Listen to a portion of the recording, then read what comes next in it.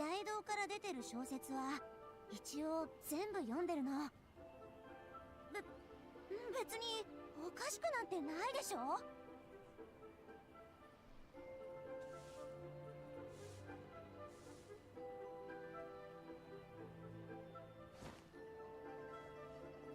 今日はどっちにしようかな。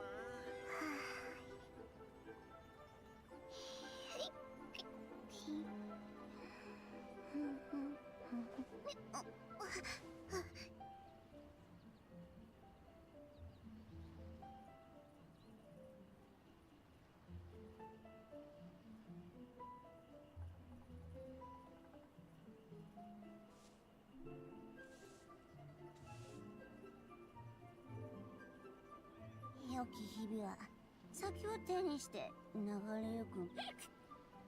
村を貸すなら徒歩でプルジョは。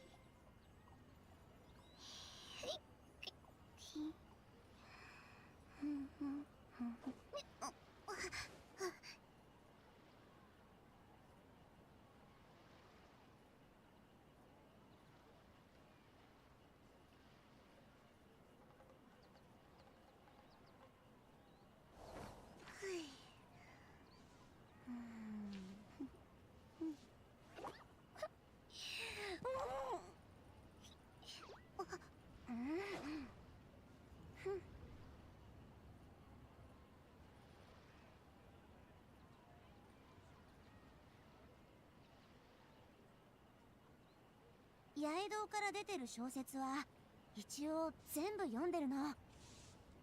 別におかしくなんてないでしょ。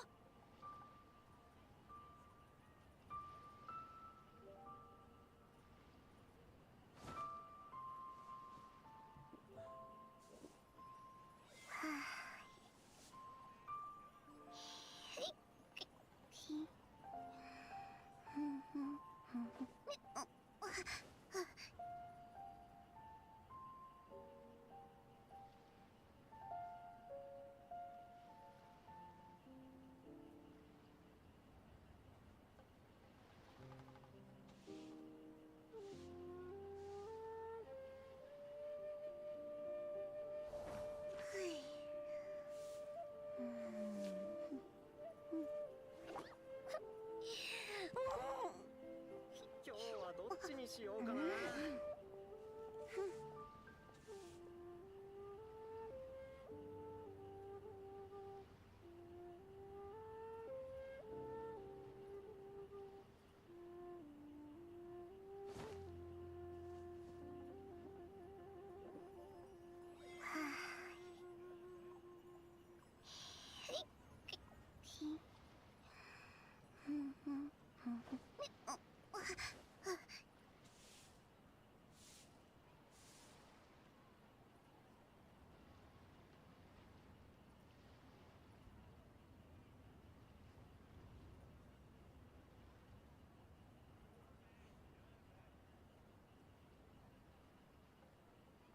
良き日々は先を手にして流れゆく。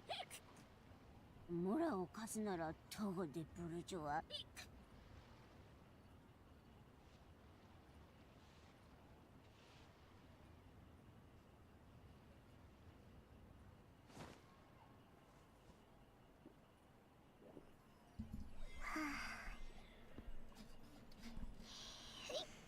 Yo, what's up, everybody? I should start streaming at a normal time.「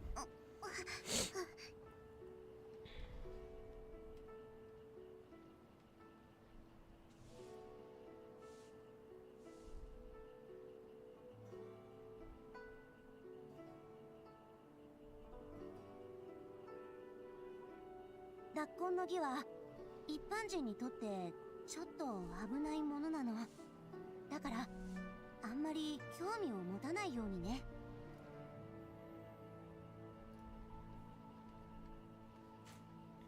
Let's see.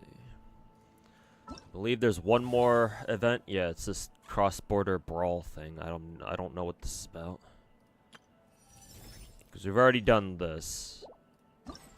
I think last weekend, yeah. And this is the one where I was like, yeah, fuck trying to get the plat medal for this. 八重堂から出てる小説は一応全部読んでるの。別におかしくなんてないでしょ。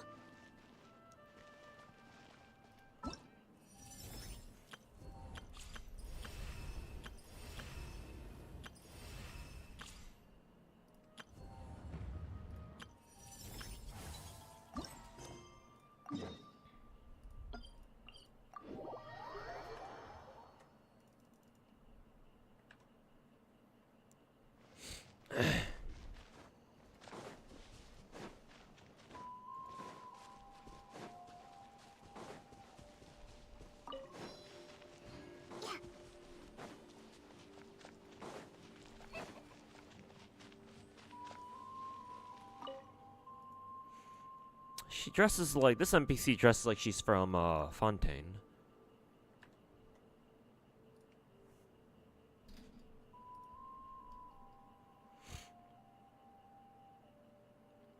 Still gotta do it. Keep forgetting what this event.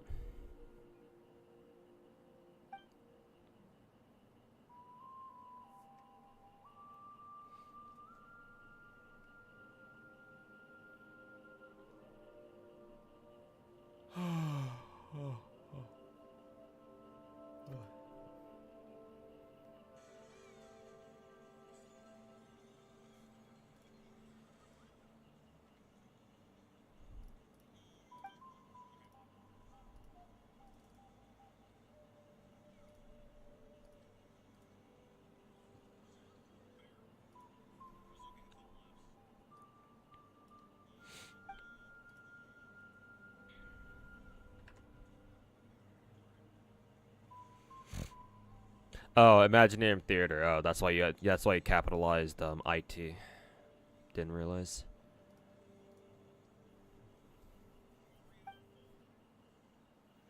Did you see Psyche's video on PGR? Did he make a new one? Cause I'm aware he made a video on PGR before. Did he make a second one? Yeah, he did yesterday.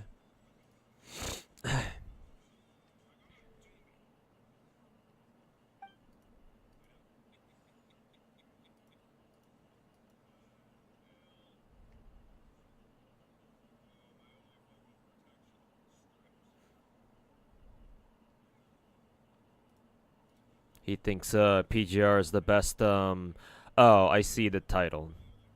It's the best action gacha he's played. Okay.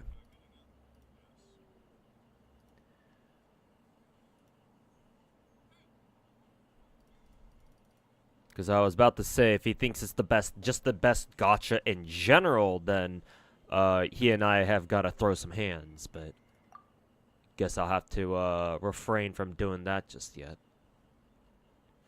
Because you did specify best action game.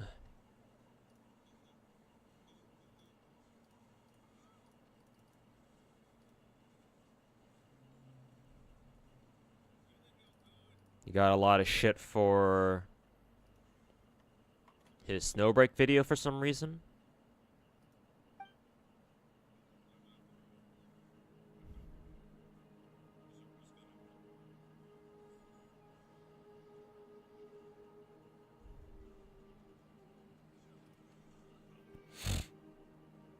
How so? Considering the video is called, Snowbreak is better than he expected. Unless it's just the remnants of, St. Tontus's dick suckers, constantly still harassing his videos. Then in which case you can just ignore them because they're just rats.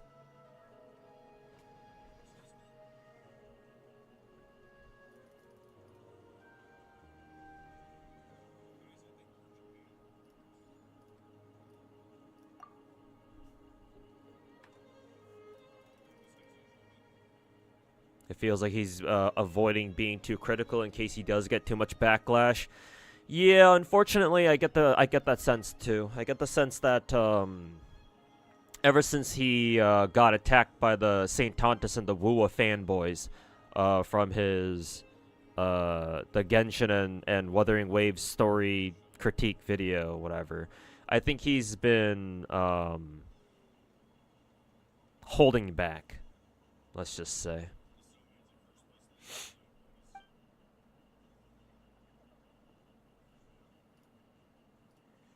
I think that incident got him kind of shook, and he doesn't want to take that heat again. But that's his decision.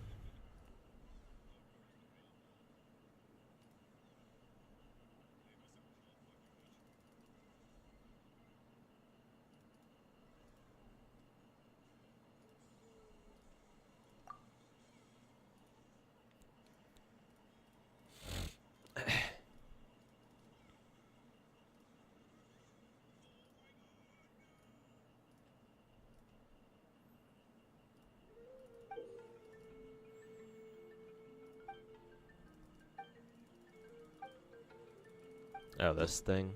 Is this the PvP? Yeah, it is. Okay.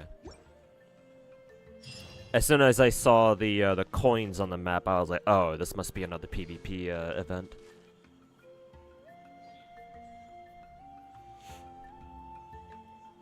Don't forget the new code in Nikkei. Oh, as in like a redemption code? Do we have a new one? Which one is that? Did who is it? Did Nikkei give it out themselves? Let's see.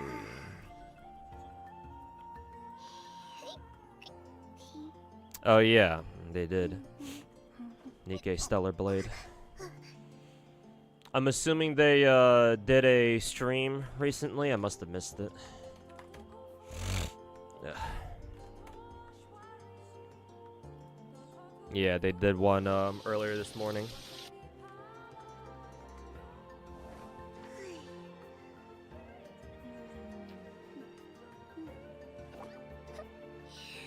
Oh, so that's really funny. They're having a Nikkei Stellar Blade and Nier stream in a couple of days. What the fuck is that all about?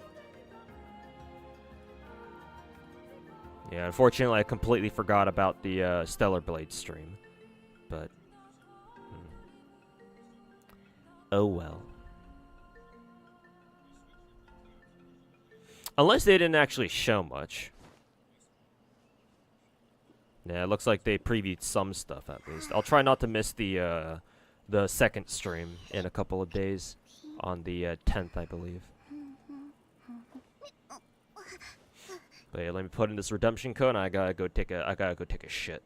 So you'll have to give me a couple of minutes afterwards, or you'll have to give me a couple of minutes. Let's see, CD key. There we go. Confirm. There we go. Yay, freebies. Thanks for letting me know.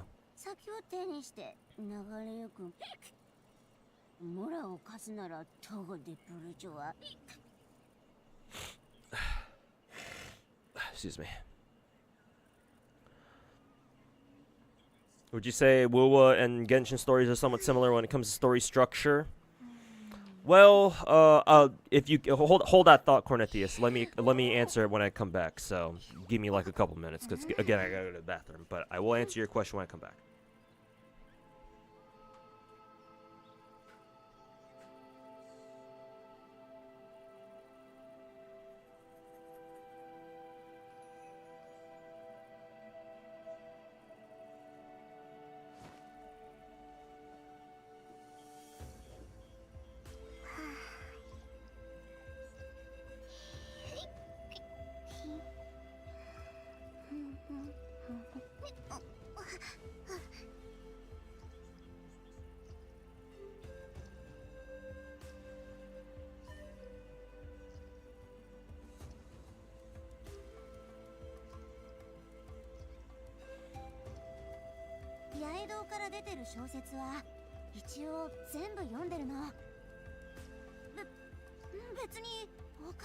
てないでしょ。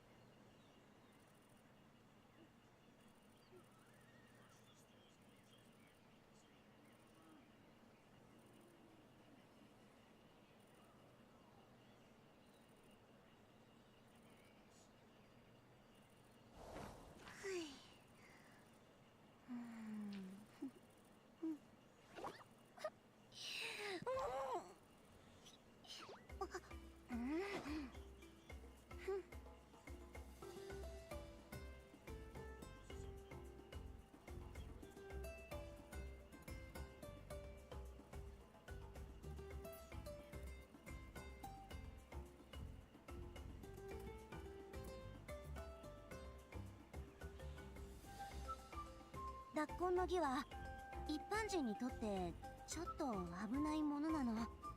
だからあんまり興味を持たないようにね。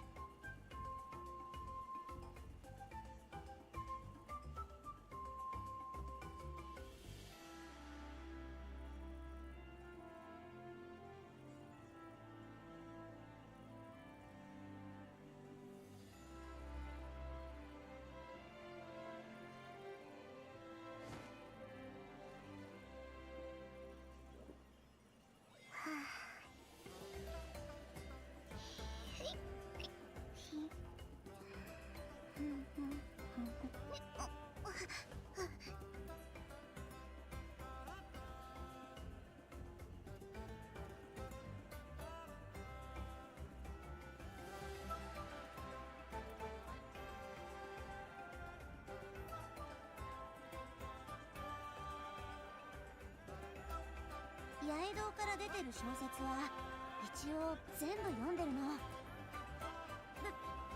別におかしくなんてないでしょ。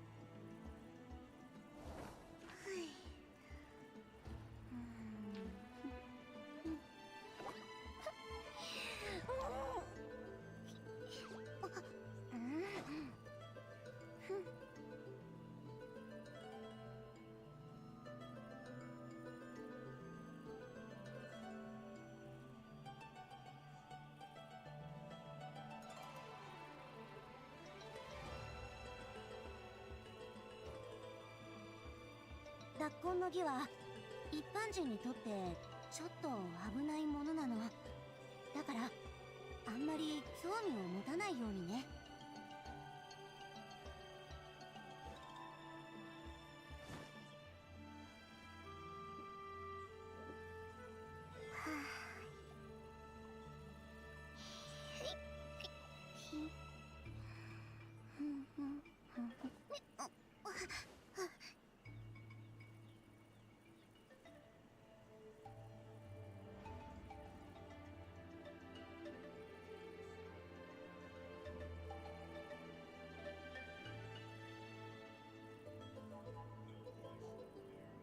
良き日々は先を手にして流れゆく。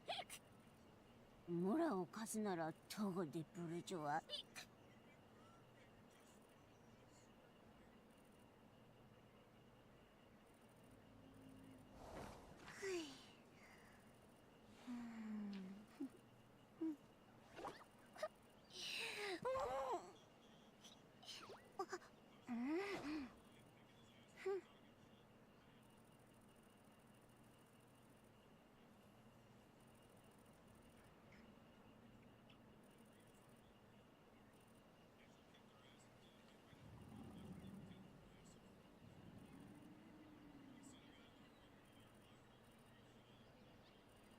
八重堂から出てる小説は一応全部読んでるの。別におかしくなんてないでしょ。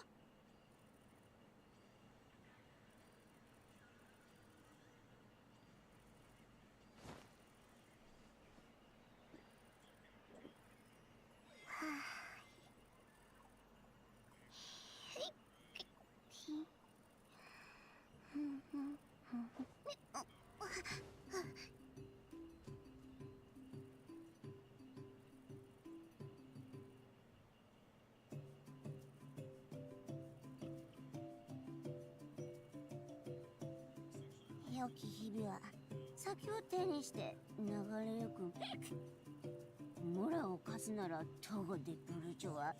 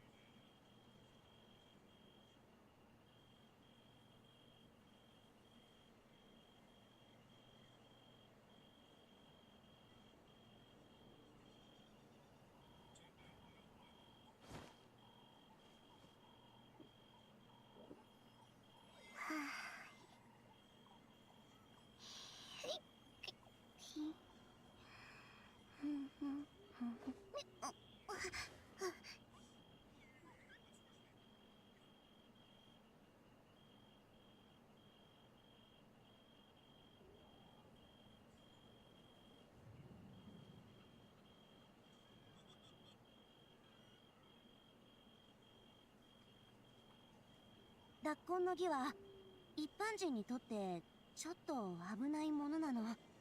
だからあんまり興味を持たないようにね。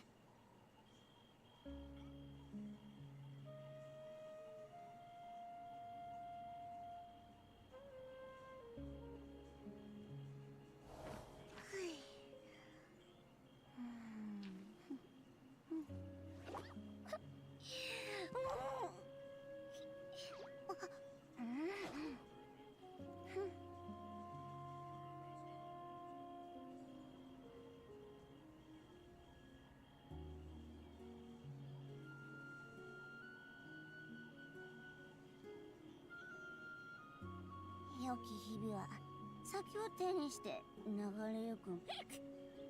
モラを貸すなら徒歩でプルジョは。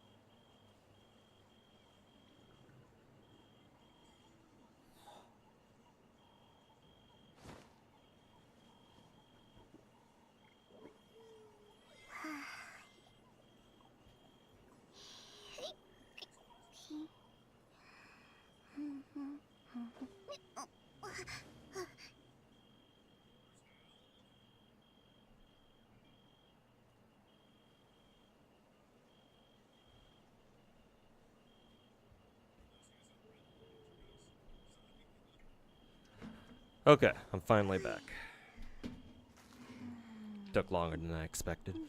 Anyways, yeah, Omni stuff. Finally an early stream, if you're still here.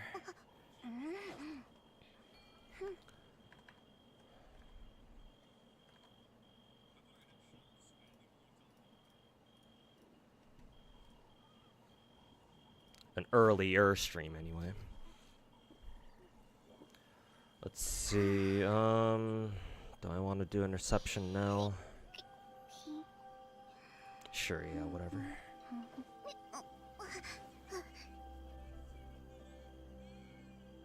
Is he ordering something? No, I was just sitting on the fucking toilet. Hey yo, Deca, welcome back. Just started genshin, you're at AR-15, pull for a Kinich, save for Skirk / Malwika. Didn't you ask me this before? Or was it somebody else? I forget. I'm having deja vu because I felt like I've answered this exact same question from somebody else. No, maybe it wasn't you. I think it was somebody else. Maybe it was somebody else. Anyways, don't want to pull as Bondo, really want to pull wife. You don't have to pull for Kinich. We have had several events lately where and especially in Abyss right now where they really want you to take burn characters, and Kinich is a burn DPS. But we have other options, so it's not like you have to roll Kinich. Kinich is far from a must-have. So if you don't want to roll Husbandos, then that's fine. You can skip Kinich. So at the moment, would highly recommend you roll for Raiden. Raiden is still one of the best characters in the game. That still hasn't changed ever since she first came out, like fucking 3-4 years ago. Raiden's on rate up right now currently, as you can see here. Right there. So if you would accidentally hit that. So if you would like to roll for her, please do. If you can, get her to C2 if you have the money, or if you're willing to pay that much. C2 Raiden is, I believe, let me double check, just not feeding you misinformation. Because it's the constellation where she gets like 60% defense pierce. Yeah, it is. C2 Raiden is one of the best constellation levels in the game, I believe, if I'm not mistaken. So, ideally, if you have the money, roll for Raiden C2. Otherwise, one copy of Raiden is still good. And then, once you're done rolling for Raiden, maybe a copy of Engulfing Lightning. But, though, to be fair, you don't have to get it. Because she's got a good free-to-play option in the catch. Then you can save the rest of your gems or save the rest of your money for Skirk and Malika, who are probably going to come out at the same time. I actually missed the first half of the Genshin live stream the other day because I forgot they were doing it. So I actually don't know if Malika is confirmed to be on raid with Skirk. I assume that's the case, but you guys in chat will have to confirm or deny that. But assuming for the moment that they are indeed on raid up together, then you're gonna probably have to roll for those two together, or you're gonna probably have to roll for both because you're a waifu enjoyer just like the rest of us.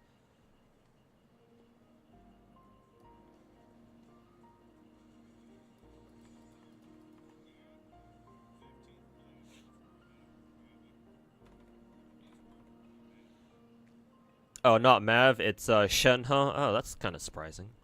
Maybe the leaks mentioned something about Shenhe. Kind of funny that Shenhe wasn't Shenhe given like a chronicled wish banner at some point? Or am I misremembering that? Oh, excuse me.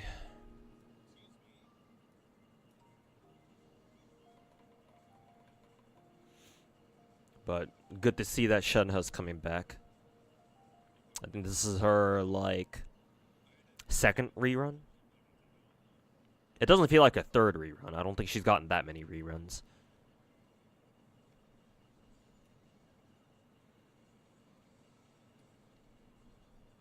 This is her fourth rerun. I'm assuming that includes her initial debut banner, right?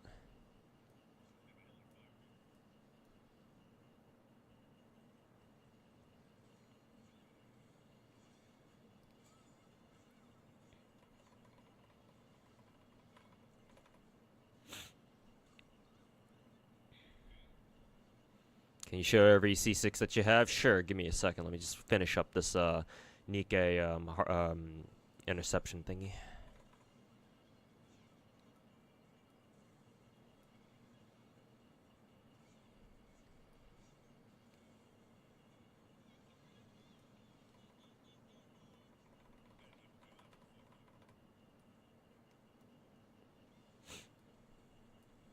There we go.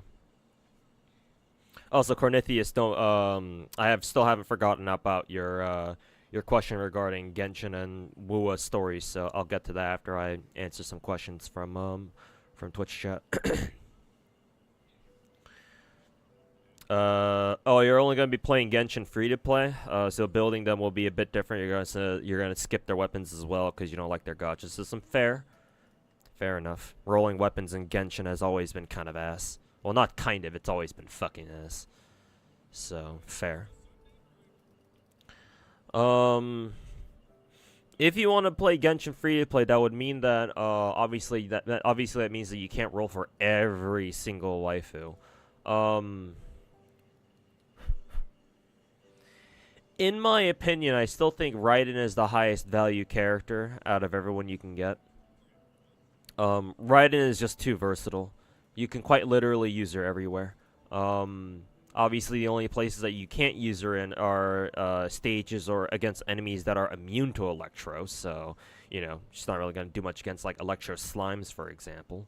But everywhere else, it's like she's just way too fucking good.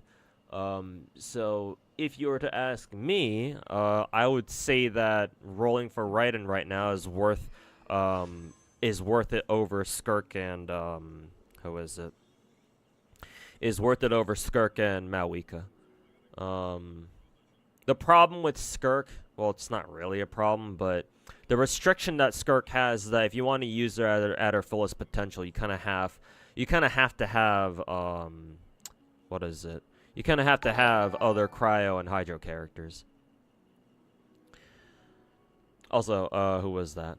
RMRF, thanks so much for the 62-month resub, man. Welcome back. Thanks so much for the 5+ years, man. Appreciate it. Skirk is meant to be run with other hydro cryo characters because she has built-in synergy with Super Freeze teams, or Perma Freeze, Super Freeze, whatever you want to call it. So she needs specific characters in order to work, in order to function at her maximum potential. And if you don't have enough of those characters, then, well, I mean, I guess you could still use her, but it's gonna suck knowing that, you know, she's not as good as she could be because you simply don't have enough characters, and you're a new player, I'm assuming. So, yeah, like, Skirk is probably not a great option at the moment. I mean, if you still want to roll for her because she's just a hot waifu, then sure, by all means. But, you know, a waifu over meta for sure. But assuming that meta, or assuming that, you know, maybe not even meta, but just like assuming that you want to think about like how much value you want to get out of these characters, or yeah, assuming you're thinking about that, about the value aspect, then yeah, Skirk is not great for you at the moment as a new player. Sort of the same thing with Mav as well. You're a new player, so Mawika, what, she takes 4-piece obsidian. You can't strongbox her artifacts at the moment because artifact strongboxing does not get updated with the latest region's artifacts. You have to wait until the next region comes out for the most recent artifacts at the moment to join strongbox. Whereas with Raiden, at the very least, Inazuma's been out for quite some time, so you can easily strongbox her artifacts, even if you're not in Inazuma yet. I believe that's how it works. Unless you have to unlock the domain for you to be able to strongbox them at the crafting table, which that would suck. But something tells me that it wouldn't. You know, MiHoYo would actually do something like that.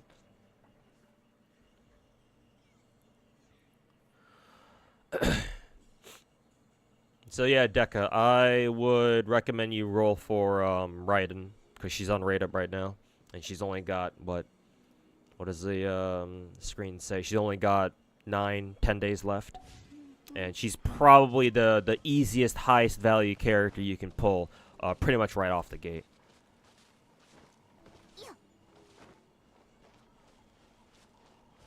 Sorry, you're retarded. Oh, it's the strongbox. Well, I mean that doesn't mean you're retarded. You just don't know. Strongbox is I'm assuming that you. I actually don't know if you've played other Hoyo games, but this is a strongbox. You go to a crafting table, click on this icon on the top here in the top middle, and this is called the strongbox, the artifact strongbox. Basically, you exchange 3 trash gold artifact pieces that you don't want and you know you're not going to use, and the strongbox pops out a random artifact from a set that you choose. So Raiden wants typically she wants, well, not that,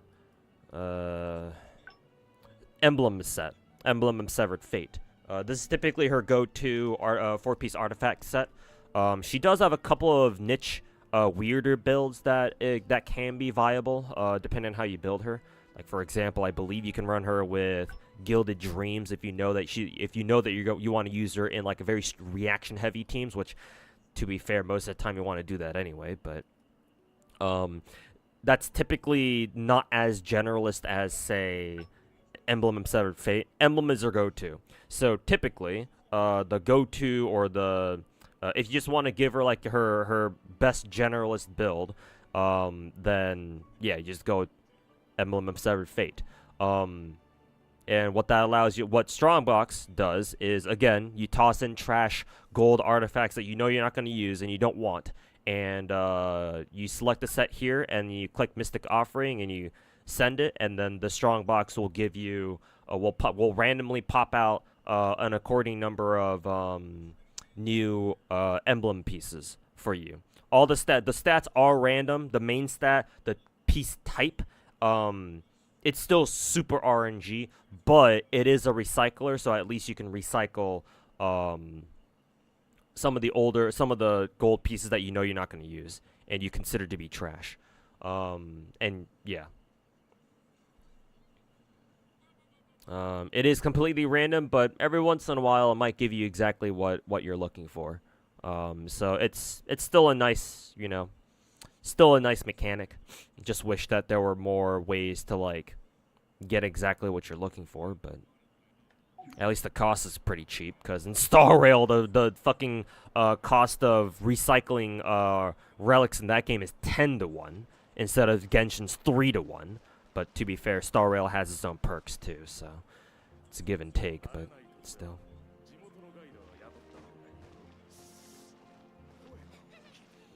You wonder if Emily is good even without her signature? Yeah, I think she's pretty good without her signature. I mean, that's what my Emily is working with. She doesn't. I couldn't roll for her signature, but I did have a copy of Staff of Homa just lying around, so she's been good. Personally, I don't think she really needs her signature, unless her signature just like fucking boosts her burn support damage or whatever by that much, which could be the case, but I'm not sure. 先を手にして流れゆくモラを貸すならトゴでブルジョは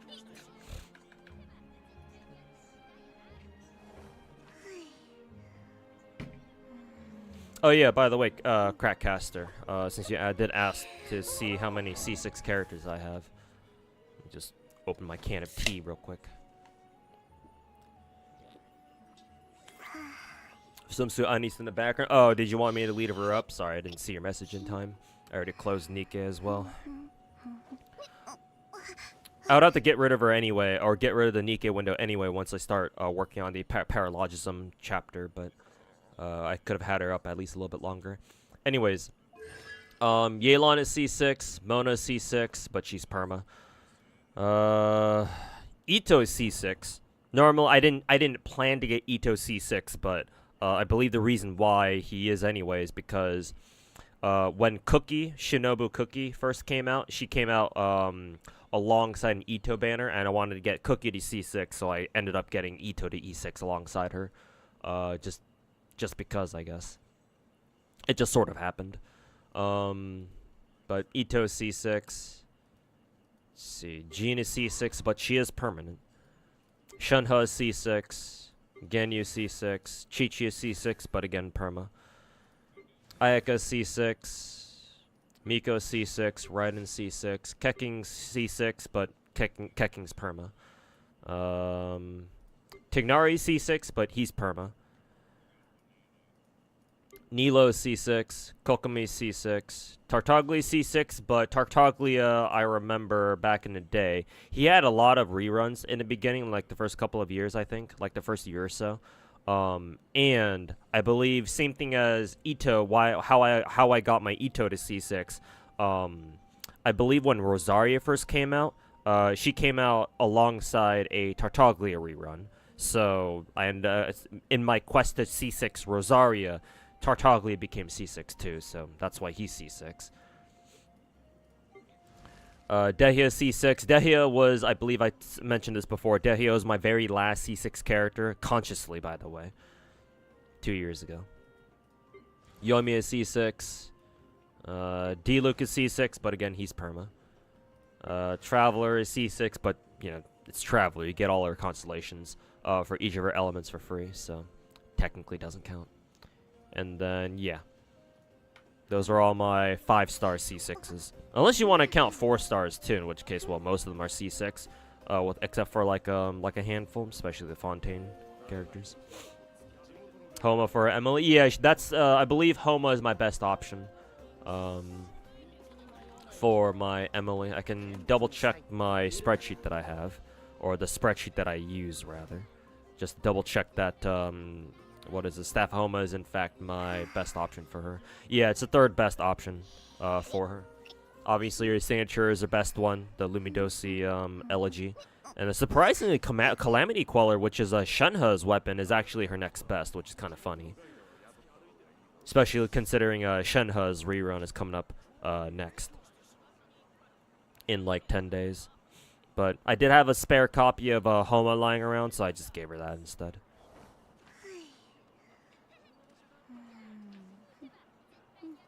Didn't know today that until today Sitla can jump that high. Yeah, if you just press and hold spacebar, she jumps up really high. Cause it's your home region's the dinosaur, the owls. It's their perk. One of these dudes, I think, if I can find one. Not that guy. I think you can find one near here. The statue right here. Yeah, it's these guys. Because in Sitlolly's home region, since every Natlan region has like their own unique dinosaur, the quote-unquote dinosaur is this owl dude.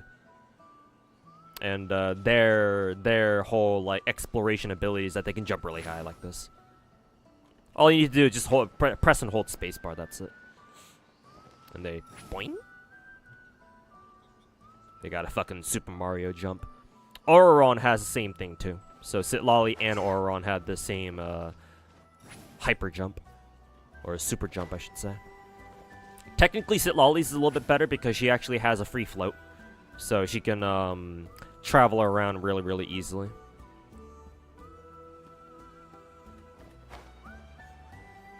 Actually, now that I think about it, I wonder how that's any different from her just gliding around. You know what? I think her pillow gliding might be technically better because maybe it doesn't take up as much it doesn't consume as much stamina as wing gliding does. Maybe that's the advantage.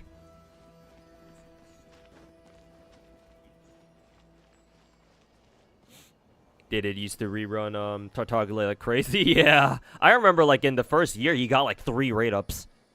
If I remember correctly anyway. Hey Dreamy177, welcome to the stream. Hey yo David, more info on the Woo tournament. It's Pokegenazod Brax got second. Oh, they already did it? Oh. I wanted to watch it. I guess it already happened then.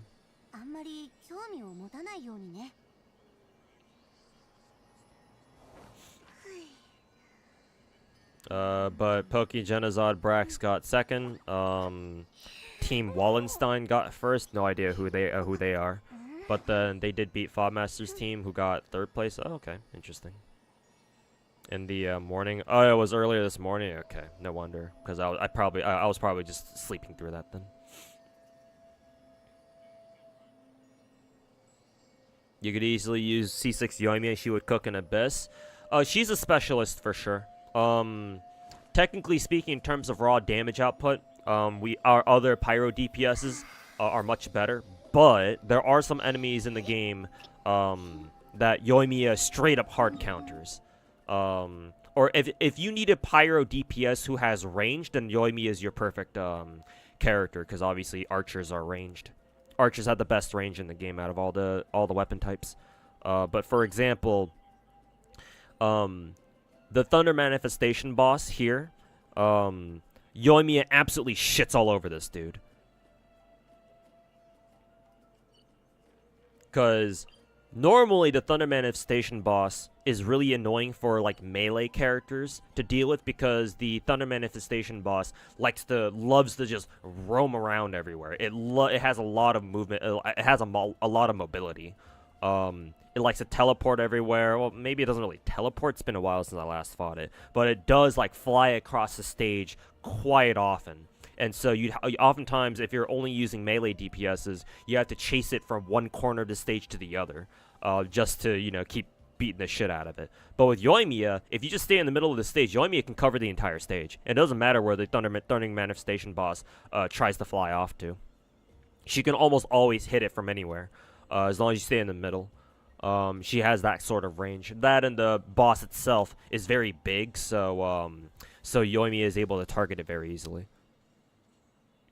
So just give Yoimiya a shielder like Zhongli, for example, and you're pretty much good to go. Yoimiya, I typically pair with Yelan because obviously high draw field. And then Zhongli for shield support, so that way Yoimiya doesn't get interrupted. And then obviously Bennett for extra damage. And then yeah, just have Yoimiya just machine gun the boss down real quick. So there are still some enemies that Yoimiya can just is actually the better choice for, in my opinion.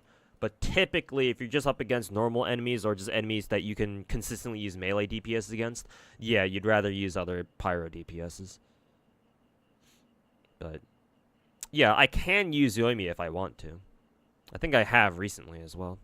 Didn't think they'd tease Alice until they released the Genshin teaser a day ago. Yeah, it's good to see that they've actually teased Alice now. I mean, considering Alice apparently has like a role in the story, in the Paralogism story. Not exactly surprising, but it's still really nice that they're actually starting to tease her now.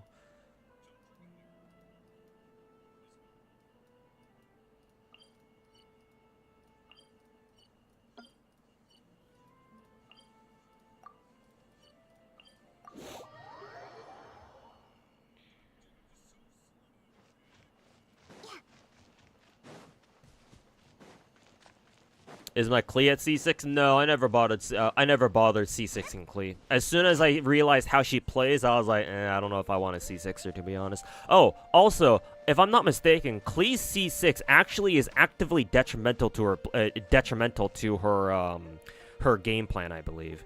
Something about Klee's constellations. Maybe it was at her C2, or was it her C1?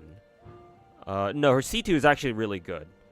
Because in Genshin, straight-up defense debuffs like this are actually pretty rare. And they're very good just because of how damage calculations work in this game, I believe. But there's something about her constellations where I heard that one of Klee's constellations actually fucks her over. I don't know which one that is. Can't be her C1, can't be her C2. Or maybe it is her C1, actually, I don't know. Can't be your C2. Her C2 is actually genuinely good. I don't think it's a C4 either. That shouldn't have anything to do with it. And it can't be her C6. Her C6 is all. Her C6 is just more energy for everybody. So I'm assuming it must be C1. I don't know. I heard that one of her constellations from way back when. Like actively fucking nerfed her, and you actually didn't want it. But now that I look over her constellations, I don't know which one it is. So actually, maybe that whole thing about if you roll Klee constellations, you're gonna fuck her over, or fuck her gameplay over, wasn't true at all. C1, I think, yeah, it has to be her C1 if it actually does fuck her over. Because yeah, her C2 is genuinely a really good fucking constellation. It's kind of a shame that's not on a better character though. And then her C4 doesn't seem like bad. C6 doesn't seem like it would fuck her over. So yeah, it has to be her C1. But I don't know which one. I don't remember the reason why.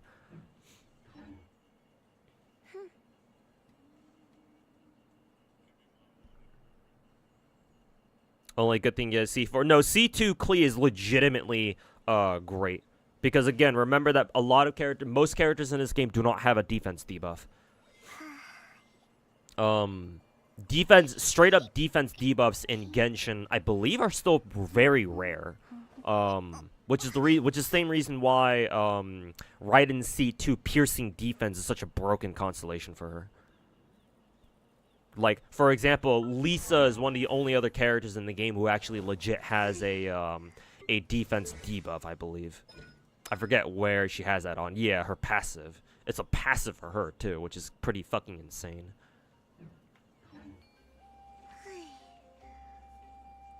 C2 Klee is whaled. Oh, yeah, a lot of whales love bringing C2 Klee. Just for the defense debuff, or at least they used to. I don't know how much people use C2 Klee still these days, purely as a debuffer. I feel like these days we have a lot better options than just Klee, because Klee's not exactly a utility character.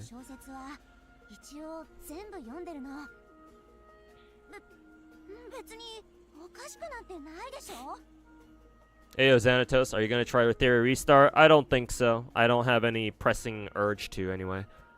I think I said this before yesterday and other times too.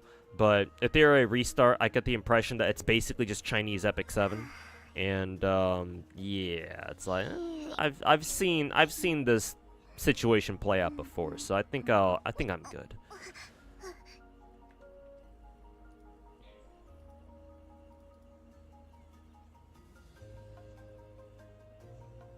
It's more of a showcase for big numbers. I guess that makes sense. Hence whale toys. Ayo Yurei, thinking about pulling for Caesar's patch, but conflicted since you're also missing Trigger. You think Caesar's worth pulling? God Astra not pulling Yishuan. I think Caesar, if you're serious about taking on, if you're serious about grinding Battle Tower, then I think Caesar is very useful there. For obvious reasons. Because Caesar can parry, and more importantly, she gives your team a shield, and obviously, you know, considering the fact that that Zenless doesn't have healers except for Astra and maybe like one or two other characters, if that at all, Caesar will be very valuable for your Battle Tower grind. But if you don't really care for Battle Tower that much, then I don't think you need Caesar. You're actually not pulling Yishun. Oh, okay. Pretty surprising, but I respect your choice, or I respect your decision. So, I would say, just to make it simple for you, I would say, consider how seriously you'll be taking Battle Tower, assuming you haven't cleared it already.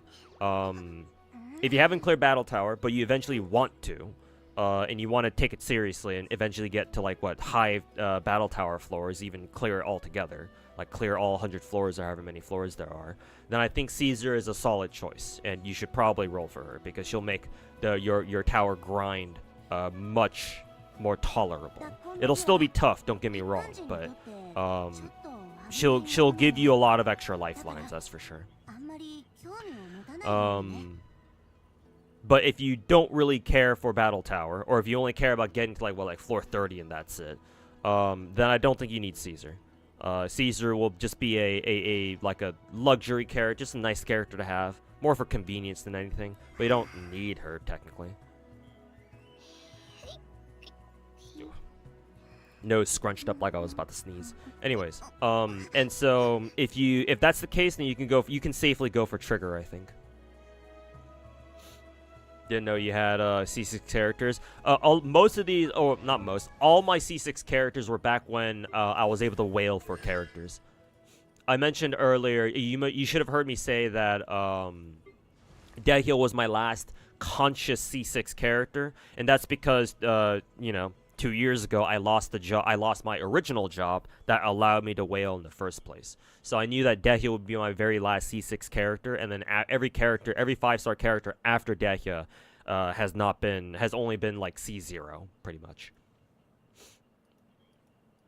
Because I forget if Dehyo was our very last Sumeru character. I feel like she was. She was either our last one or one of our last ones. Because you'll notice that every single Fontaine character I have is only at C0, right? Lenny, let me just make sure that I'm not missing any other Fontaine character before him. Lenny, Arlecchino, Mav, well, Fontaine and Natlan character.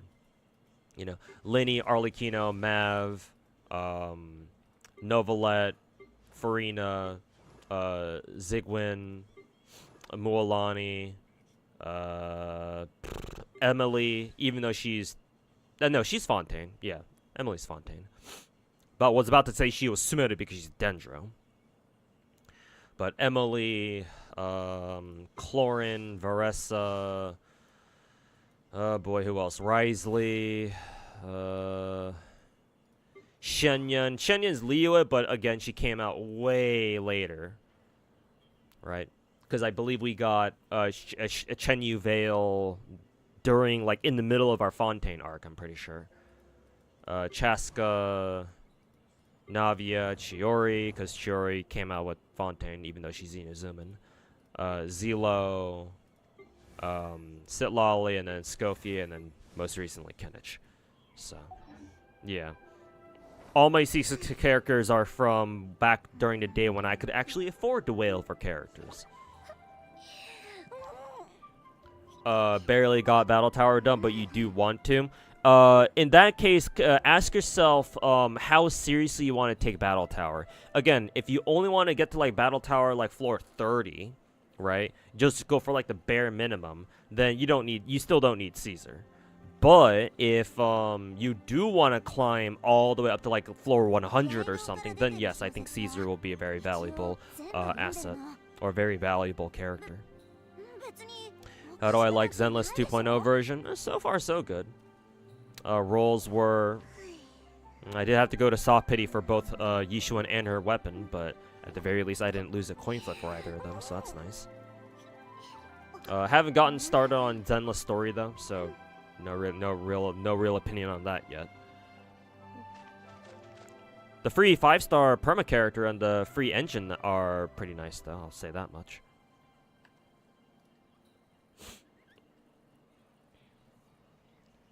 Is it true that Skirt can be a niche pull if you don't have some specific characters available, like a Escoffier, for example? I've been told that, again, take this with a grain of salt, because these are just, like, beta numbers for now. But I've been told by my Twitch chat that Skirk is slightly, or, like, she's around the same strength as Novelette. Not as strong, obviously, but around his level without Escoffier. But then with Escoffier, she becomes the best DPS in the game. I believe that's what I've been told. So take that with a grain of salt. But if that helps you decide whether to pull for Skirk or not, then make of that what you will. But that's my impression at the moment.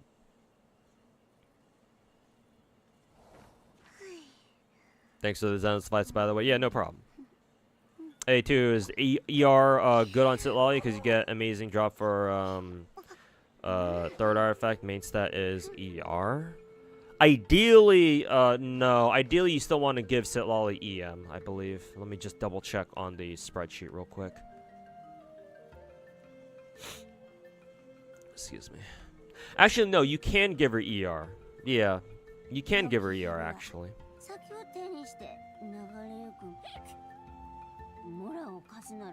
Yeah, actually, you can give her ER.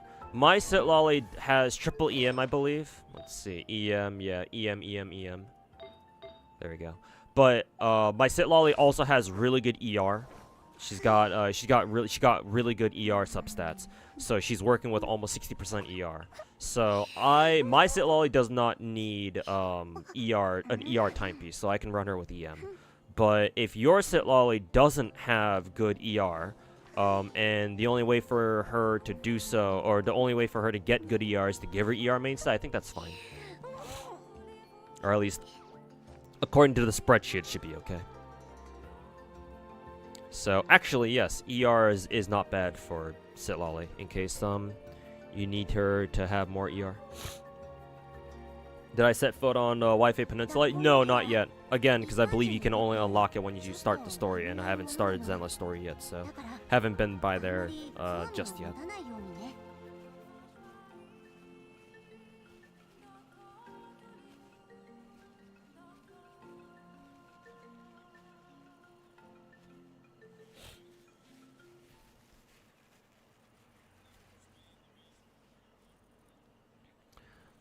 Hey, Brit Sabes, welcome back to Twitch chat this time.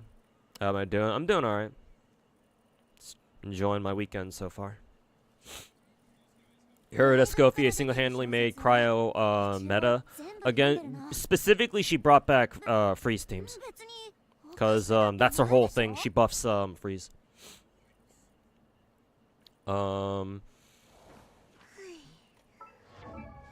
I guess technically you can run Escoffier in Mono Cryo, because I believe all she does is, yeah, she doesn't specifically buff freeze. What she does is, she decreases Hydra and Cryo res. So, I guess, yeah, that does mean that she can support Mono Cryo if you want her to.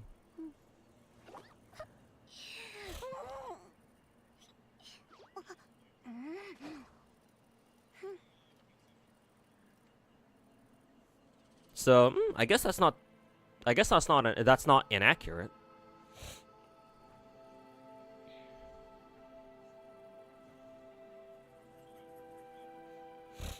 You pulled a Scofier to buff your C6 Farina. Nice. Excellent. Excellent choice, sir.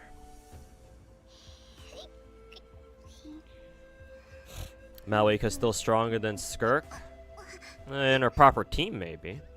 If you give her, what, her usual Zelo, Sitlali, Bennett teams. But maybe she is. I actually don't know how strong Mav is compared to the rest of the cast. I'm assuming that Mav's power levels also scale quite heavily with which teammates you decide to give her. Like, how strong Mav is with or without Sitlali, for example.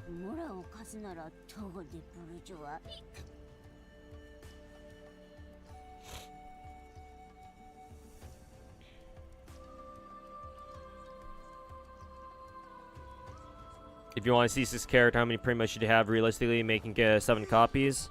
How many primos? I can give you a dollar amount. If you want C6, then expect it to cost you $1,000.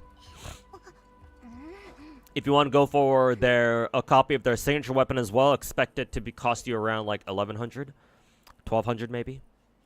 That's typically the price that I paid for all of my C6s back in the day. My cheapest C6 character plus their weapon was Yoimiya. Right over here. When I was going for C6 Yoimiya, I explicitly remember only losing like 1 coin flip, I think, 1 or 2, 2 tops. But it was probably more realistically 1. And I got like several early 5 stars as well. And also, obviously, I rolled for a copy of Thundering Pulse. And that still cost me $800. And that's my cheapest C6 R1 character. Who happens to be Yoimiya.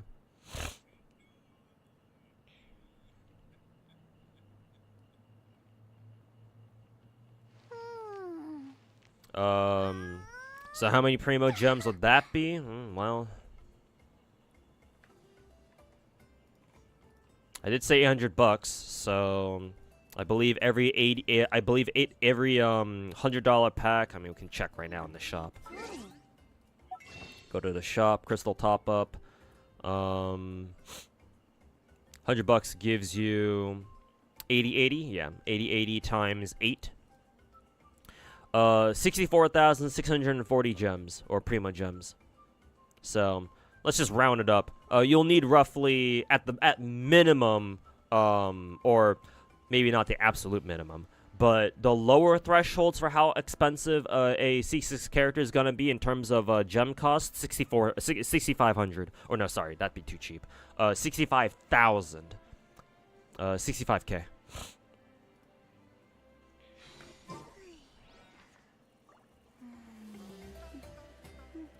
So about like 100 packs, 10 times the 100 packs. That means basically 80k primos. Yeah, sounds about right.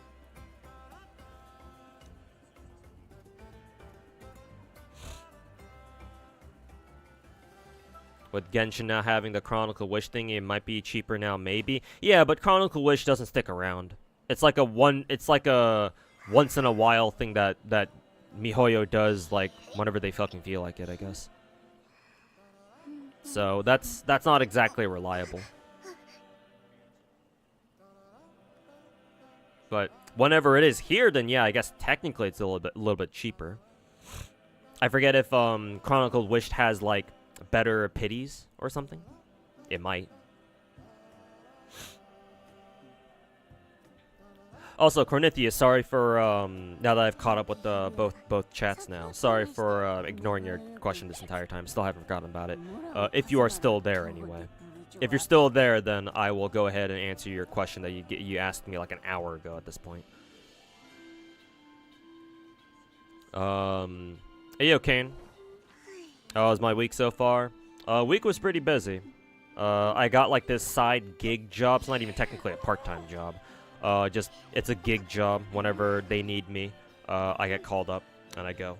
But yeah, I did manage to hook up with a gig job real quick. So I've been working that this past week. Make a little bit of money at least.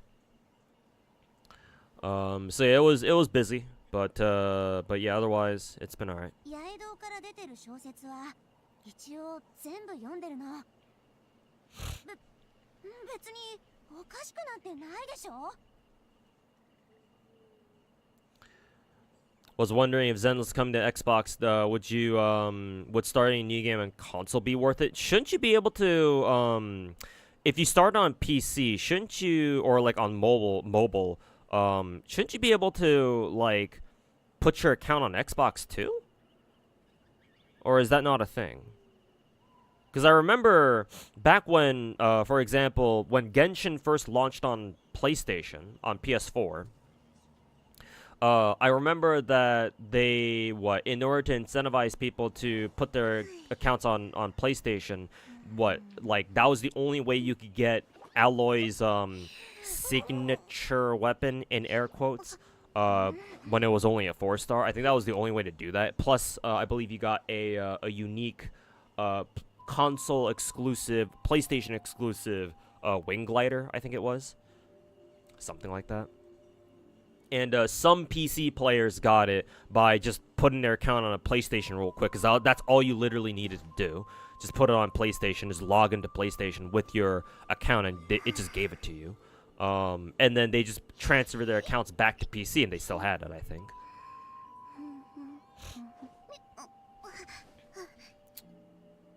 Should, yeah. So if you don't have to worry about starting a new game, Lazy Chair. At least I don't think so. Hopefully you don't have to.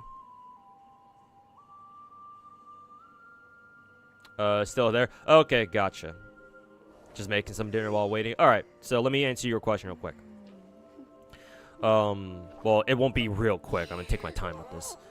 So your original question was, would you say WoW and Genshin stories are somewhat similar when it comes to story structure? For for a lot of it, yes. Remember, if you I don't know if you've been here back when I made my little rant about how I think that, you know, all the big production Chinese gacha stories are like more or less very, very similar, if not like just like slight variations of each other. Basically, most, if not all, the big production Chinese gacha game stories, and this will apply to future big production Chinese gachas as well. I'm sure there will be an exception here and there, but for the most part, this applies to most big Chinese gachas, present and future. The story goes something like, you are the main character. The main character is meant to be super self-insertable, right? The main character is a hero, a straight up good guy through and through.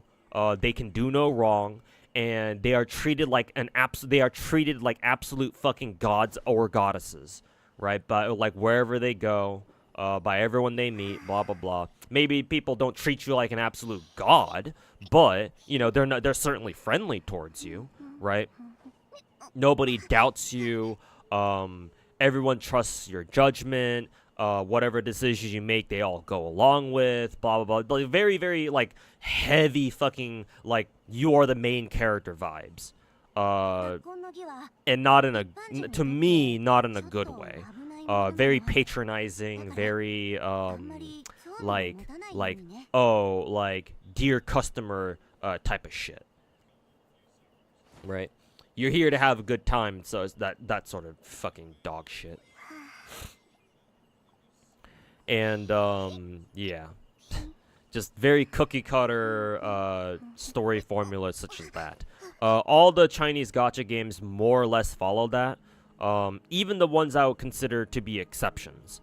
Like Arknight's story, for example. They more or less all have that, like, attribute, if you can even call it an attribute, going for them. As for, like, plot... Well, I mean, I don't bother reading Wuwa story because I just skip that shit. but I would assume that it's more or less the case. I mean, remember, Wuwa is a Genshin clone, so a lot of how Wuwa works, they just basically just ripped it straight from fucking Genshin. Right? Because in Wuwa, you also have, what, companion stories and main quests and side quests and shit like that. It's like, yeah, it's all there. I guess the one thing that Wuwa doesn't have right now is Genshin's companion stories, I guess. Or like the hangout stories or whatever, where you get to be real parasocial with like individual characters, I guess. I guess technically Wuwa doesn't have that yet, but, you know, give them some time and I'm sure they'll do something.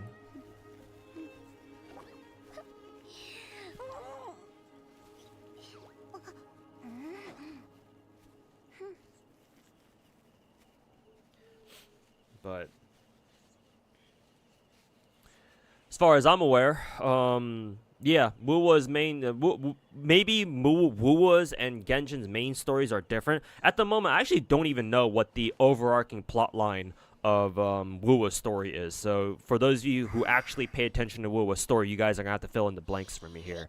But the overarching story, I would imagine, is a little bit different. For Genshin, for example, I know what the main overarching storyline is. You know, Traveler is separated from their twin sibling, brother or sister, depending on who you choose. And they end up in Teyvat somehow, and they're basically, we've spent the last 5 years looking for our missing sibling, basically.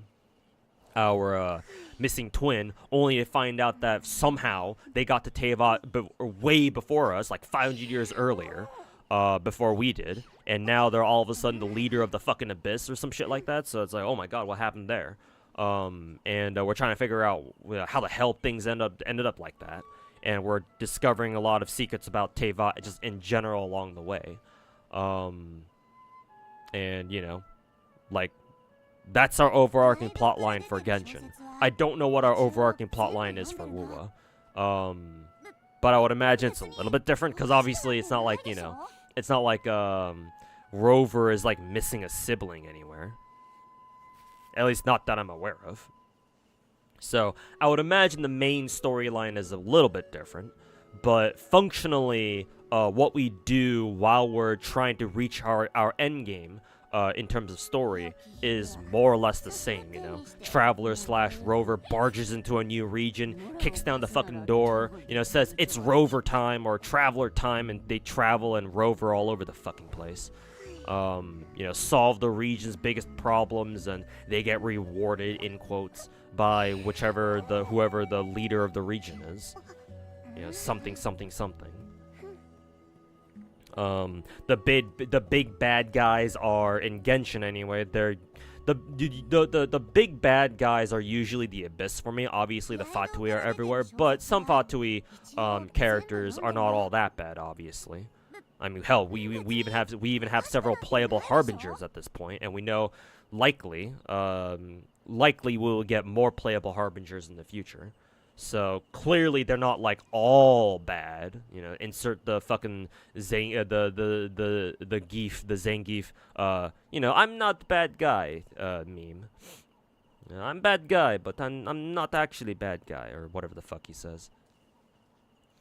So in Genshin, the big bad enemies are the Abyss, right? The Abyss mages, all the different Abyss enemies, especially the ones we've been meeting in Natlin, assuming they're even related. They probably are. And in Genshin, the big bad enemies are, in Huanglong, they're the Tacit Discords, right? And they likely will be, they'll continue to be the big bad guys in future regions, probably. I mean, technically they sort of are in Renacita too, but a lot of Renacita's Tacit Discords are also friendly as well.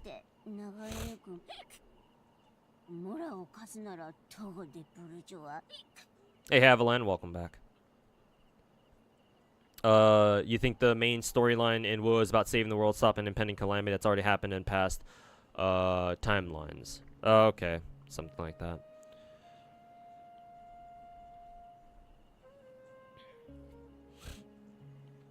But yeah, Point is that just to answer your question directly, I think that they are not just somewhat similar, they're very similar. Because again, a lot, if not like the majority of Chinese gacha stories are like this. They have that same like cookie cutter skeleton basis or foundation for all of their stories. You know, main character is a god, or they treat them like one. The player can do no wrong. Everybody loves them. You know, you can run around collecting wives, or husbandos if you prefer. And you know, there's a big bad enemy that you have to fight against, or I guess in Wuwa's case, like this big catastrophe that you have to try to prevent.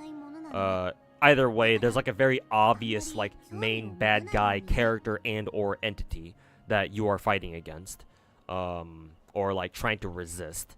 And what else? I want to add one more thing in there, but escaped my escaped my memory for now. But yeah, they're very similar, at least to me. I mean, you can. I'm sure Wuwa fanboys will be like, but you know, they're different in these details. But like, that's exactly what they are. They're just details. And I concern myself mainly with like the overall, like the I concern myself mainly with like the macro and like with macro stuff. Like I prefer big picture things. So obviously I'll miss several details here and there. Some details will fall through the cracks, obviously. Oh, excuse me. As it should be, you want no one to disagree with you. Well, I mean, other than the fact that you sound like Tectone, I mean, if that's what you prefer, then that's fine. Just don't call your story a good one, then. Like, I have no problems with people who actually genuinely enjoy a like big Chinese gacha story. Right? If you enjoy Genshin's story, that's fine. If you enjoy Star Rail's story, that's fine too. If you enjoy Zenless' story, that's great. If you enjoy Wuwa's story, that's fine too. I have nothing against personal enjoyment, people's personal enjoyment, right? But as soon as you start talking about how, oh, Wuwa's story is goated and it's the best gacha story out there, no, you are talking out of your ass. You are fucking retarded. And you have no idea what a good, like an actual, I mean, forget gacha story. Like, you have no idea what an actual good story looks like in general.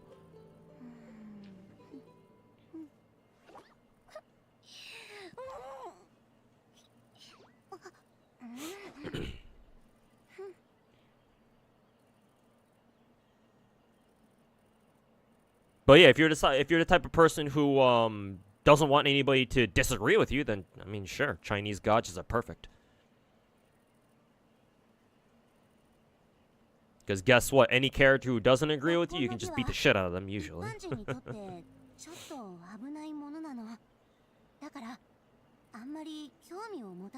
Well, the story is the best, only because you can skip all of it. True, actually. You're right. It's like, no, actually, you're right. It is great. Wuwa's story is the best, because I don't even know what the fuck it's about. Ow, nose is itchy.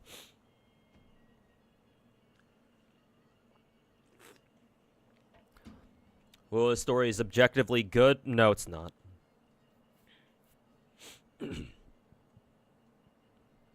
Even Asmongold says that 2.2 was cinema. Yeah, he watched a fucking cutscene and called it cinema. Yes, you jingle a couple of keys in front of a toddler and they'll say it's cinema too. And I'm sorry, but last I checked, Asmongold wasn't exactly an authority on gacha games now, is he?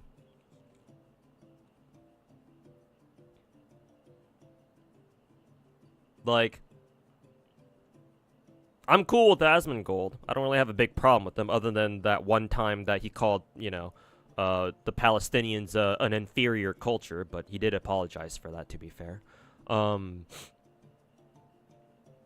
other than that, outside of that incident, I'm mostly cool with Asmon. I don't mind him anyway. There are a lot of other content creators out there that I have a bigger problem with. a lot of other bigger fish to fry. But like, I'm sorry, but Asmongold is not exactly a gacha player. So I don't know why you're citing him as an authority on gacha matters. Don't even get you started on 2.0.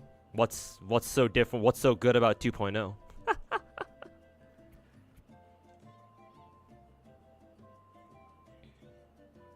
Again, what, you watch a couple of cutscenes and you call it cinema and you think that's the best story ever? Tell me that you're a zoomer without telling me that you're a zoomer. Alright, let's get into this. Ugh. Nose is fucking itchy.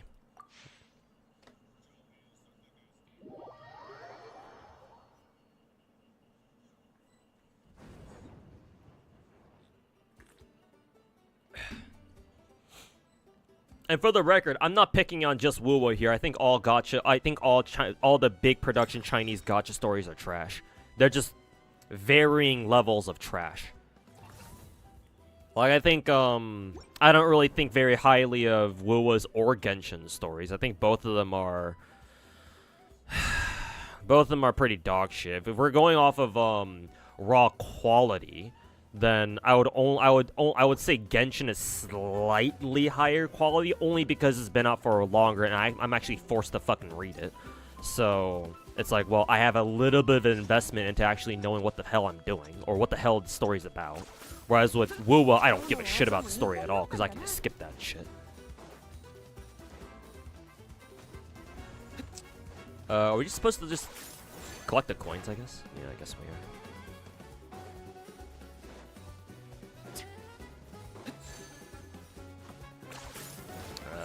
No, barely high enough.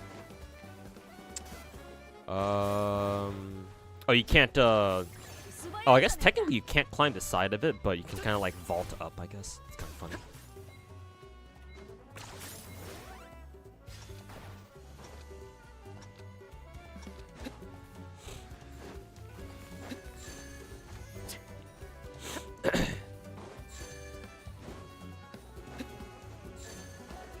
A low-scoring player will indwell a Saurian. I guess the Saurian is a buff, yeah, because they can it's like the comeback mechanic, because they can climb up the side of the rock pillar thingies.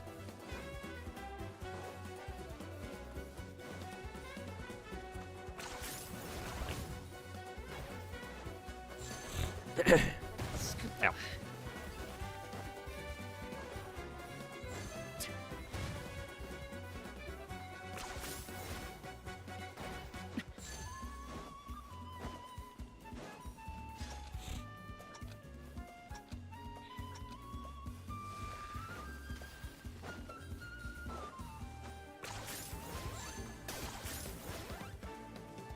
Nice. I forgot that you can double totem with the, or double tether with Kimmich.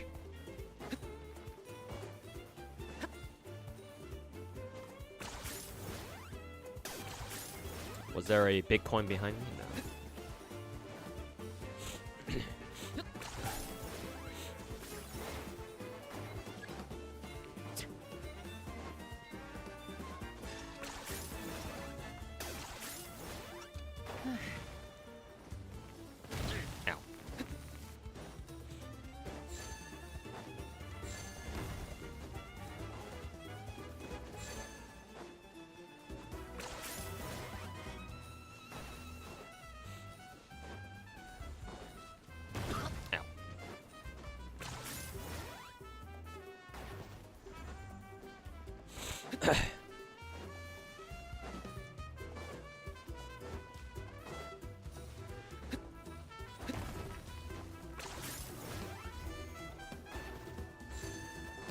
Don't think I got that one.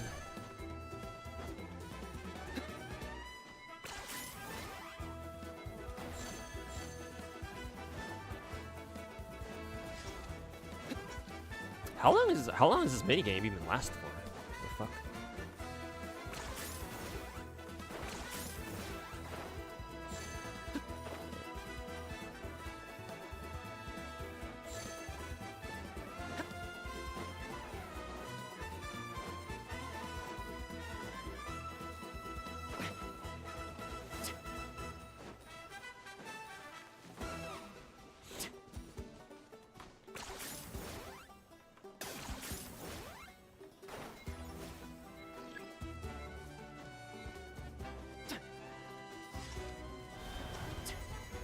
Oh.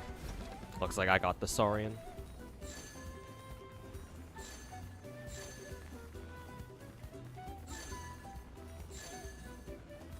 Run around then. Actually, wonder if the Saurian's supposed to be a buff or a debuff. I guess technically it can be both.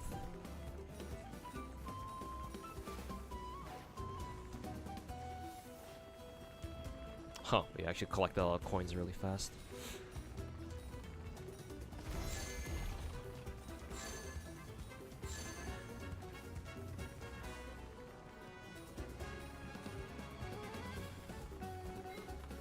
And I did get a ton of coins as the Saurian, though.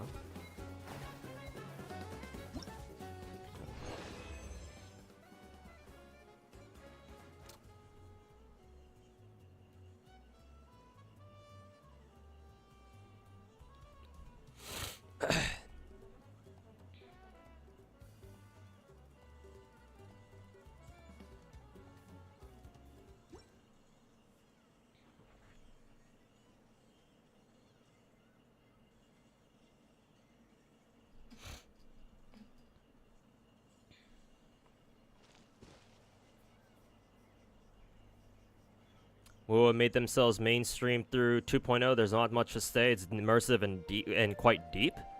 What does being mainstream have to do with how good a story is? Genshin's mainstream, so by your logic, Genshin's story must be good too.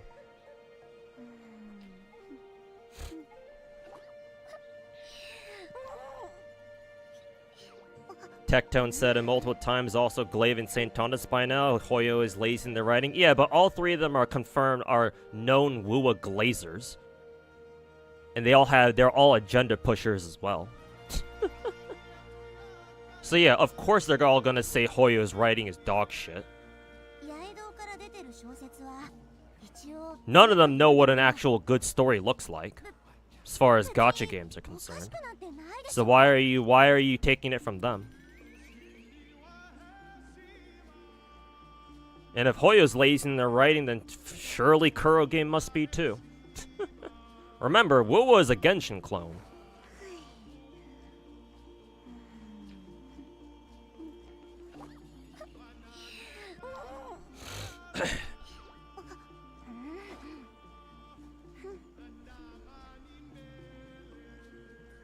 Dreamy from YouTube lost his mind. He reminds me of that one other Saint Tontas dick sucker from a couple weeks back.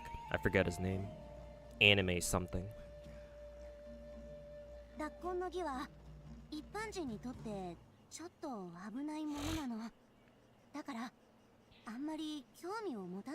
Saint Tontas said many people has tried to slander his name. Well, Saint Tontas is a fucking retard, so there you go. A retarded agenda pusher and clout chaser.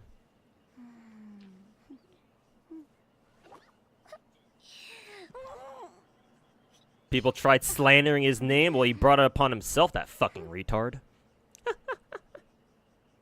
Thoughts on the miasma drama and Zenless? Oh, the drama that St. Tontas manufactured? Yeah, he can go fuck himself.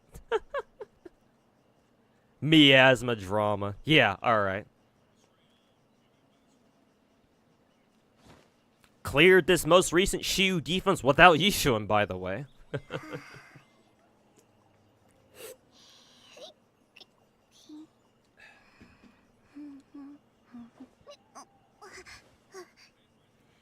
Both Genshin and Wuwa feel very similar in their stories. I mean, it should. They're both big production Chinese gachas. I've already mentioned before that they're cookie cutter story formulas.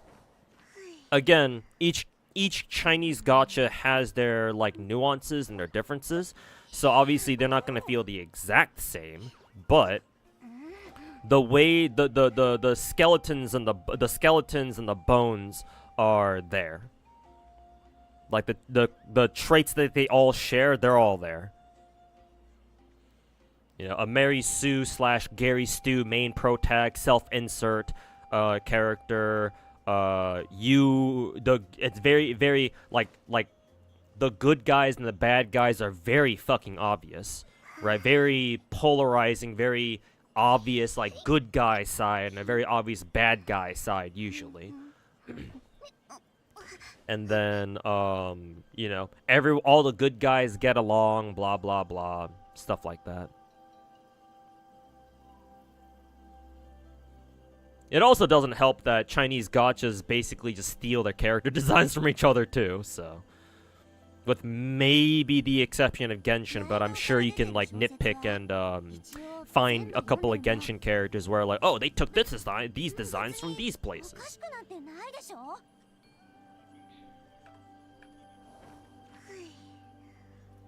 I'm sure Genshin isn't exactly, you know, innocent from that either.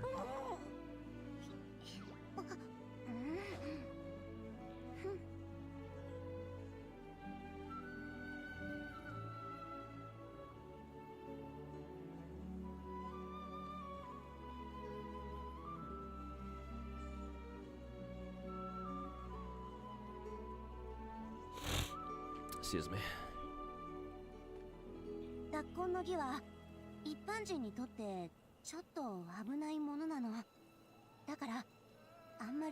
He cares about Zenless, that's why he critiques it? No, he critiques it for the clicks and views. All of his Zenless videos are rage bait. He doesn't give a shit about Zenless. If he did, he'd actually be able to clear Shiyu defense and deadass.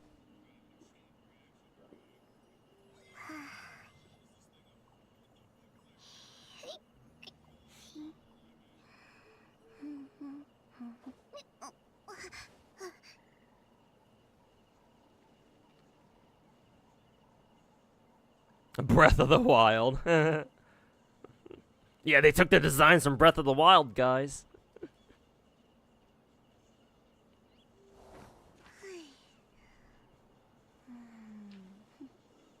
You found me through a clip, you found me when he, reacted to a clip of me saying St. Tontus doesn't deserve to be part of a tournament. I probably said something along those lines yesterday.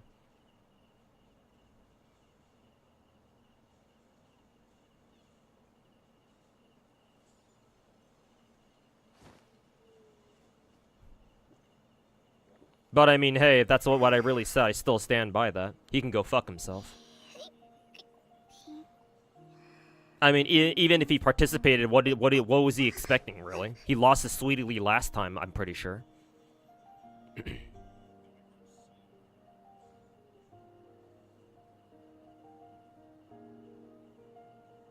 I mean, he can't even play Zenless. What makes you think he's going to be able to play Wuwa at to any capable degree?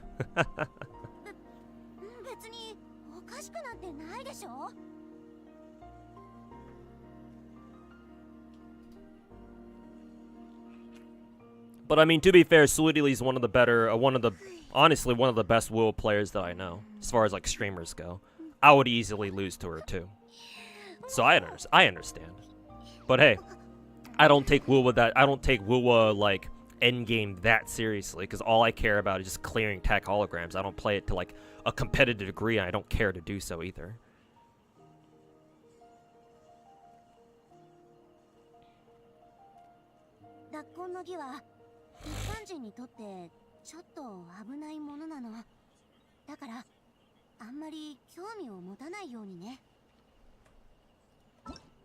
Isn't he bad at Wuwa too? I would imagine he's at least decent. At least I would fucking hope so, considering how much agenda pushing he does for that fucking game. Like, just for his own sake, I would like him to actually be good at the game he's trying to shill. But, I mean, I don't know how good he actually is. Also, Haviland, thanks so much for the 5 gifted subs, man. Appreciate it. Shoutouts to you, man. Thanks so much for supporting the channel.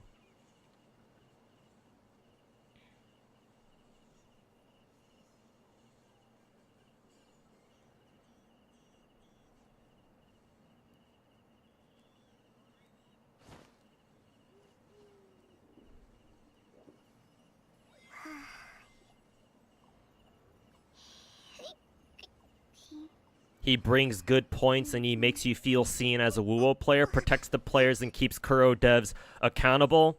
He doesn't do any of that.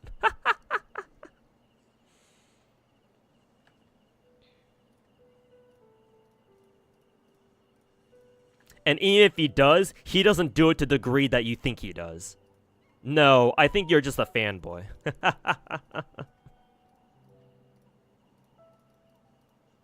I mean, it's one thing to enjoy somebody's content, like if you truly enjoy all the fucking dog shit slop that St. Tontas shits out on a daily basis, and that's one thing. But to make him out to be some sort of like glorious content creator, nah, man.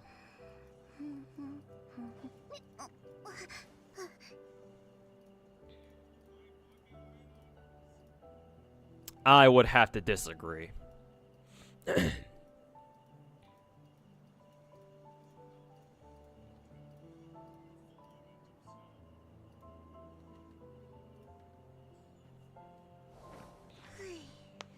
Unless, of course, yeah, unless he's talking about back when St. Tontas actually did make some decent content, and before he started down the path of drama farming and rage baiting and slop content.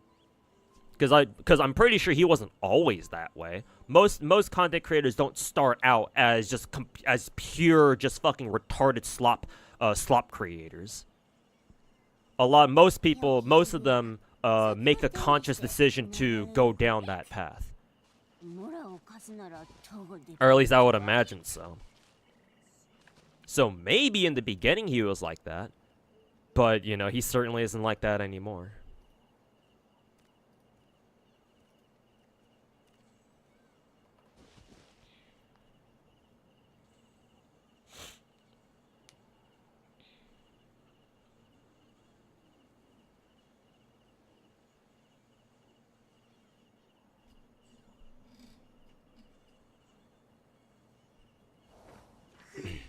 He makes very good guide videos on Wuwa.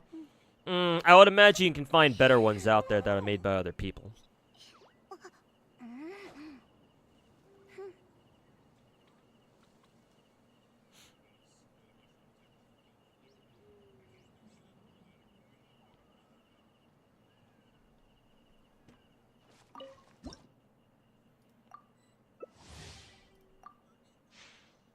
We have another Saint Drone. I think Drone in this case is a little bit too harsh. I would call him a Saint Tontas defender. I think that's a little bit more fair towards him. The other guys we've had in chat over the last like month or so, those guys were drones.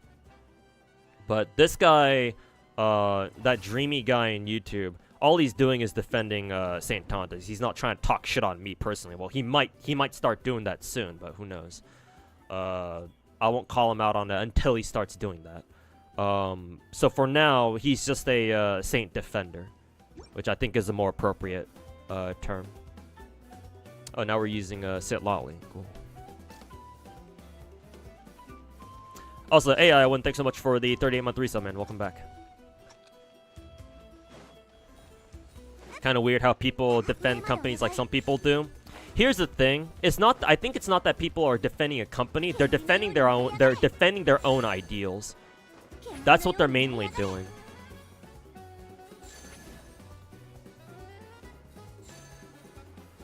And the reason why they defend companies, like as a corollary, is because they see those companies representing the same values as they do. But in effect, that's what they're doing.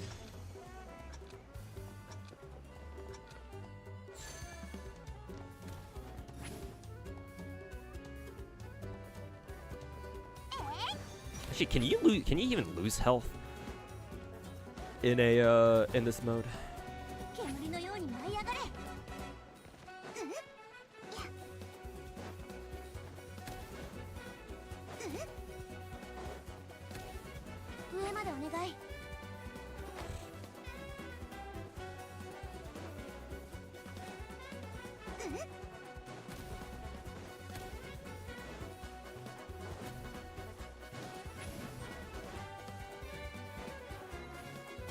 Yeah, Anime RF, whatever his fucking retarded name was.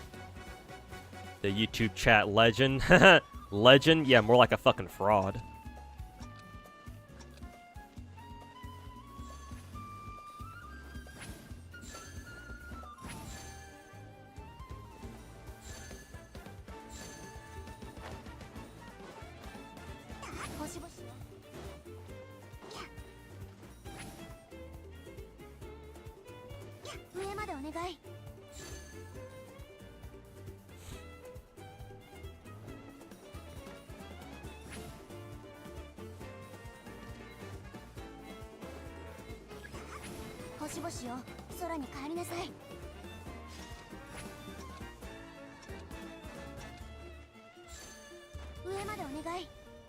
Oh, that's funny. There's like a ceiling there.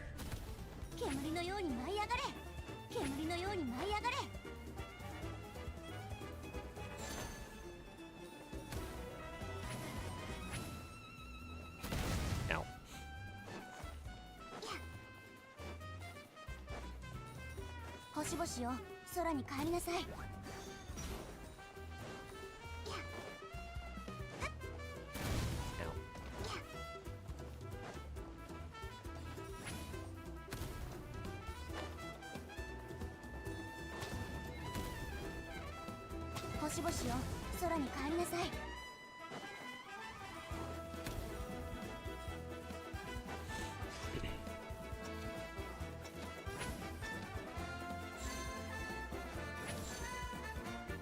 Oh, this is a lot of coins, actually.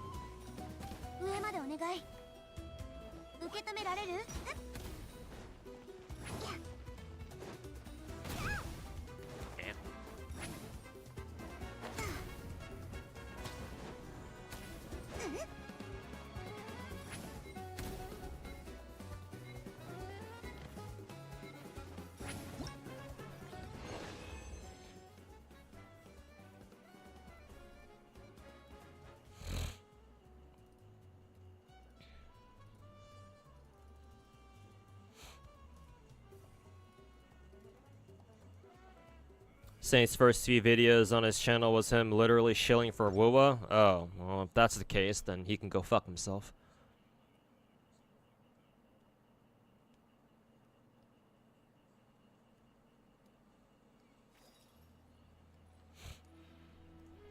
Bahoyo is being scummy. Would you agree or disagree? I'm not even gonna answer that because even if I say what I want to say, you're just going to take that and fucking run with it. So I'm not gonna give you that satisfaction.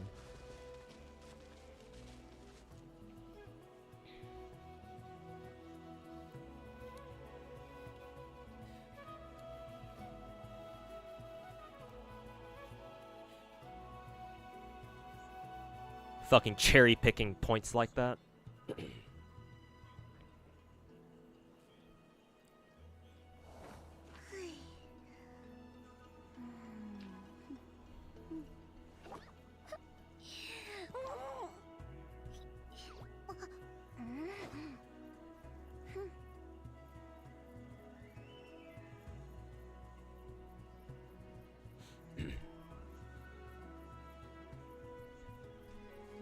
Good content. Hope your viewership will rise up, bro. Should we ask for a raid? I mean, you should ask for St. Tonda's dick in your mouth. That's what you should do. Or better yet, Tectone's dick in your mouth.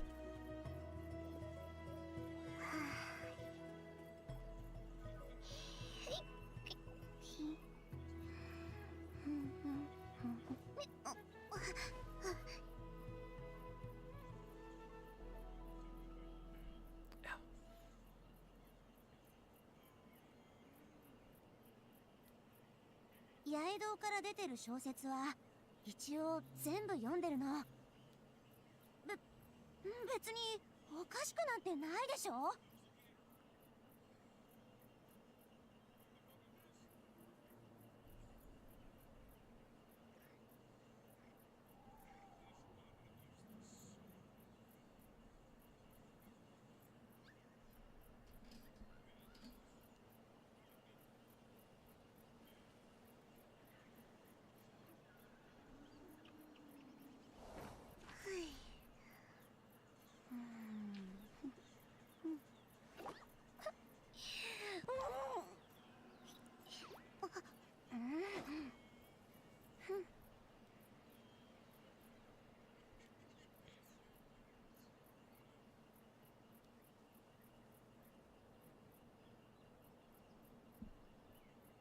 脱婚の儀は一般人にとってちょっと危ないものなの。だからあんまり興味を持たないようにね。 Anybody claiming any of these companies have the moral high ground and anything is crazy? I mean, it just always goes back to the thing I said earlier. Companies are not your fucking friends.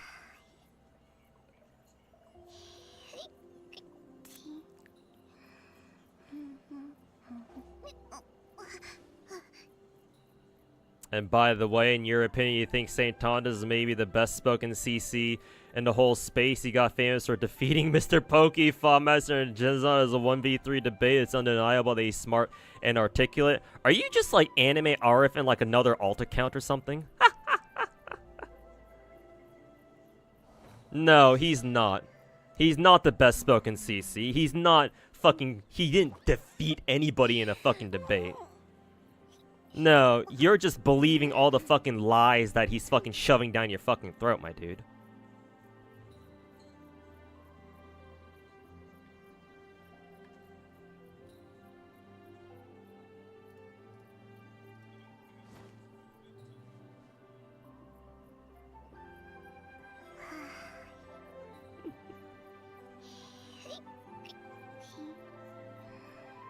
Even Tectone said it. St. Tonda's top 5. Nah, he's not. Also, fuck Tectone. Fucking bald ass bitch.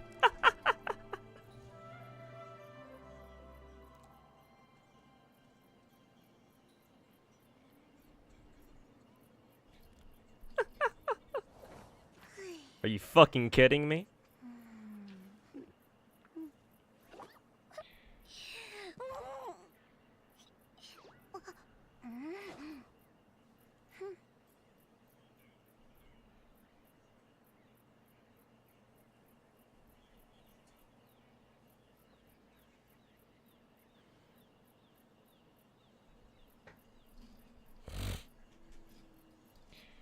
八重堂から出てる小説は一応全部読んでるの。別におかしくなんてないでしょ。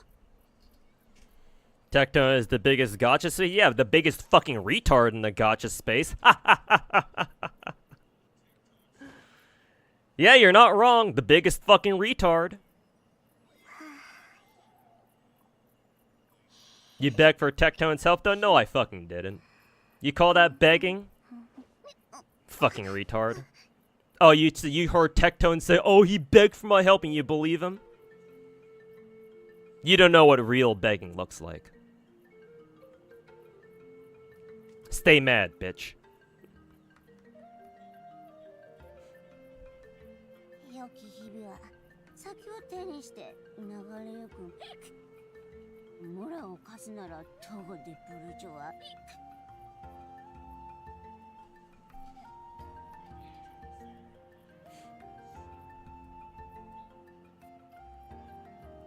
St. Tonda's and Tectone both aren't partnered with Kuro. What does that have to do with anything? You don't have to be a partner to shill for them. St. Tonda's isn't in the Kuro CDCC partner program. It's pretty safe. Doesn't matter. You don't have to be part of a fucking partner program in order to shill for a fucking game.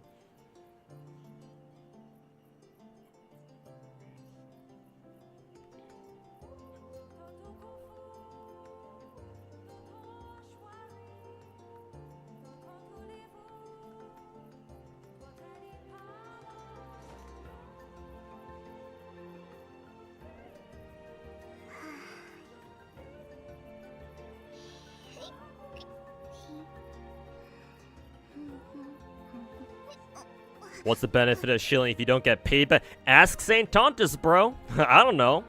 Ask him. He's the one who does it, not me.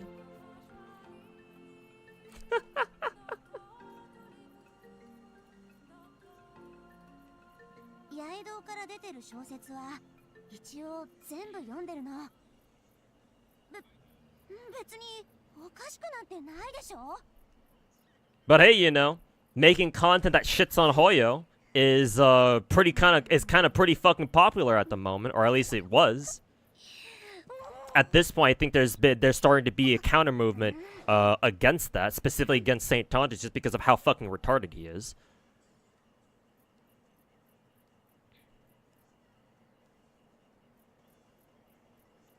But hey, content creators want that bag, so they'll do whatever they'll do whatever it takes, I guess. More Saint viewers in YouTube chat? Yeah, unfortunately. Turns out, I suppose.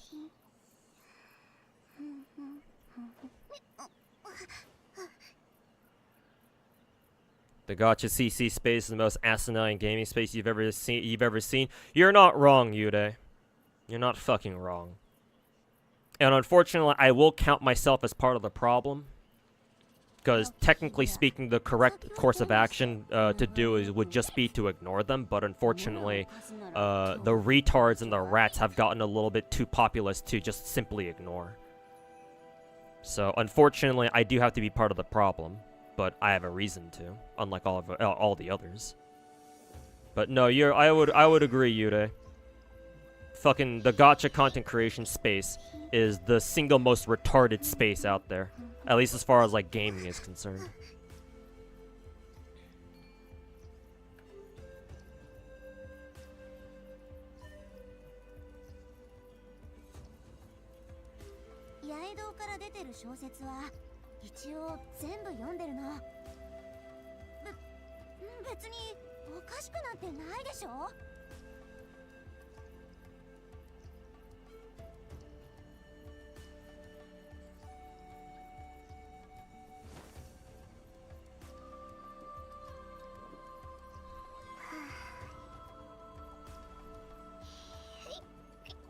Even if that's so, they also have to make their bread, yeah, by having a 9 to 5.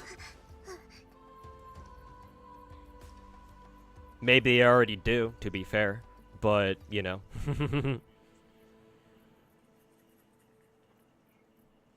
The way they do content creation, the way people like St. Tontus and the other fucking rats do content creation is, not what I'd like to see.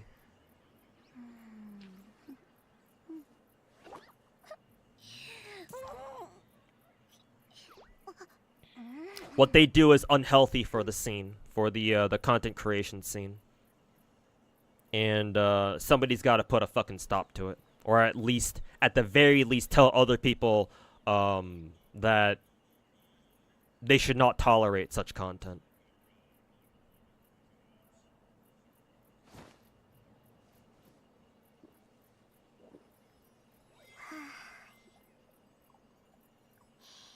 That wasn't begging, you don't know what is.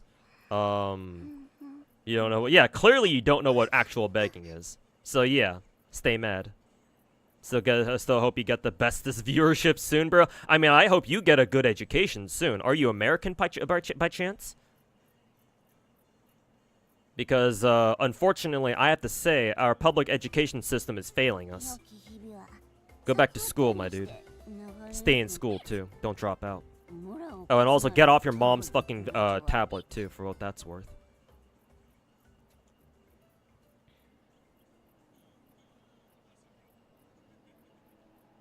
For what it's worth, you think I'm alright? At least I talk about these games in good faith. Well, I'm one of the few who even will. Very few people, very few other content creators these days are 100% honest about what they say about gacha games. I would say at this point, most other content creators are either trying to hide something, or, you know, they just don't know what the fuck they're talking about.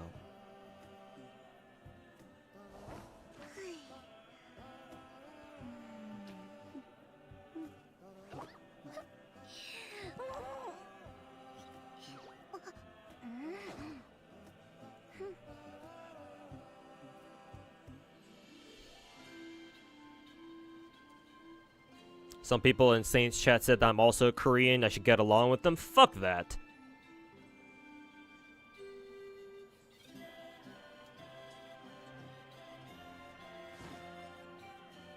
I mean, if anything, St. Thomas being a Korean is a fucking disgrace to the rest of us Koreans, but hey. I don't exactly like my own kind either.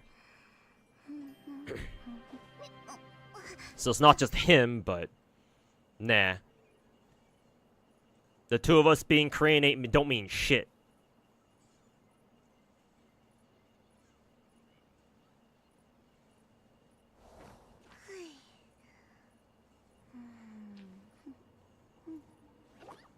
This is just discussions about video game issues? No, it's not that, my dude.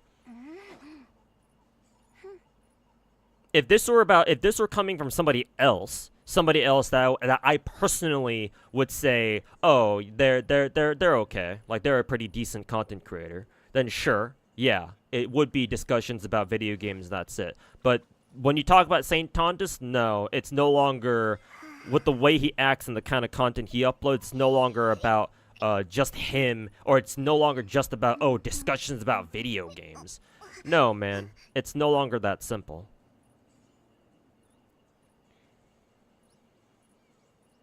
You think it's sad if people of the same origin don't get along? Why does it only have to be the people of the same like ethnicity though? Why can't all people get along? I mean, I can answer my own question. Is because people are fucking stupid.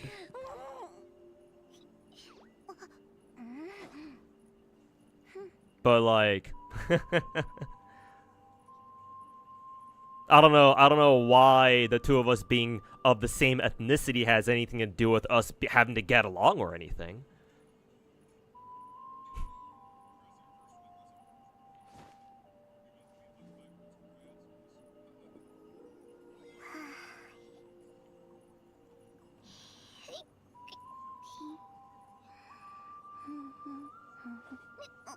But no, when it comes to St. Tondas, it's no longer discussions about video game issues. It becomes discussions about him.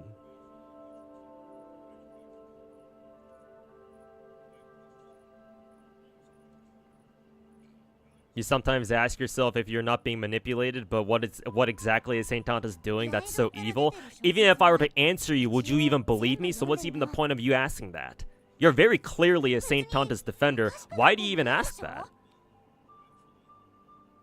I mean, I'll answer that question just in case you're actually that's a genuine question. He's a fucking rage baiter, my dude. The kind of content that he makes is not well researched. He sucks at the games he plays, and he tries to make these very sweeping fucking what's the word that I'm looking for here? Very firebrandy, if that's even a term.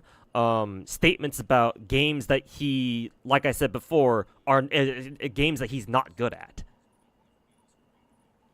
He has a very obvious bias against Hoyo games. Genshin, Star Rail, Zenless, whichever game he chooses to pick on for the day. He shills the fuck out of Wuwa, in particular. Probably because he fucking hates Hoyo games so much. It's either that or he's recognized and he's tried to take advantage of the whole, anti-Hoyo sentiment that's been going around since last year, ever since Wuwa came out. The things that he does and says as a content creator are reprehensible.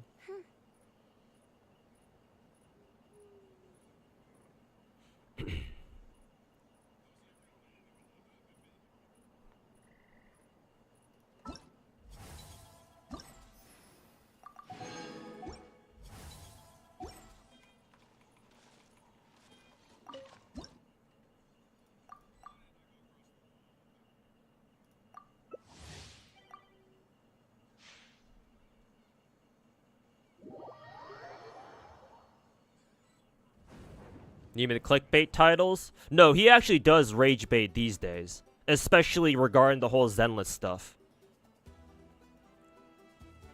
Might I remind you that one of his recent videos about him talking about how, the Zenless community is canceling me, guys.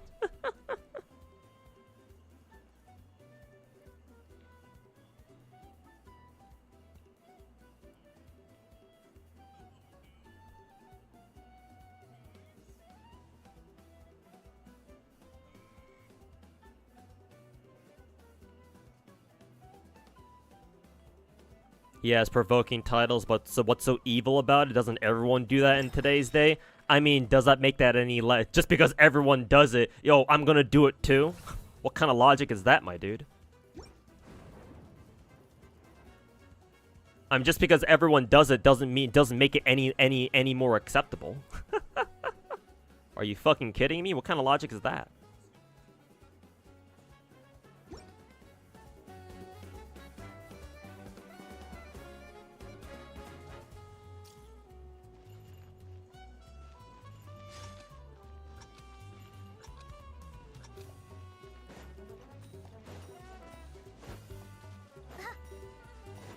Oh, right, this is Varessa, so we have to use her skill here.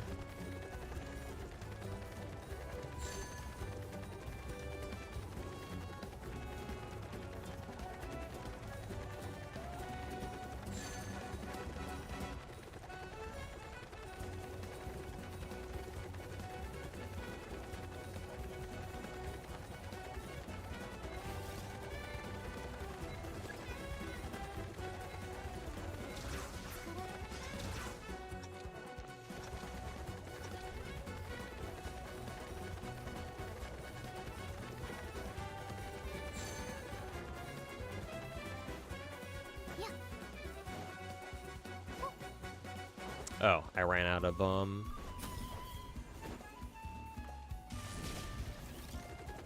I ran out of that phlogiston energy thingy or whatever.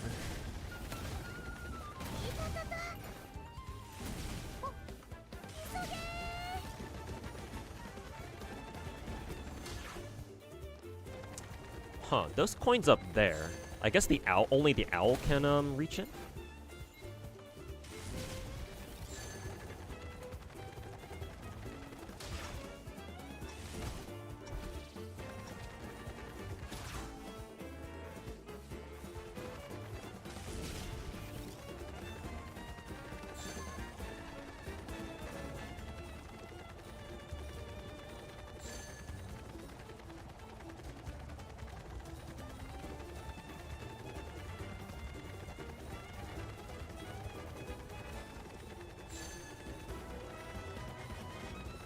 I wonder what that that guy back there is supposed to do. What happens if I run into you? I guess I didn't find out. Oops.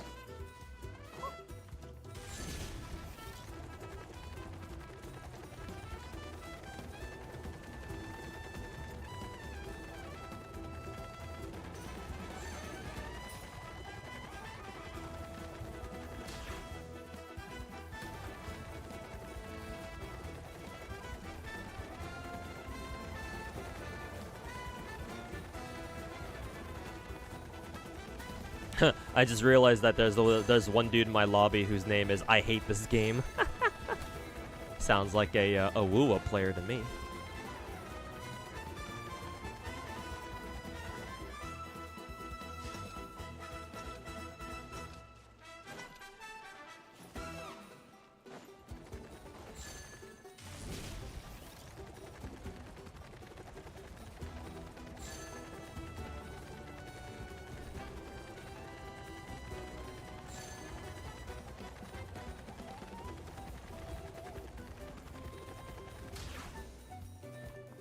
Oh, I didn't make it across.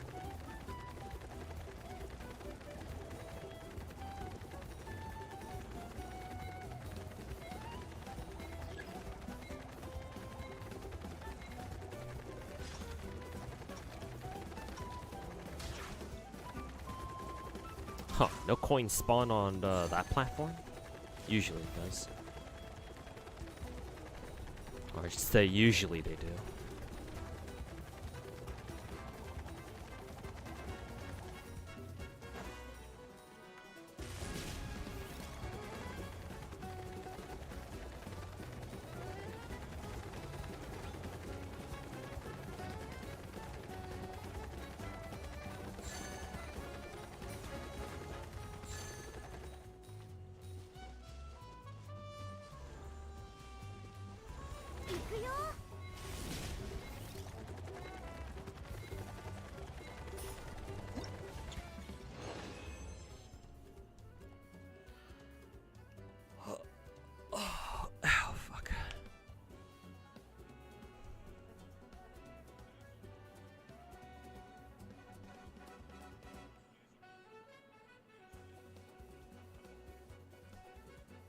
He doesn't have evil intentions.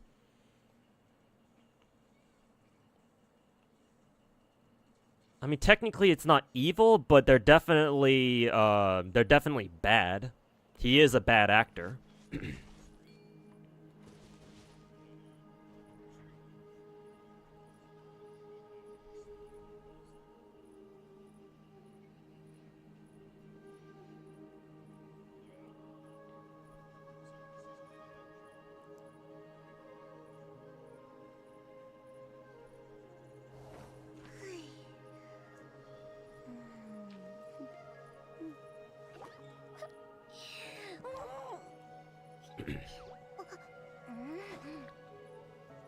Did I think it through that maybe I hurt his feelings? Do I give a fuck? Dreamy? Like, I'm sure St. Tontus has reacted to my shit and has said some not very good things about me either. Do I care? No. Why do you care about his feelings, my dude? Is he your friend? He's still human? Yeah, and, you know, humans talk shit too. You must be new to the internet if you think that, you know, I'm not gonna talk shit. But more importantly, is he your friend? Why do you care about St. Tontus' feelings, my dude?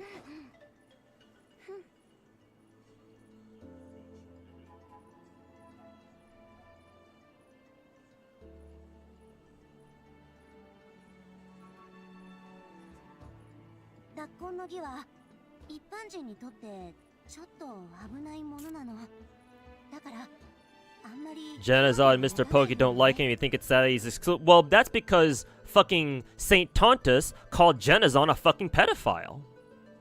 For rolling for, what was it, S6 Racia, I believe it was? So, I wonder why Genazar doesn't like him. Same thing with not same, but similar thing with Mr. Pokey. He and fucking St. Tontus got into some beef, from what I've heard. So, like, yeah. Oh, Mr. Pokey doesn't like St. Tontus? Gee, I wonder why that could be.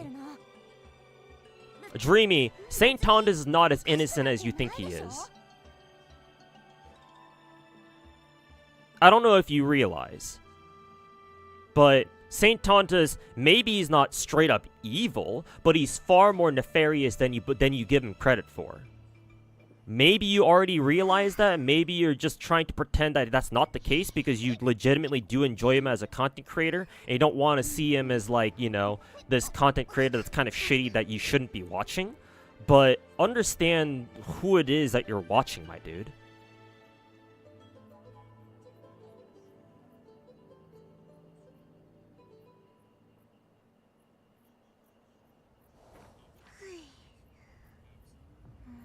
Like, all these things that you're trying to defend him for, like, you can try defending him for that, but no, that's a losing battle. It was S6 Racia? Yeah. At least that was what I was told, yeah.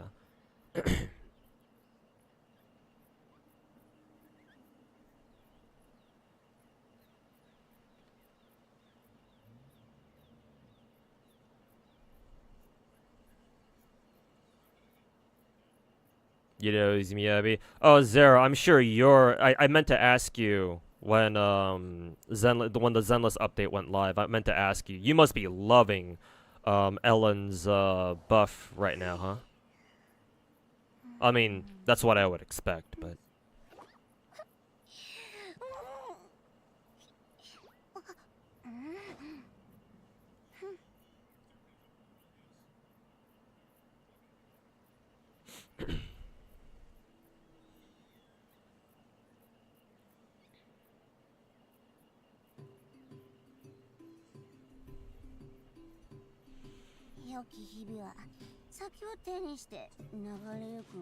like, again, Dreamy, if you legitimately enjoy St. Tontus' content, well, I mean, I can't exactly stop you. I mean, there are people who watch Tectone unironically, so, you know, different strokes for different folks, you know, like they say.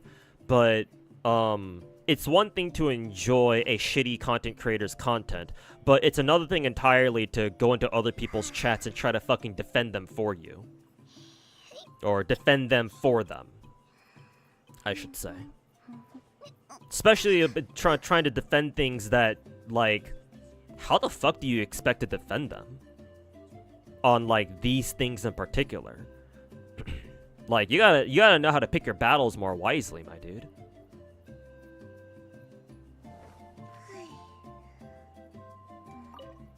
Think I have to keep doing this? Yeah, I just have to do one more match, and we'll be done with this event.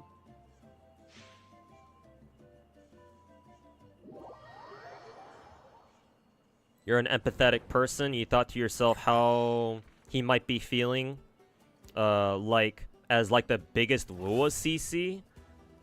The biggest Wuwa CC. Actually, in terms of subscriber count, maybe he's probably up there. But hey, if the shit you've been doing has been pissing people off for like the past however many months that people have been talking shit about him, including myself, then you kind of have to wonder if maybe he fucking deserves it or not. Oh, this one's with Mualani. I haven't done this one yet.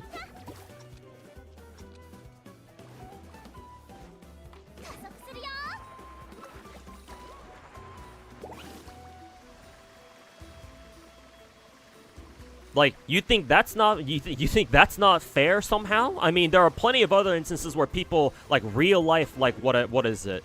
Actors or whatever. I'm just using actors as an example. But there are plenty of examples IRL where people have been excluded from events and shit because of their behavior, because of their behavior. And these happen to way more famous people than fucking bitch-ass Saint Tontus over there. I wish I could give you a good example, but I don't have one off the top of my head, unfortunately. So I'm gonna have to rely on chat to provide me with one to give to you. Yeah. That's kind of evil, actually, putting the phlogiston recharge thing right next to a fucking explosive barrel. How do you get up there? Maybe there's like a propeller. There's like a geyser over there, I guess.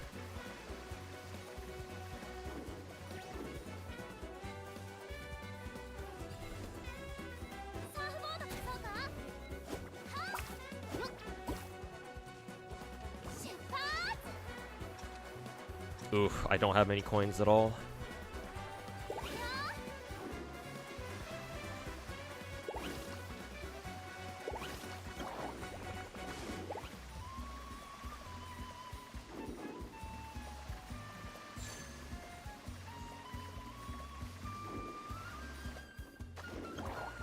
Oh, I see. That's what you have to do. Like that.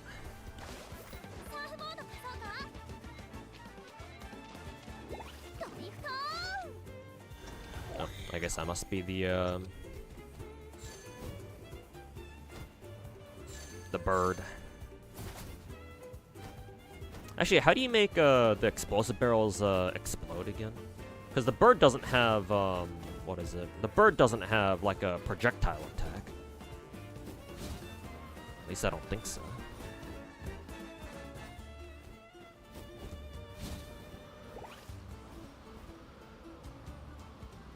Whee.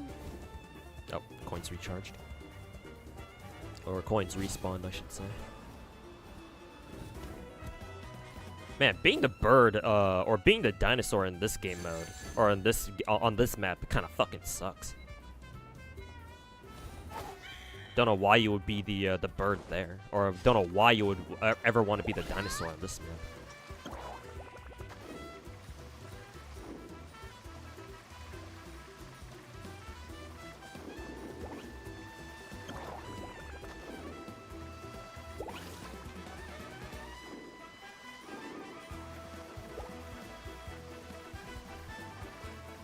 Oh, I guess as the bird you can take that that geyser thing.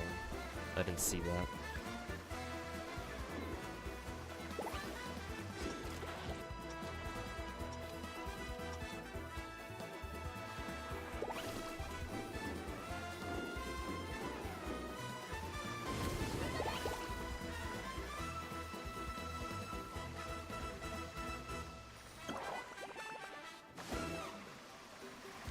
Gotta hit up one of these things. The fuck? I was nowhere near that. Fucking dog shit Genshin netcode. Fucking delay-based netcode looking ass.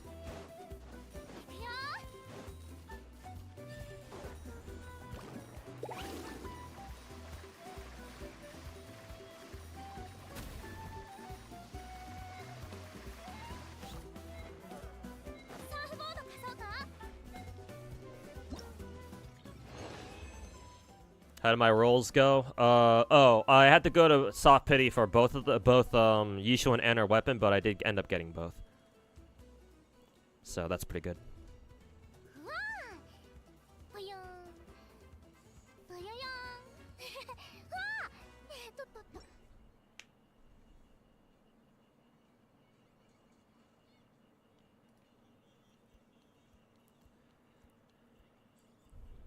It's pretty strong. You can do deadass, easily get 40k. Ooh, that's good.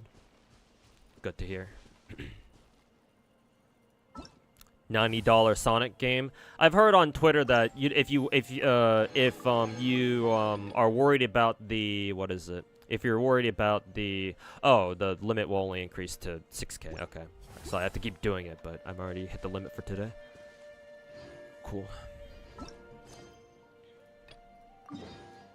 Okay, let's do the Paralogism chapter. But I heard on Twitter that Sonic games typically go on sale pretty fucking quickly after they come out. So if the $90 price tag is too much for you, just wait a little bit. Like maybe wait a couple months. And then it should be on sale. So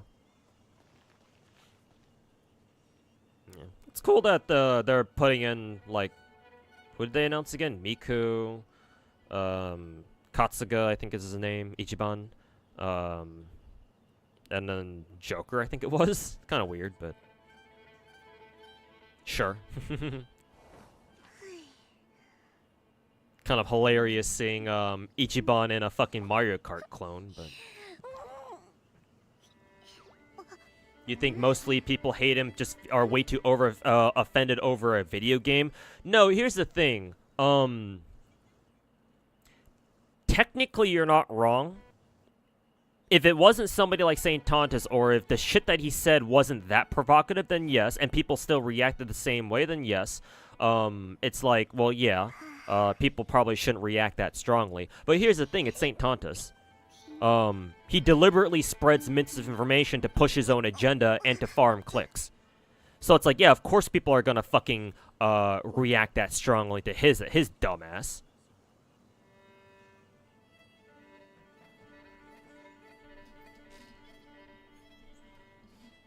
So, like, I'm sorry, but he fucking deserves it. Actually, no, I'm not fucking sorry. He can go, St. Todd's can go fuck himself.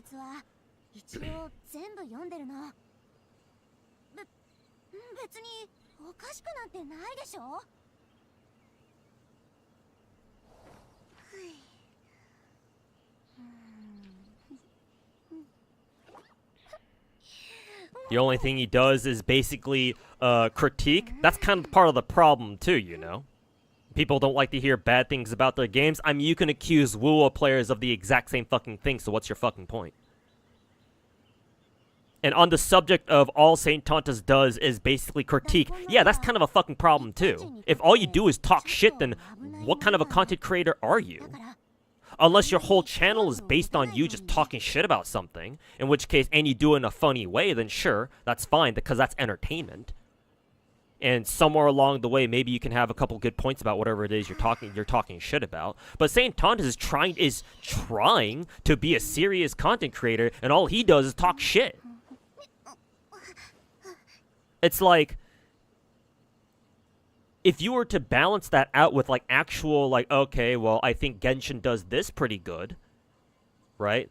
I think, you know, these other games do this and that pretty well, and, like, at least try to, like, give, like, equal amounts of critiques and praise, then that's one thing. But, like, Saint Tontus doesn't praise shit at all. Maybe he does every once in a while, or when it comes to WoW, I'm sure he praises that shit a lot. But, like, he doesn't do that.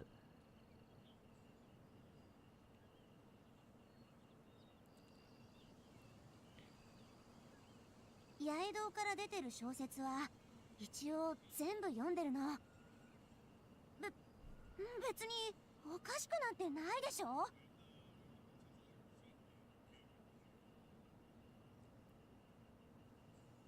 He also was a child and a new... Dreamy, go back to Twitter. I can't take you seriously anymore. Why are you so fucking like, oh, think about his feeling? Like, go back to Twitter, dude. Twitter is the right place for you, not YouTube chat. Not a stream chat. You're in the wrong place, my dude. And if you care about his feelings so much, how about you consider everyone else's feelings first? Why do you only care about his feelings, huh?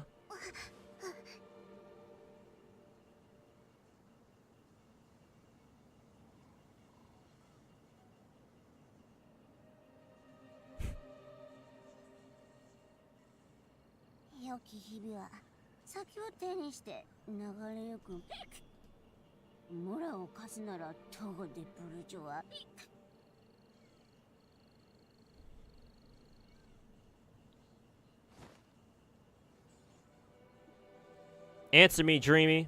Why do you only care about his feelings?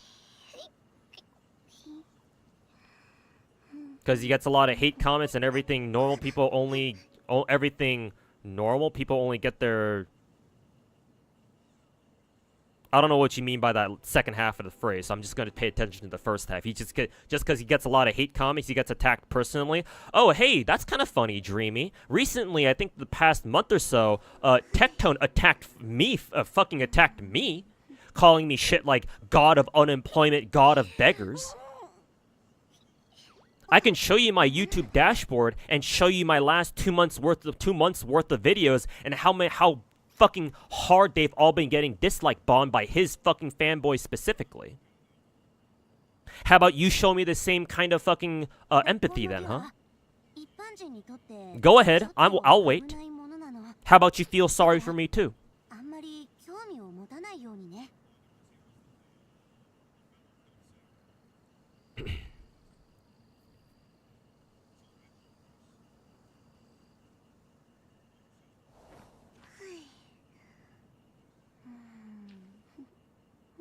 I'm waiting, Dreamy. I ain't got all day. Go ahead. Feel free to show me some empathy too.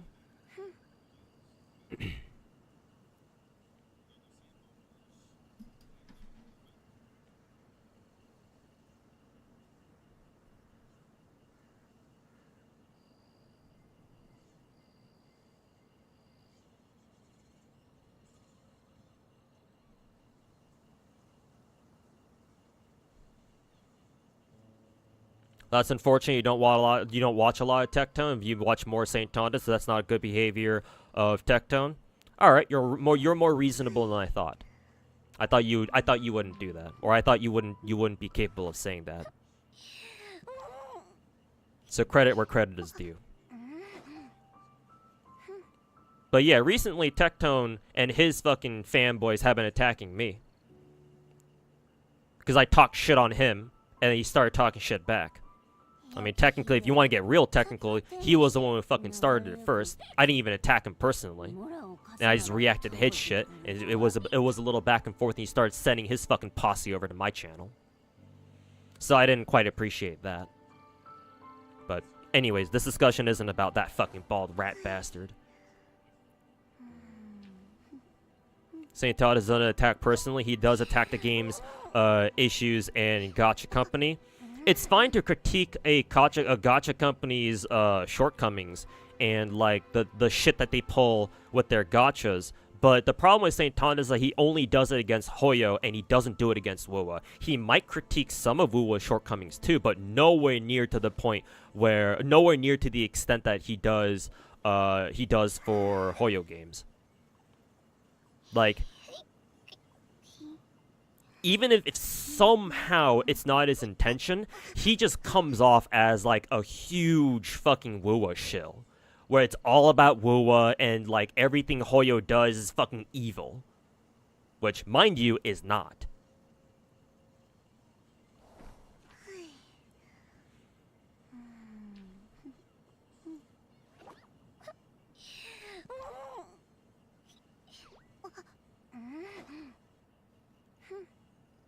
Oh yeah, and what chat said about him trying to go after the fucking community at large too. That was a bad decision.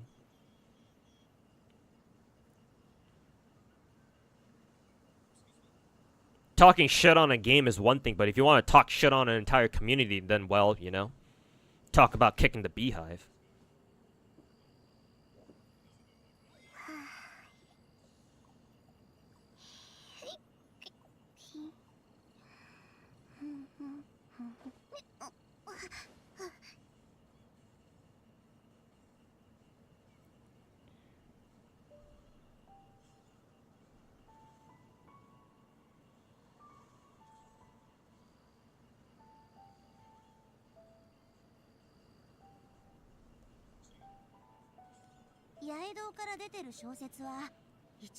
You watch some other people, most often Saint Tontus. You should watch other Woo content creators. I recommend Sweetly.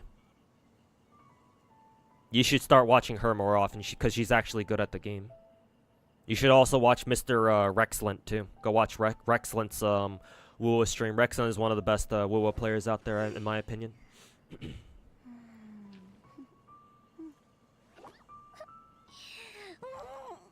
I won't tell you to stop watching Saint Tontus. Again, you'll enjoy who you want to enjoy, and you know some idiot on the internet's not going to be able to convince you otherwise. But I would suggest for you to expand your horizons a bit and to not watch the fucking slop creators like Saint Tontus and Captain Cabinets. Also, even if well, technically Asmongold is also a slop creator too, but he's okay. He's alright. He's not as sloppy as a lot of the other ones, anyway. He's not as sloppy as a lot of his fucking imitators, that's for sure. But watch more Genocide, watch more Fobmaster, watch more Sweetly, or start watching Sweetly and start watching Rexlent. Would be my suggestion.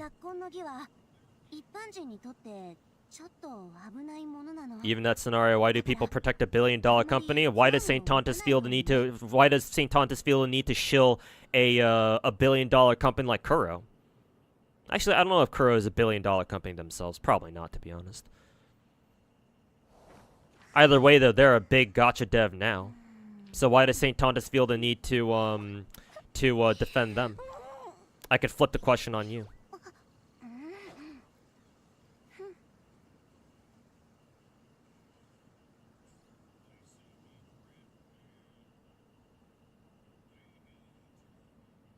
He also has 2 cats. I have no fucking idea why you brought that up. I mean, it's cool that he has cats, but what does that have to do with him being a shitty content creator? Dreamy, you're getting way too personal, man. You care. You're very parasocial about Saint Tontus right now. Like, stop. Saint Tontus doesn't need someone like you, bro.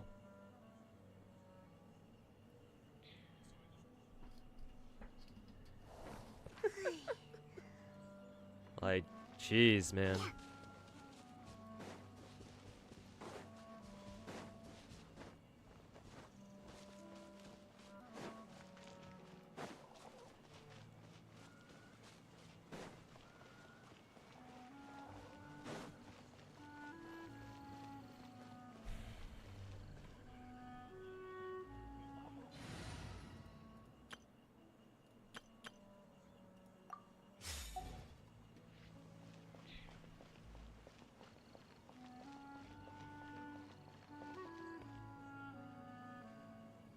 Are you the only one who thinks Saint Tontus looks like a hamster?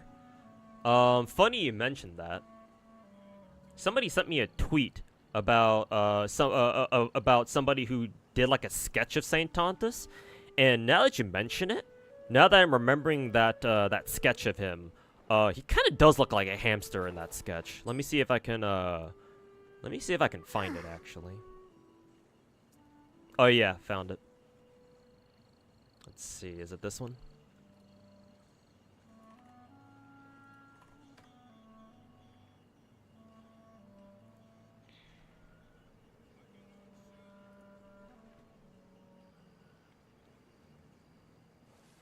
And now that I look at it, he doesn't really look like a hamster here, but I kind of see it. I mean, I'll share the sketch with you guys right now. Actually, should I pull it up on stream? Sure, fuck it.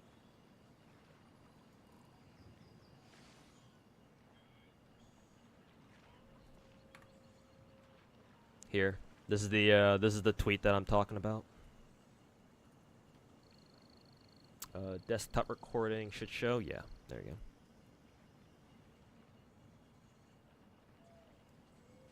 I think it's the way that this guy did Saint Tontus's hair in the back here. For some reason, I don't know. Maybe it's because the cheeks are kind of protruding out like that. I don't know. But for some reason, you calling him a hamster reminded me of this tweet right here. Anyways. Now that I think about it, I don't know if that really makes him look like a hamster or not. I'll just share the tweet with chat real quick. Just in case y'all want to fucking, you know, keep that in your back pocket for some reason. Yeah, maybe the front angle? Yeah. Maybe the front angle. I think one of his recent thumbnails made him look like a what is it? Made him look like a fucking hamster too. Yeah, this one right here. It's this video right here. It's the thumbnail for this video, I think. Posted in YouTube chat as well. I think the thumbnail he used for that made him look like a fucking hamster.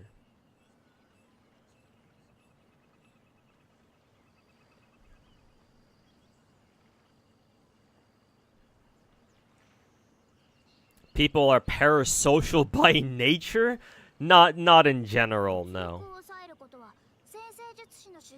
People are parasocial by nature. No, parasocial does not mean what you think it means, my dude.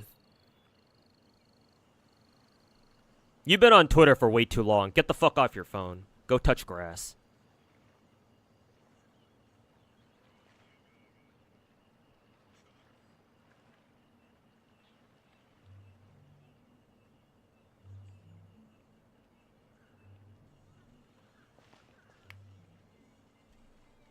And, in case this wasn't obvious enough, well, actually, it's not obvious to somebody like you, Dreamy. Being parasocial is very dangerous.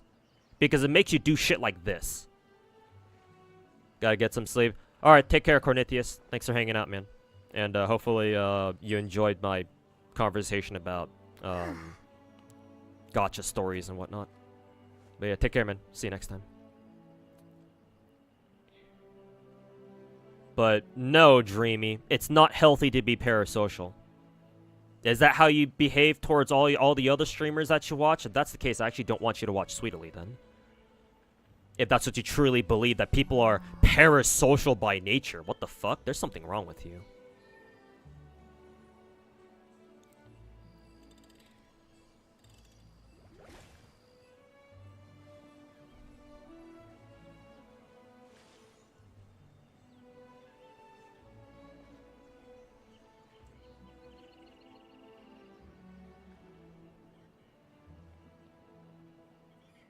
You mean chat and you mean that chat and streamers are interacting almost like talking face to face?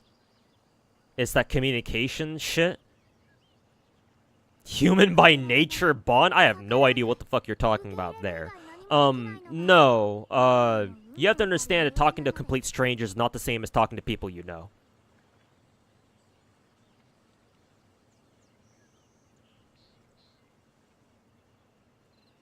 Like, I can tell you're a Zoomer, Dreamy. I can tell you've grown up on the internet. Your parents failed you, by the way.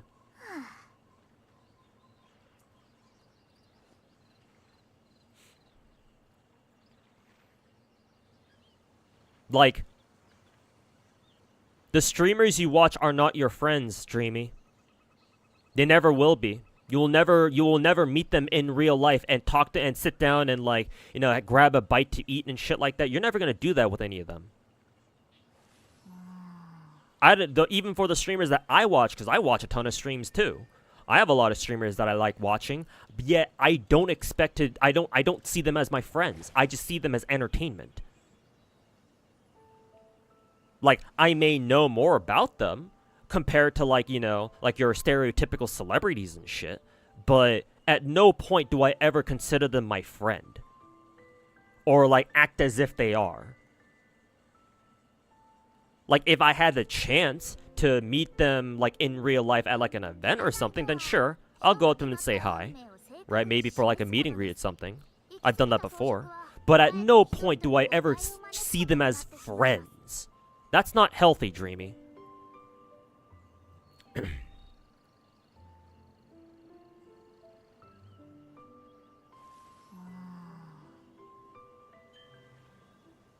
Like, that's very concerning.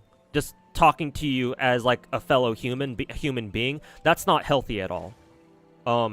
You have to understand the boundaries that you have to set between yourself and other people you watch online. They are not your friends. Watching streamers is not the same as hanging out with, like, people IRL. They are nothing like the same. They only look the same. They only feel the same, especially if you can get the streamer to talk to you like I am doing right now. But they're not the same, my dude.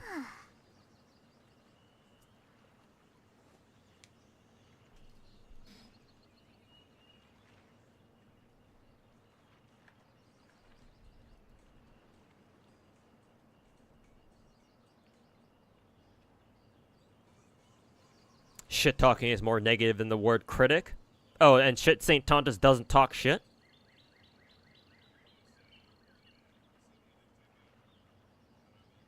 Somebody like him doesn't know how to critique. Even if he did, he's nowhere near as qualified to critique gacha games as other people. And that's before I compare him to myself.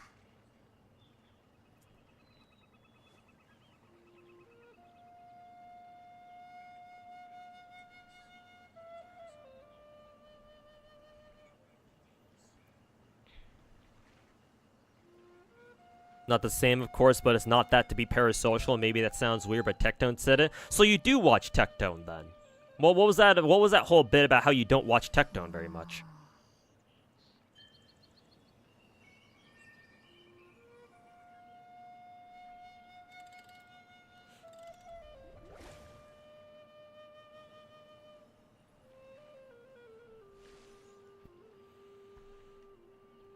He was parasocial about... Bro, they were part of the same organization. They were part of OTK together. Or at least they used to. So, like, that's not being parasocial. That's just being... They were technically co-workers if you want to consider them that.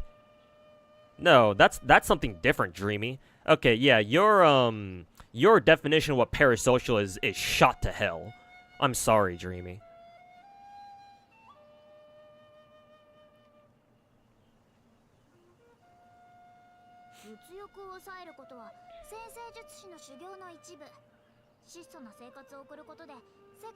Tectone started his career inspired by Asmongold. I don't know how true that is. Maybe in the sense that he's pivoted his content over to React Anti-Slop. Sure. But if you think that's being parasocial, no, that's not being parasocial. When was inspiration when do we start calling inspiration parasocialism? That sounds weird. When would we start calling inspiration being parasocial?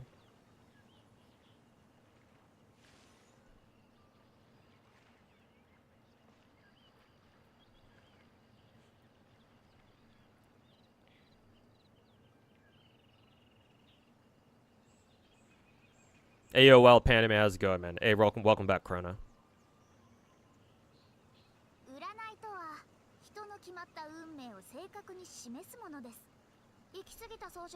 Tectone played World of Warcraft 10 hours a day watching Asmongold streams? Wow, you must be really really parasocial about Tectone too, huh?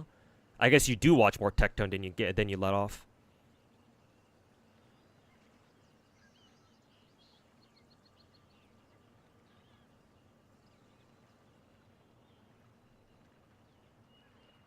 I mean, hey, Dream, maybe you can play WoWo 10 hours a day, and maybe eventually you might be able to get to know St. Tontus. Who knows, man? Give it a shot.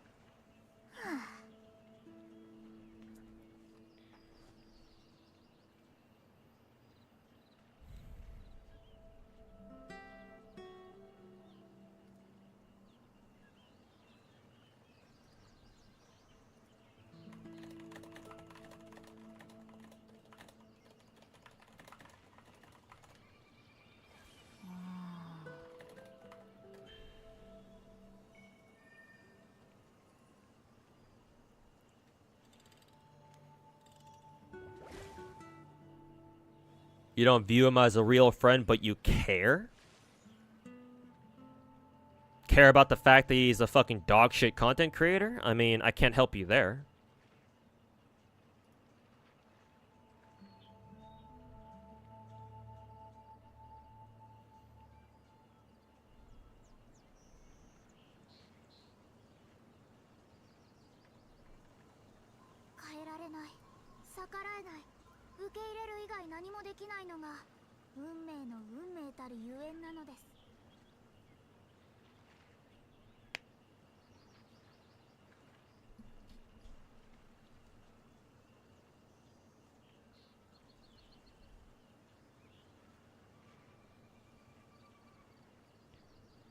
Isn't fun anymore. Going back to watching videos about space. Yeah, sorry about that, Chais.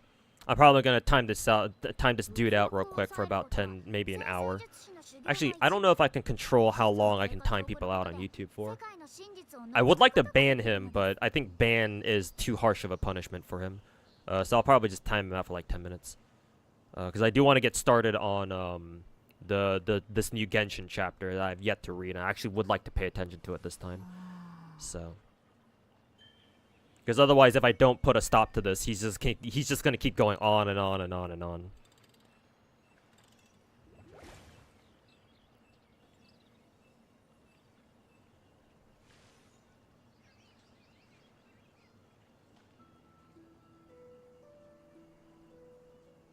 Do you know YouTube chat's mess? It's specifically one guy. We spent the last hour, fucking trashing this one dude who's desperately trying to fucking defend Saint with all his fucking life.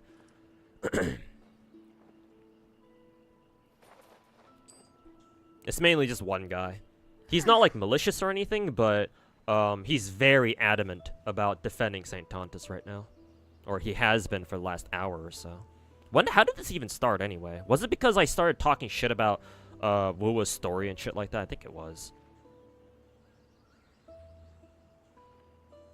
For some reason, YouTube has a 10-second time. Oh, on Twitch, you can time people out for like a very specific amount of time. So I mean, I'm not exactly surprised that YouTube has something like that too, but I don't know if in YouTube you can like if you have the same amount of control over like how long people are timed out for, like Twitch chat does.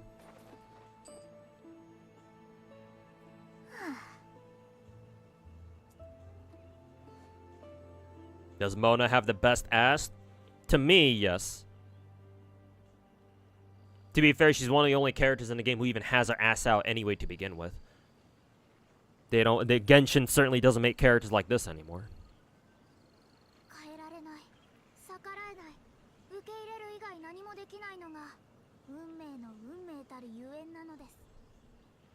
Sorry for the interruption. I mean, I don't know if you are. If you really were sorry, then you wouldn't have gone to such a great length to fucking defend your favorite content creator, my dude. But remember, Saint Tonda is human? Yes, but also remember everyone else is human too.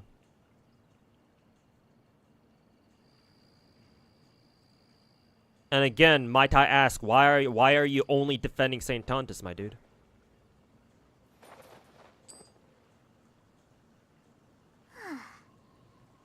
But for some reason, I don't think you can answer that question.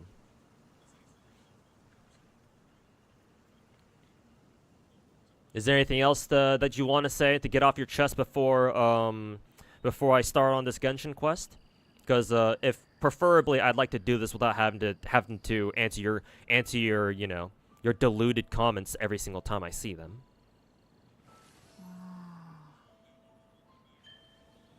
You'd argue Malwika has a better ass?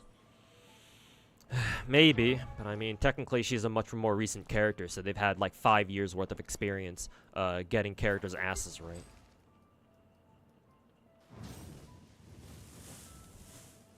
I think just off the basis that Malwika has the tall adult female body model, whereas Mona only has the I'd hesitate to call her an adolescent. Clearly she's an adult.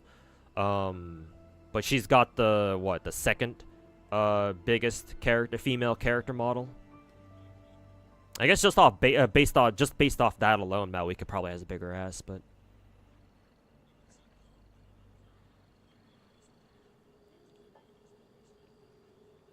物欲を抑えることは先生術師の修行の一部。質素な生活を送ること yo, で you can go 世 ahead. 界の All right. 真実を覗くことができるのです。 If I see you talking about defending Saint Thomas one more time, that is a timeout. I hope you understand that.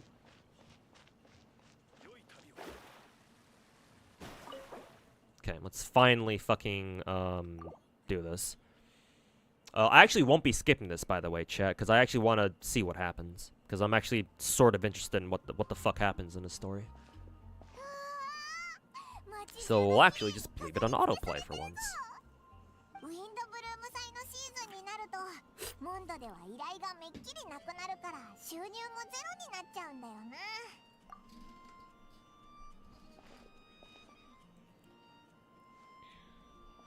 旅人さん、パイモンさん、ごきげんよう。キャサリン、元気にしてたか？これまでのウィンドブルーム祭と同じですっかり依頼がなくなってるんじゃないか？そうですね。確かに皆さん、ウィンドブルーム祭の期間中 You plan on playing Zenless tonight? Depends on how long it takes for us to finish reading Paralogism. I assume this is probably a longer story chapter. I expect to be streamed for about maybe 4 more hours, maybe 5. I could probably go stream a little bit longer tonight, just to make up for all the shorter streams I've been doing recently. And we're just reading the story for the most part, so I can afford to keep quiet even after hours. But yeah, it depends on how long we take, or how long Genshin takes to go through this stuff. If it takes more than like 3 hours, then yeah, no Zenless tonight. Maybe tomorrow, depending on how much longer it takes for us to finish this chapter. また今度ね。あれ？ベアトリーチェのやつ、珍しく元気ないみたいだな。いつもだったらクイーンと口喧嘩したり、おしゃべりしたりしてるのに、あんな風になってるの初めて見たぞ。どこに行くんだ？家まで送ろうか。If you're autoing it, not skipping, maybe about 4. Okay. Sounds about right. それに、この後ちょっと用事もあるし、クイーン。It's more like 2.5 to like 3 hours, maybe. Okay. どうしたんだ？やっぱりいい。なんでもないわ。クイーン、私たちしばらく会わない方がいいと思う。ちょっと待てよ。それって絶好ってことか？俺は君の一番の親友なんだろ？ベアトリーチェのやつ、クイーンを見向きもせず走ってたぞ。ちょっとモンドから離れてた間に、あいつらの愛情じゃなくて友情は終わっちゃったのか？さっきキャサリンが言ってた変わった点って、まさかこのことか？その一つと言うべきでしょう。ベアトリーチェさんはもう何日も憂鬱そうにされていますが、彼女だけでなく。How convenient that Beatrice is we saw Beatrice break up with that Quinn dude. モンドの衛兵としてこんなにへこんでいてはいけないと分かっているのですが、最近どうもメンタル面が落ち込んでいて集中力も続かないんです。時々夜中に目を覚まして家の外に立っていることがあります。いつの間にか無遊しているみたいで。医者に見てもらった方がいいぞ。おっしゃる通りです。病院には行きましたが、診断によれば体は極めて健康とのことでした。祈祷牧師のバーバラさんのところに訪ねてみました。 shenanigans are afoot. やはり医者という結論でした。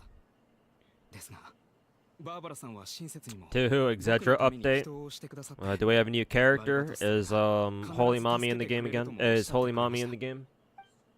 僕が見てはいけないものを見てしまったからなのでしょうか。そのせいで。あ、すみません。今はウィンドブルーム祭ですし、自分で何とかします。ではパトロールに戻るので、僕はこれで。 Is an ER Yeah, Ivan already answered that question like an hour or two ago. Yes, ER is good for Sitlolly if her other pieces don't have good ER substats.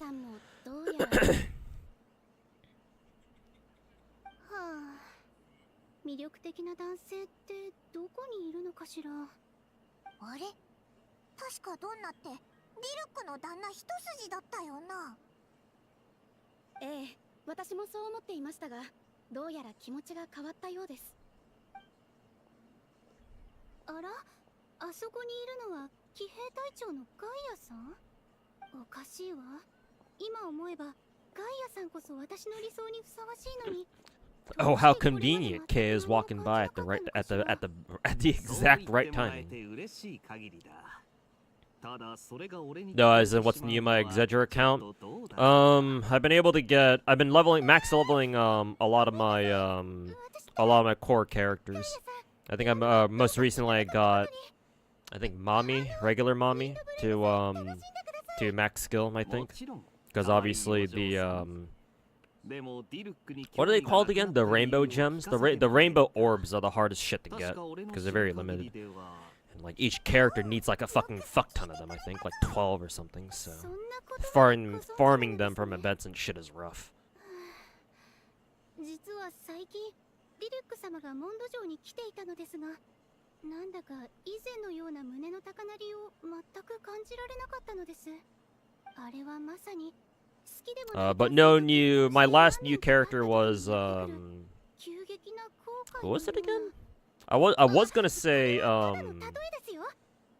second Iroha or Dark Iroha, but I think I got a new. Oh right, I remember. My latest 5 stars, not Felicia, Sana, the Shield girl. I think she's pretty top tier.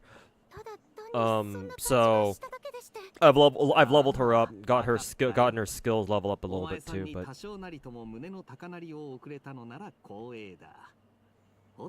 I do need to see some business right now, so I'll take my leave. Kay is used to this. The fucking player. Yeah, the prime orb. Yeah, tower reset too yesterday. I grinded through tower up to like floor like 29, I think. And yeah, got a lot of got a couple more prime orbs from that.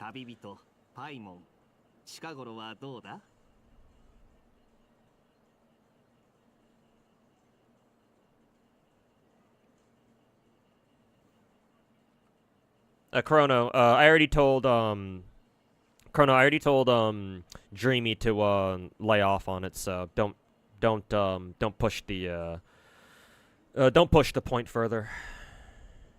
それについてはちょっと場所を変えて話したい。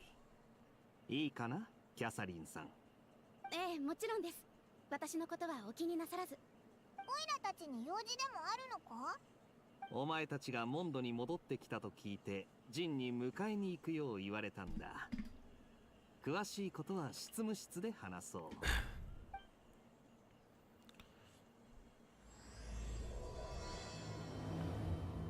How many of those gold key shards do you get? I don't think tower gives you a lot. I think the raid events give you more, to be honest.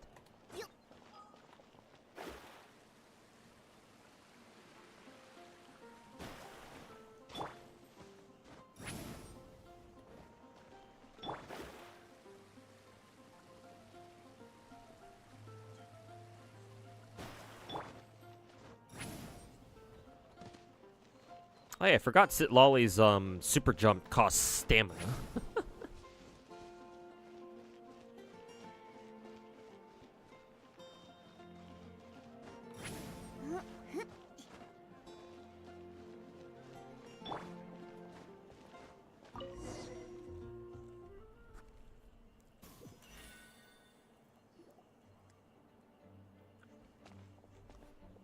Gaia, それに君たちも。ああ、二人を連れてきたぜ。よかった。こんな時だし、君たちがいてくれたら。You hate how you can't move around the map like me? It's so ass for you. remember that when I played, because I've been playing Genshin ever since it came out, starting from like what, week 1, or like technically week 2, I guess. Remember that I've played Genshin without all those all these characters that have like advanced movement capabilities or whatever. I had to play the game exactly like you did for the first couple of years. Matter of fact, I still don't mind taking the long scenic route whenever I'm going around exploring either. Unless, of course, you know, there's an exploration part where you kind of have to use the exploration gimmicks or whatever, But hey, man, like, we all went through that for us Genshin veterans. We played the game back when, you know, the best movement was your own 2 feet, and then, you know, just sprint jumping everywhere.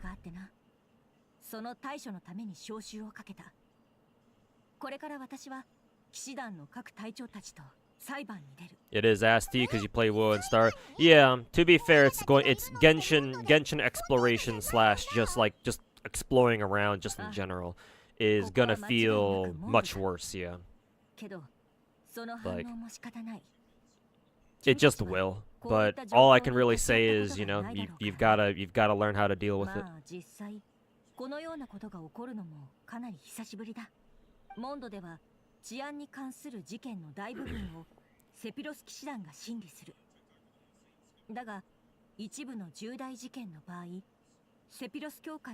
It's either that or, you know, obviously you roll for characters who have like really good movement options. But at the moment anyway, I don't think any of them are on rate up. Technically Shiori is, but yeah, you can do some nifty stuff with Shiori, I think, because Shiori has that hold skill where you can tell her to teleport somewhere, even up into the air, but it's not great.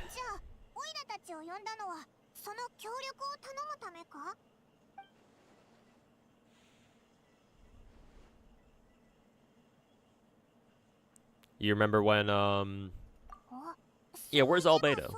You remember back when the movement mechanic was you need Venti or Kazuo or you die? I know, right?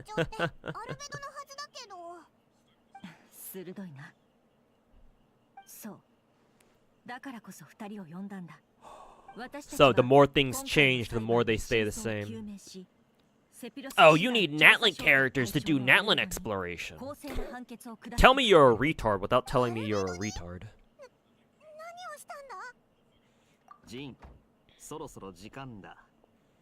I was kind of hoping that we would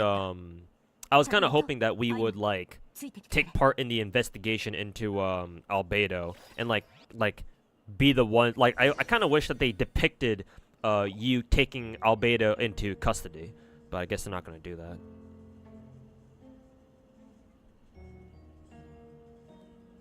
Kind of wish they did, because now this all just seems really really sudden.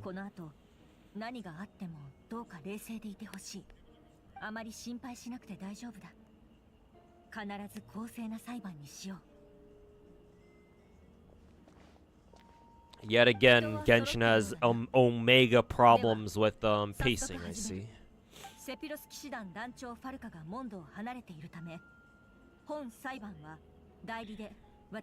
Good to hear Chiwa Saito voice Jean, though, as usual. And then here's Dahlia, I think his name is. Dahlia is a guy in Genshin, right? But he has a female voice actress. At least judging from the Genshin preview stream last Friday.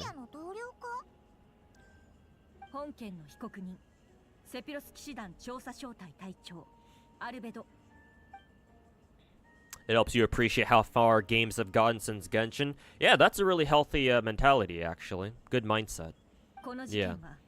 You come back and play Genshin and you realize just how good you have it in WoW. And guaranteed, future gacha games will also, you know, improve upon that too.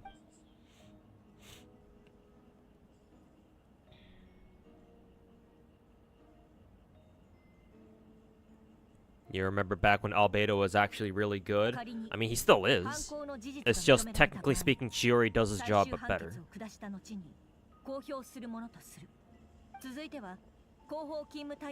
Jean gets you bricked up, way better than Branya. Really? You like Jean that much, huh? 準備は整ってるぜ。始めましょう。それでは、ヘルター。 Why does Hertha have such a 本裁 a 判に deep 先立ち voice? 教会と騎士団は一連の調査を行っています。結果、アルベドさんが人を殺害し、 Who voices this NPC? The fuck? ある証言に Murder よる trial, と huh? 11日前の深夜、被告人がモンド城の正門から南東に行ったところで何か大きな物体を引きずっていた姿が目撃されています。その後の調査により、それが人の死体であることが判明しました。 In an usual court environment, if they use a witness testimony, don't you need the fucking witness to be present?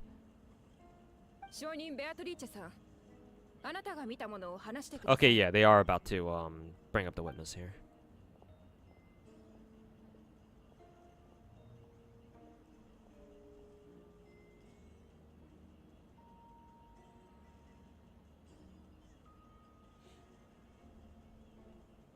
あの日の夜、私は用事で外に出ていて、帰りが遅くなったの。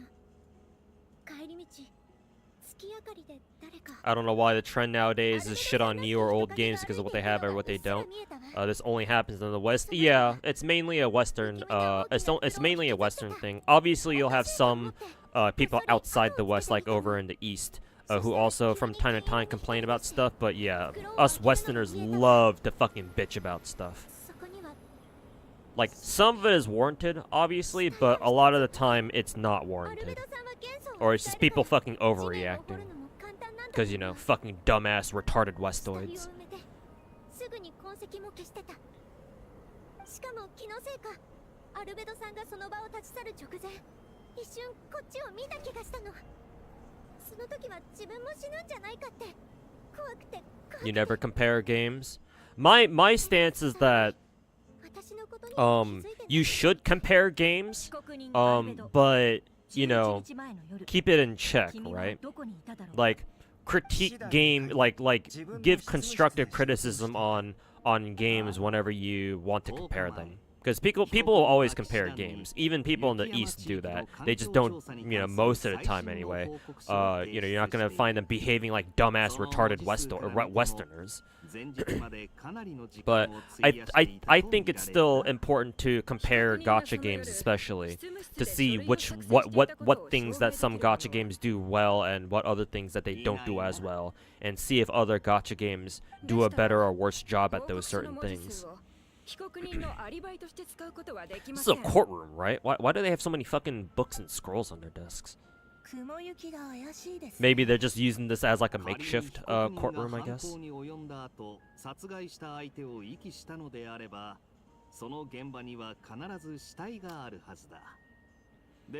You appreciate how the game was, or maybe still is, as you play.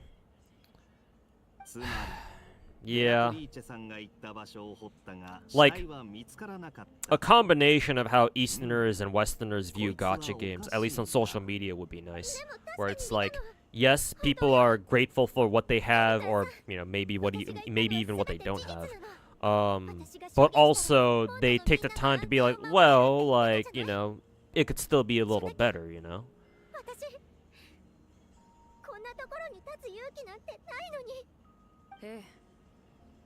合同調査チームも何も成果がなかったわけではありません。事件現場の近くの茂みに Hey, lovely Tay-Force, welcome back. 男物の靴が片方だけ見つ Our かりました。 conversation just now reminded you of a very weird complaint while you were volunteering at a Sakura festival? Alright. どうして目撃現場の近くに偶然 It's always fascinating to see how different gacha games solve similar issues with different systems. And my whole thing is that I have a vested interest in the evolution of gacha games because I want to see how far gacha games can evolve. Like obviously they take gacha games like with anything else. They take time to evolve and improve over time. And so I find it personally very interesting to see with every new gacha game, especially every big production gacha game that comes out, to see what they do to like change up the gacha formula in their own little way. Man, I haven't heard Albedo's voice in God knows how long.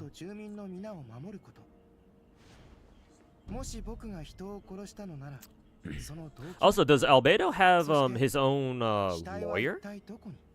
Because clearly Hertha's the prosecutor, right? I don't know too much about courtroom stuff. But... 世の中には計画的な犯行のみならず、予期せぬ衝突もあるもの。 But shouldn't well, I mean, I'm thinking about this courtroom from an American perspective. I guess what's Kaya doing? Is Kaya technically Albedo's lawyer in quotes in this case? 説明を頼む。7日前の未明、ドラゴンスパインと暁ワイナリーの中間地点で、被告人が Another 成人男 witness. 性の死体を処理 Probably している the とこ patrol ろを guy. 目撃した人がいました。では、2人目の証人をお呼びします。 The way you feel about a game is a lot more is about a lot more than just the things you see people comparing between them generally. Well, yeah, because most people on the internet don't know what the fuck they're talking about. And even if they do, they can't express themselves adequately enough. Oh, it's not the patrol guy, it was D-Luke, I guess. Kinda wish they gave like actual like they actually depicted the surroundings instead of just fucking putting out like a fucking black void.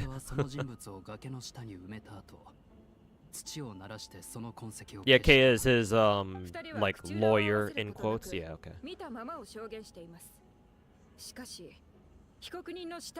Oh, Yoku Hikasa. Yeah. Okay. In that case, then yeah, I knew I recognized her voice from somewhere. She also voices St. Louis and Azure Lane, I believe. そんな時間帯に散歩する人なんて普通はいないと思うが。ちょっと外を歩くのに時間を選ぶ必要はないだろう。 You see Mav's VA playing Genshin. Oh, cool. 暁ワイナリーに住んでいるんだ。そのあたりを散歩しててもおかしくはない。そうでなければ。 Cool. この事件も目撃。 I like it whenever the VAs play whichever game that they're they voice the character in. Ian, oh nice. She must be streaming to Twitch right now. You're doing this update? Yeah, I'm finally reading the Paralogism chapter. Or I say reading, but I'm like kind of like following along, I guess.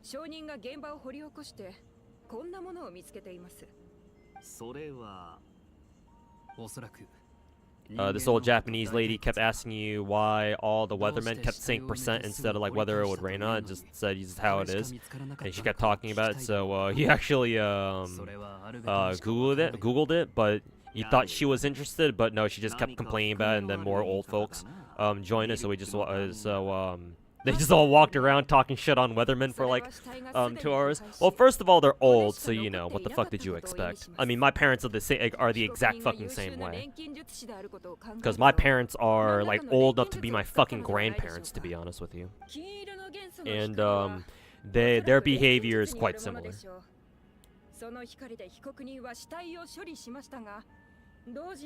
Fucking old ass boomers who you know have their own conservative views of the world, and you know anything their kids say or do that goes contrary to their worldview is automatically evil. Video games are evil. You have to go to school. You have to get a job as a doctor, engineer, dentist. Am I missing anything else? That sort of shit. So yeah, old people.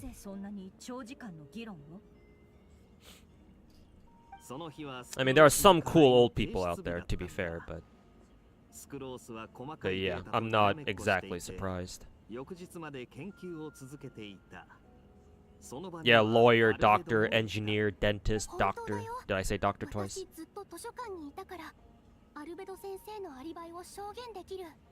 スクローズさんが図書館にいた間、アルベドさんもずっと一緒にいた Didn't we have chat? I remember like 4 years ago we had this one story chapter about Albedo having this fucking evil twin, right?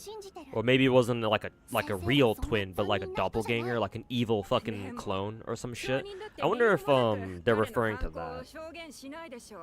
そもそもスクロースさん、前日の午後から事件があった翌日の Wonder 昼ま if で wonder if that's gonna ずっと play a 起き part ていたのでしょうか。 in this chapter.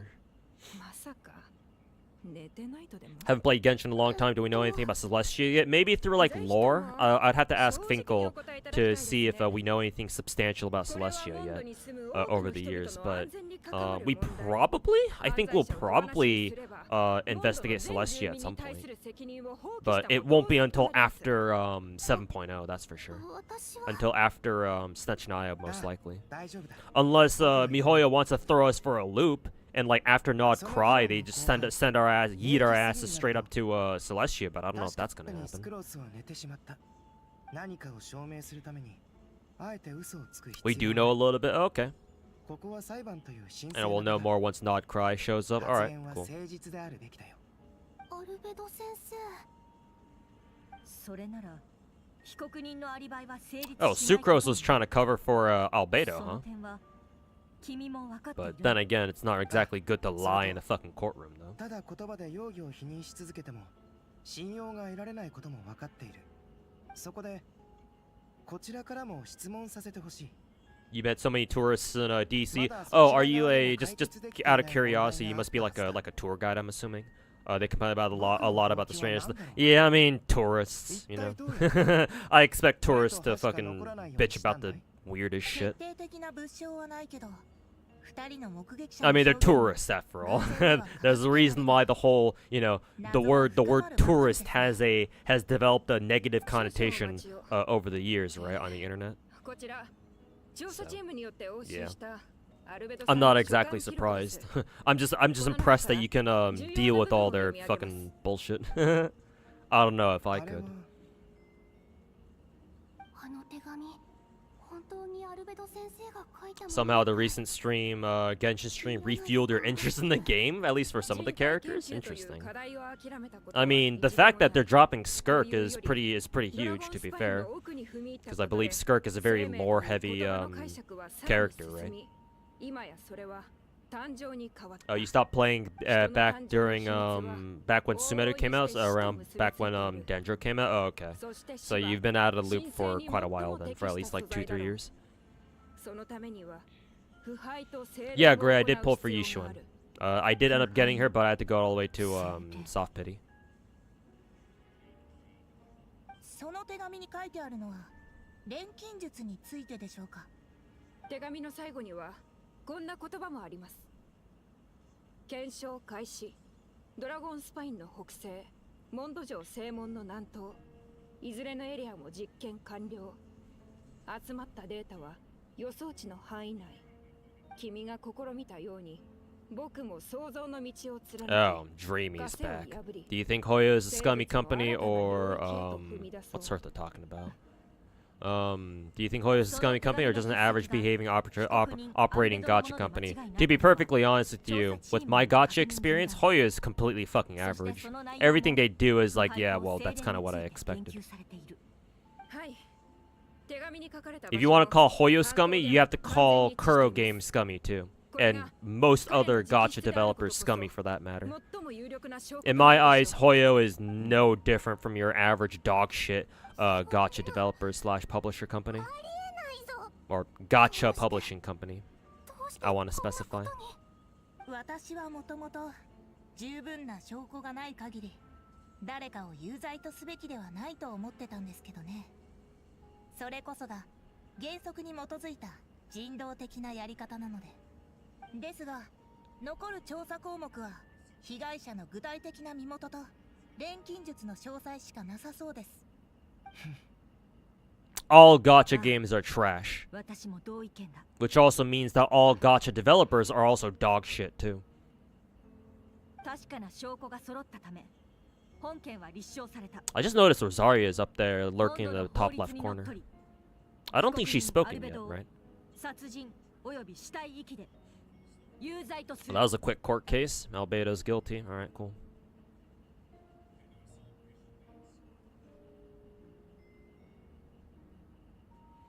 But then again, if weird shit is going on in Mondstadt, then how do we not know that Jean's also affected too?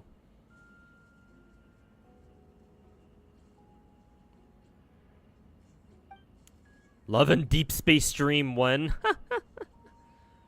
Not sure. Maybe if I can make it as a like a sub donation, like a sub goal maybe.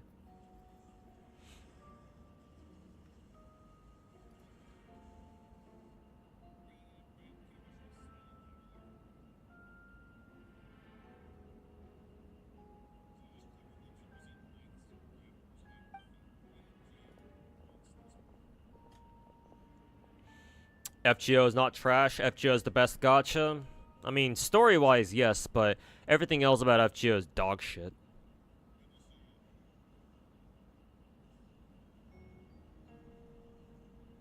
Even I said that FGO is straight garbage. Yes, FGO is straight fucking garbage. The only thing that's not garbage about it is the story, and the story is one of the best things about the game. And if we're talking story, FGO story is the best gacha story in the gacha market right now. It's not even close. Like maybe Limbus Company might hold a candle to it, but nah. I'd have to read Limbus Company's story myself to gauge how good it is. No, that was totally not biased. I mean, yeah, but you know, gacha games are serious business. And I care about them a whole lot. But to be fair, FGO does still do a few things really, really well, though. That I wish more gacha games these days also did, but we'll see if they catch on eventually.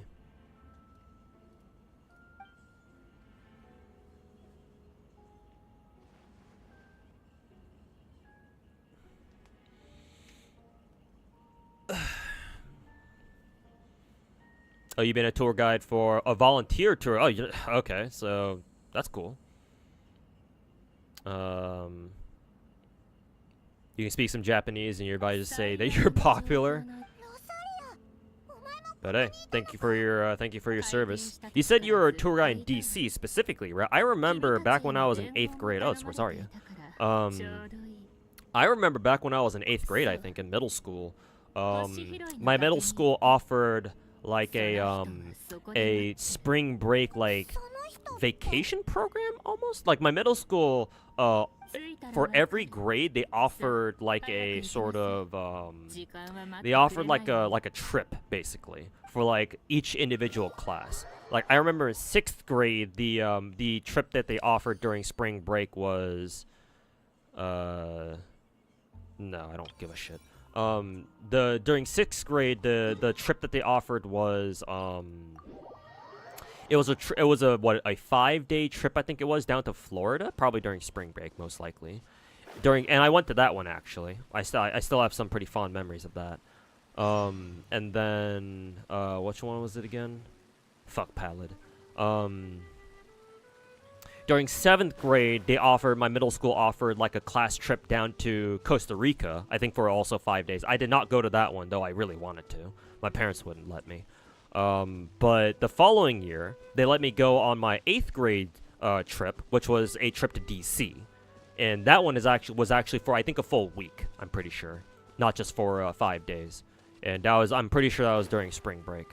It was a DC trip, and we swung around up to New York to visit NYC for a bit on like the last day or two, I think, and then we flew back to Cali.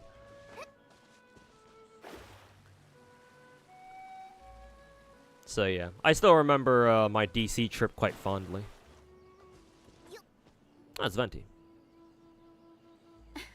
So yeah, you saying that you're a DC tour guide kind of reminded me of that. So, thank you for your service, especially because you said you're a volunteer guide as well.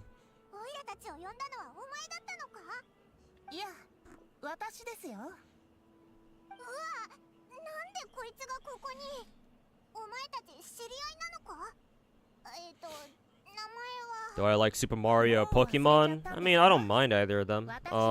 If strictly speaking, I grew up more with Mario than Pokemon. I didn't really play Pokemon growing up. I remember my older brother had like, I think he had Pokemon Blue, was it? On like an old ass Game Boy Color, and I played that a little bit, but nah. Besides that, I don't really have much Pokemon experience. But I did have a few Mario games growing up. I think the most the Mario game that I played the most growing up on my Game Boy and then my SP later was Mario and Luigi Superstar Saga. So I really like that game. 待ったお前知ってるのか何のことでしょう酒場の良き友であり街角に吹く自由 Mario, so like which games? Yeah, exactly. But hey, it's Dahlia. But yeah. Personally, I think my GOAT Mario game is Mario and Luigi Superstar Saga. Mainly because that was the one that I played the most, I think. I didn't really have any other options, to be honest, though. こちらのベテラン伝道師さんならぴったりだよね。友達になったばかりの頃はこんなことになるなんて思いもしなかったけど。Everybody loves the flowers on their tours. Yeah, flowers are great. Flowers are universal. Everybody knows. Everybody likes flowers, I think. Well, most people. さすが風神と言うべきか。僕はレインドットとアリスさんが It's the Cherry Blossom class trip bonus. I think for us, for my middle school when I went, they didn't really advertise it as like a Cherry Blossom tour. It was like a general DC tour. I actually don't remember if we even saw any sakura trees over there. If we did, I feel like I'd remember, but I don't. Then again, it has been, what, like 20 years? So, I don't remember quite, I don't quite remember. But, I mean, maybe back when I went, maybe they didn't even have any sakura trees yet. And maybe the sakura trees came in, like, a little bit afterwards, I don't know. But, I mean, hey, it's nice that DC offers those kinds of, like, tour packages, though. Did I ever partake in the PSP era? I didn't have a PSP, so unfortunately no. I would have liked PSP though, because I really wanted to play I really wanted to play Metal Slug Anthology, because I believe at the time that was the only way that you could play Metal Slug 6.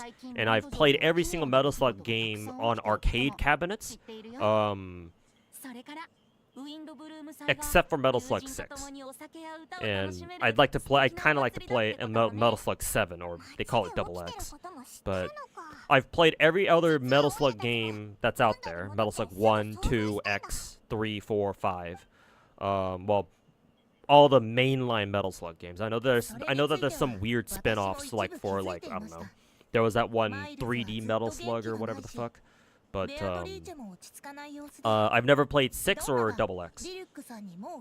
And I believe at the time when Metal Slug 6 came out, the only way to play it was to buy the Metal Slug Anthology game for the PSP. I never got to do that. I think I knew a guy back in my high school who did have it, but I never was able to play it myself.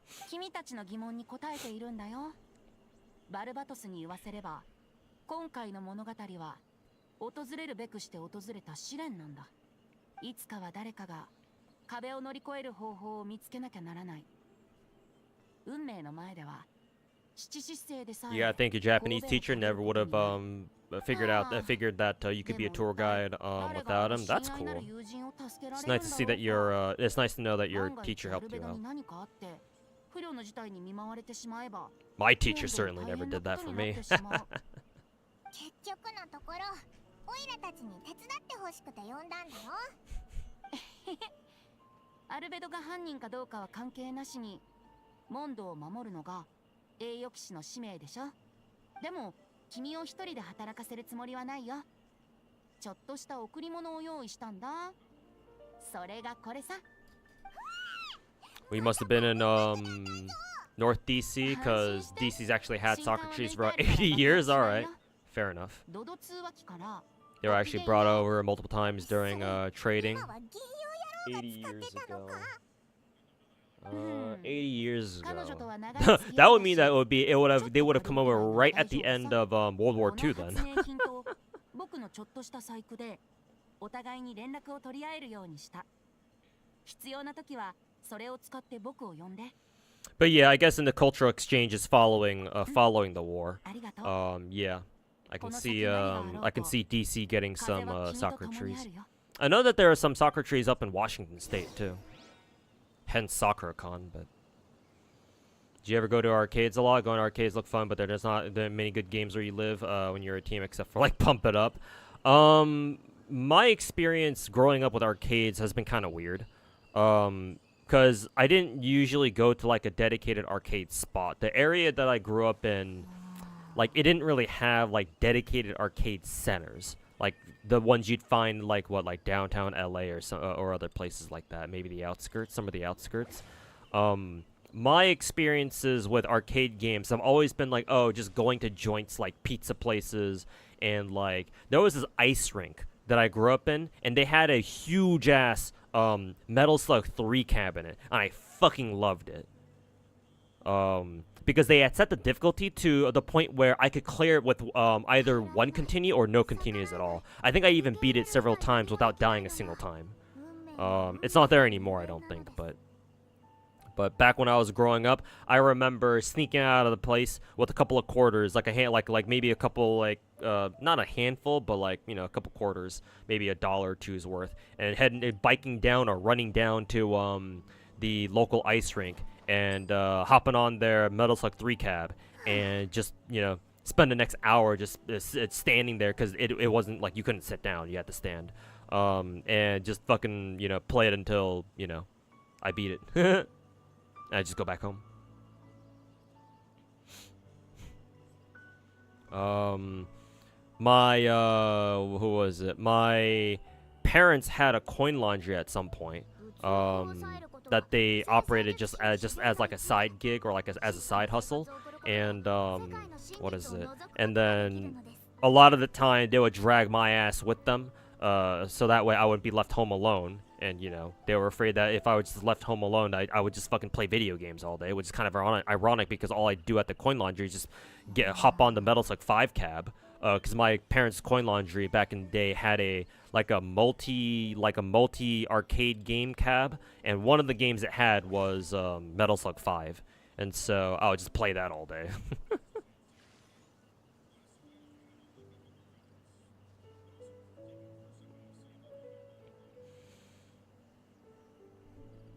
So, and of course, like, you know, there were amusement parks and like family fun centers, like a mini golf place that had, you know, their own arcade cabs there too. Recently, we've been seeing a bit of an arcade revival in the States here, at least in my area, with places like Round One and Dave & Buster's opening up more locations. So like arcade culture has sort of made a comeback. I don't want to overblow it and be like, you know, oh, arcades are back in fashion now, but they certainly, you know, are doing better than how they used to fare back in like the 2010s and shit like that. So I've tagged along with my buddies, my IRL boys, to like whenever they go to like a local Round One or something, and I hang out with them, watch them like play, you know, DDR or whatever that new DDR style game is, where you don't like step on the notes, but like you you actually do like fucking dance moves, and the pad is like a sensor pad, and it actually, you know, tracks your feet or whatever. I forget what that game's called. まるでバルバトスが真剣にさえなれば何でもできるかのような言い方だね。違うんですか？ So, 街の噂話とかじゃなく、 technically, I did go to arcades quite a bit, but not in the way you'd think. 僕も気になるな。教会でバルバトス様にお祈りして返事を聞いてみたらどうだい？ええ、そうしましょうか。 You missed the arcades and the laundromats with the arcade machines in? Yeah, man. That's exactly what my parents' coin launcher was like. Yeah.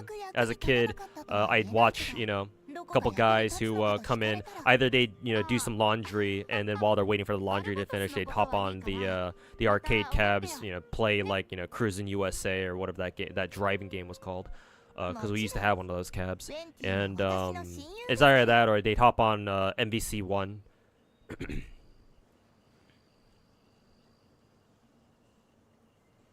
And I just watched them play or something.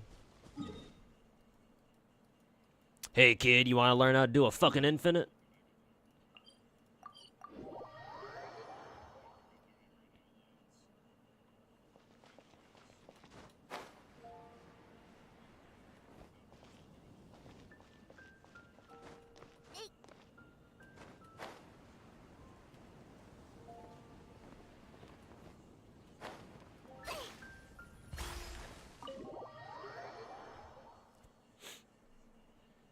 Is it one with the red bar? Forgot the name too, but is it DDR?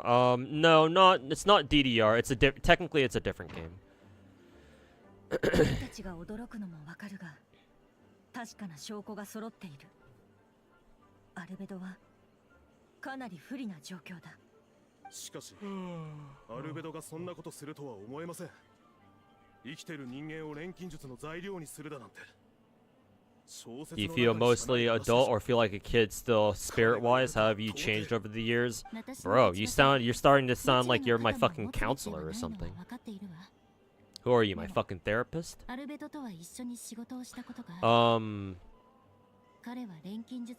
Personally, I don't really feel like an adult.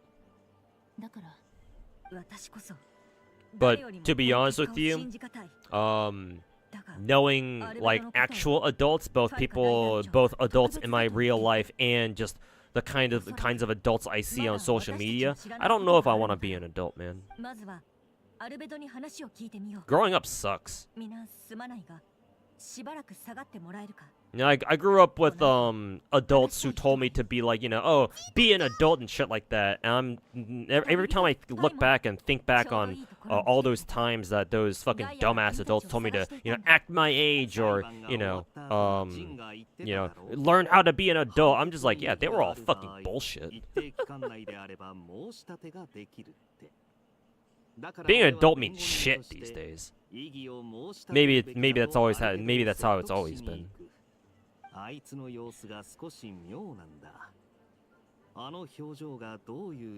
like when adults out there are fucking acting just as childish, if not even more childish than kids, then, you know, what the fuck is the point of being adult anymore, you know?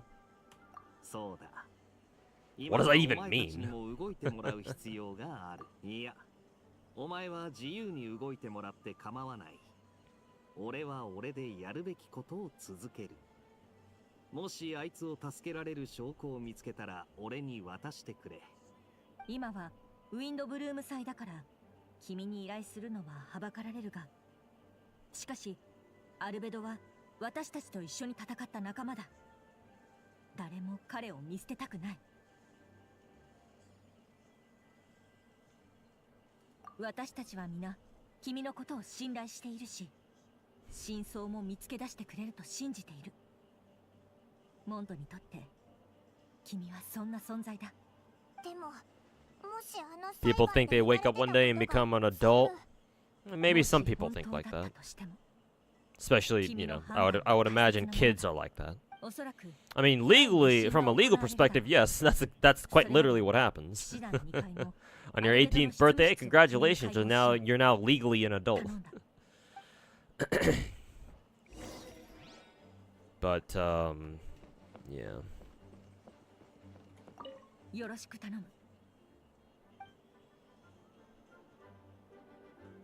What did Jean say? Oh, she just wants us to investigate good old Albedo over there.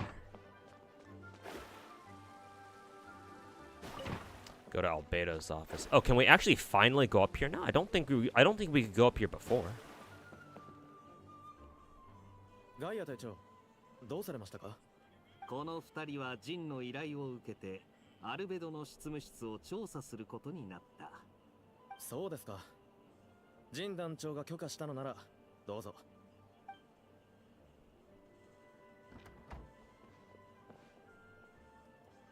ここがアルベドの執務室か。初めて見たな。確かにあいつらしい部屋だ。二人とも頼んだぞ。俺は他の用事があるからこれで失礼する。お互い頑張ろうな。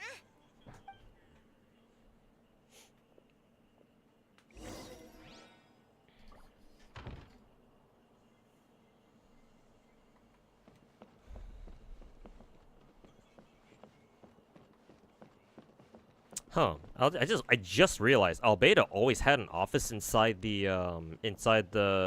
fucking Favonia's Knights HQ.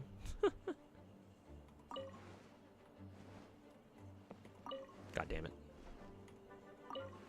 I guess I'll just investigate while sitting down in his chair, I suppose. よし、何か手がかりが。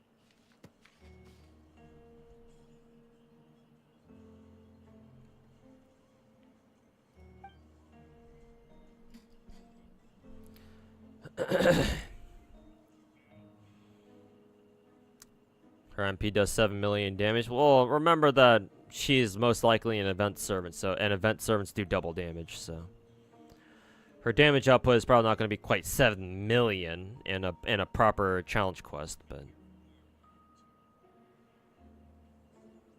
錬金術師の本ってどれも奥が深そうだな。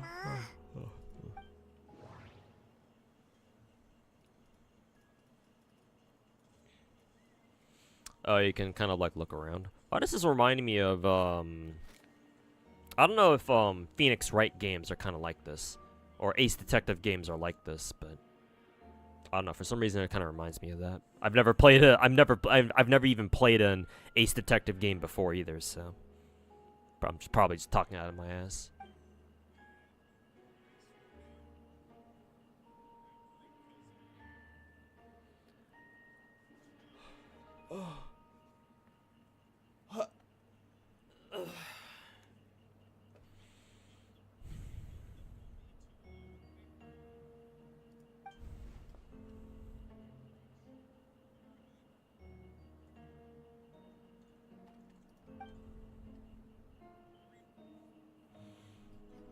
You've always assumed that was Lisa's spot. Lisa, I don't know if she actually has an office or not, now that you think about it.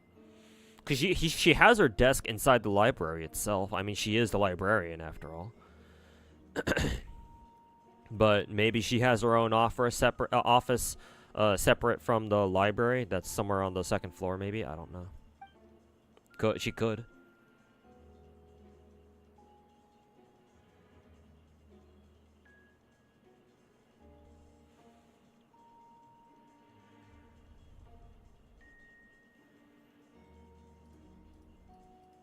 Some strange fucking letter.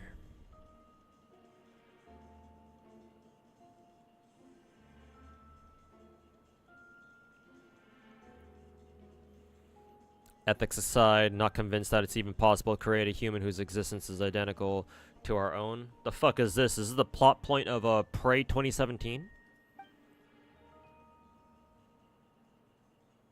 It's more Professor Layton? Oh, okay.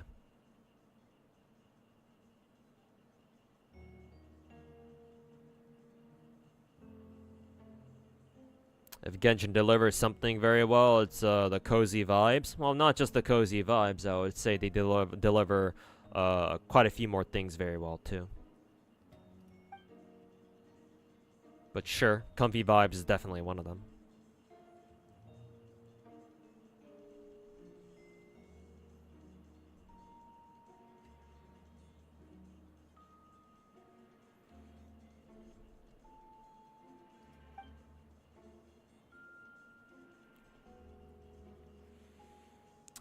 Actually, what the fuck did that say? Signature belongs to an unfamiliar name, one that also appears on an alchemy book nearby. Skim the preface and learn that the author is an old and accomplished alchemist.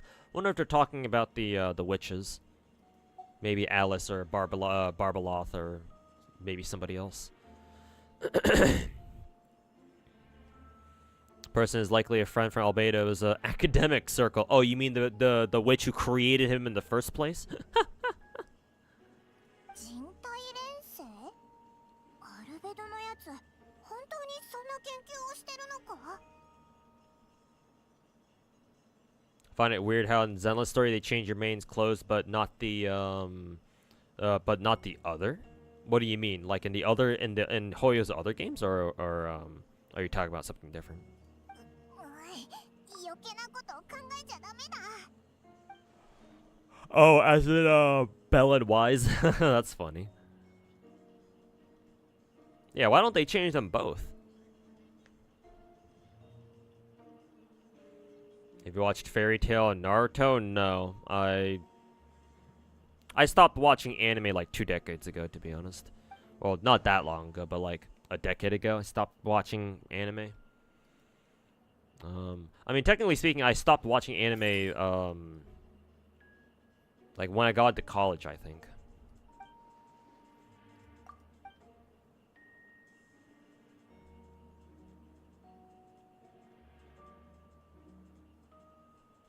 Chalk and soil. I remember Albedo talking about like chalk and soil and shit. Voice is acting up.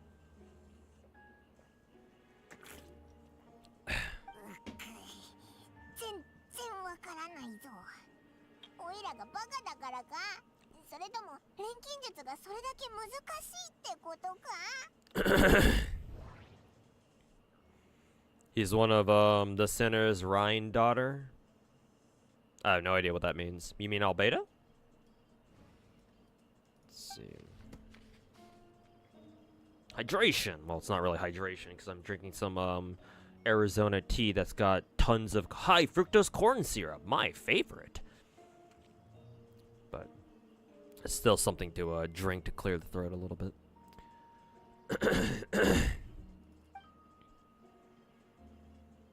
Oh, he's the not he. She's the one who created Albedo. Oh, okay. I thought it was Alice who did it, but I guess not. It's a different witch, I assume.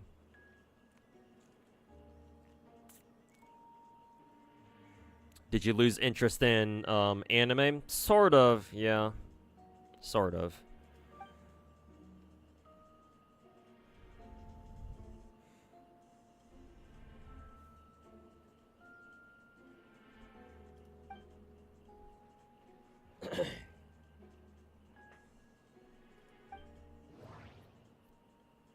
Like every once in a while, I will go out of my way to read, to watch more, watch an anime, especially if I'm particularly interested in it. But I don't know when the last what the last anime I even watched was.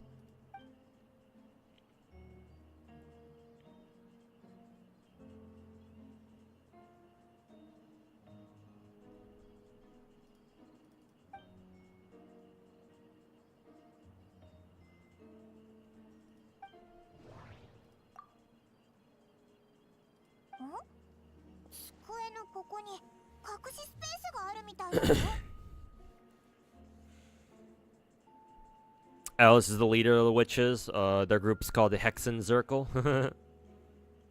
Alright. Also, why is it not auto-playing?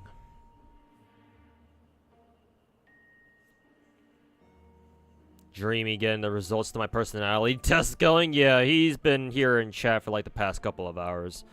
I mean, given what he said, what he was talking about in the last hour or two, I'm not surprised he's asking these sorts of questions.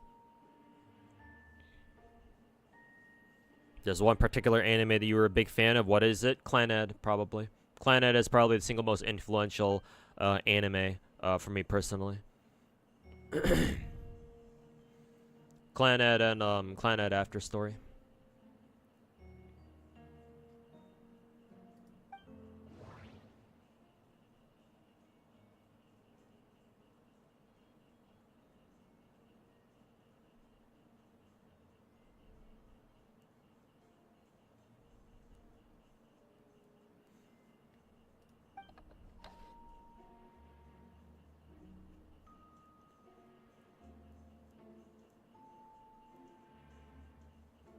Also, why does it keep fucking stopping the autoplay? Why does it keep resetting it back to normal? Fuck this game, bro.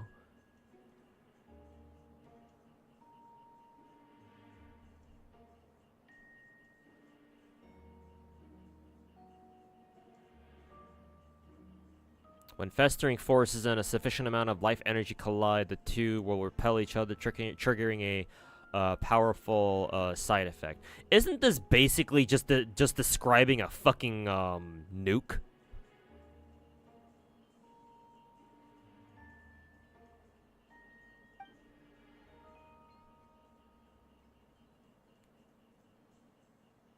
A simulation of the censored project. Yeah, the fucking Manhattan Project. What the fuck?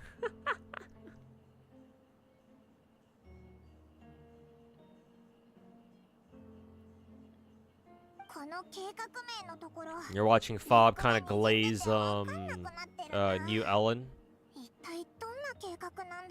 He really likes Ellen's buff then, huh?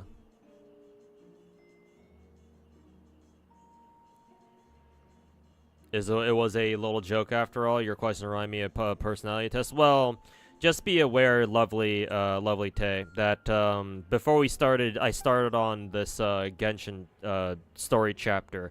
Me and chat had been spending like the past hour before then, fucking talking to Dreamy about why he's such a Saint Tontus defender, cause like. He was spending the past hour basically trying to defend St. Todd's to be like, why are you guys bullying him so much?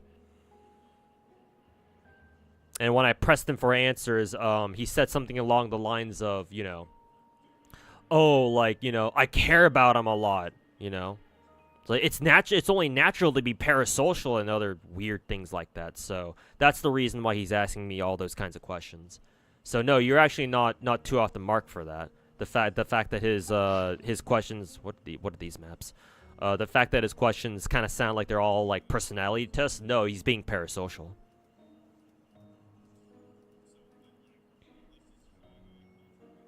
So one here, one here, one here. Hopefully we still have access to those pictures later.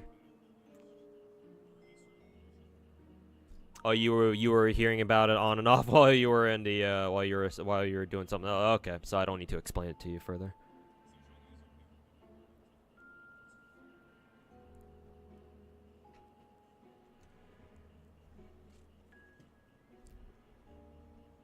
If the results of the joint investigation are correct, there could be a body hidden, blah blah blah, or at the very least, what remains of one. So basically, Albedo's been burying a body as part of a fucking experiment. Yes, very shady researcher things.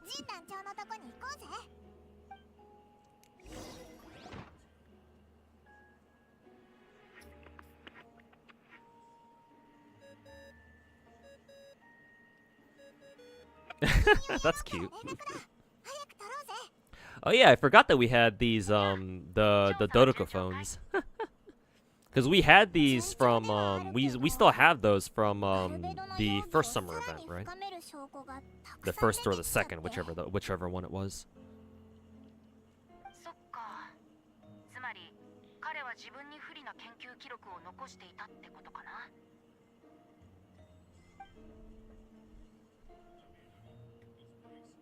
I also like the Dodoko phone's ringtone.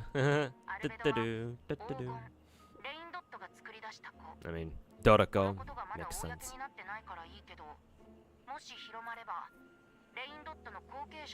Oh yeah, it literally says that Albedo's one of Ryan Daughter's creations right there. Ryan Daughter's approach to alchemy and ethics was pure madness. Evidence just found, let's say, convince even those closest to him to his guilt, perhaps even you.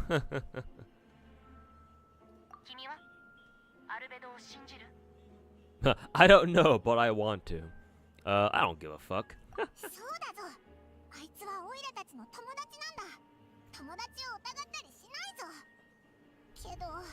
He's our friend. Ah, yes, Paimon. If only people were that straightforward.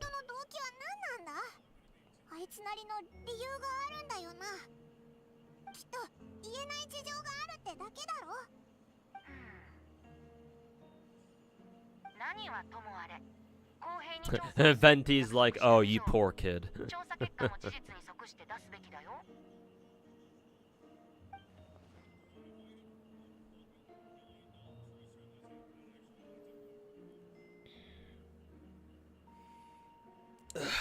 客観的に真実と向き合うこともまた役に立つはずさ。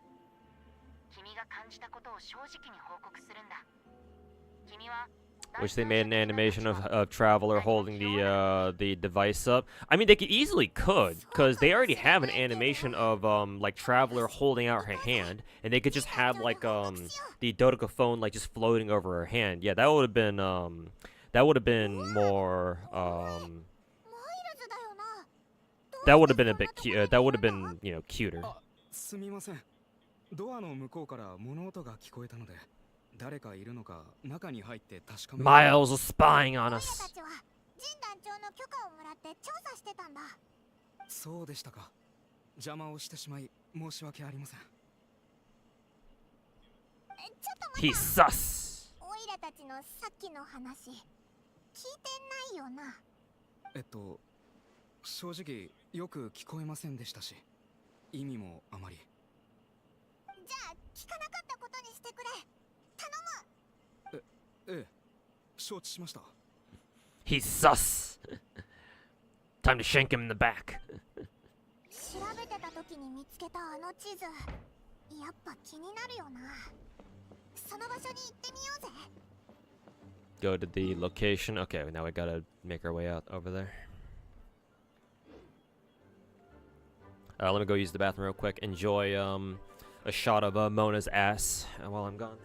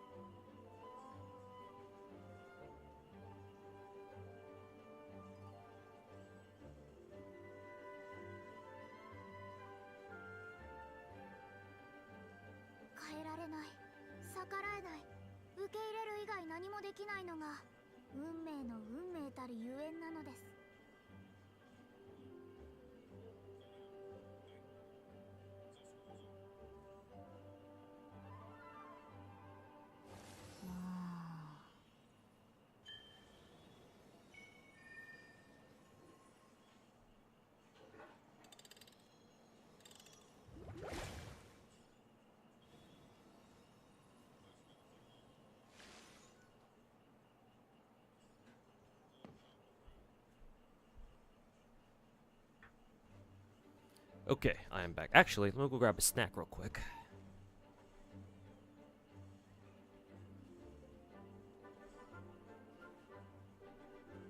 物欲を抑えることは先生術師の修行の一部。質素な生活を送ることで Forgot I had 世界の these. 真実を覗くことができるのです。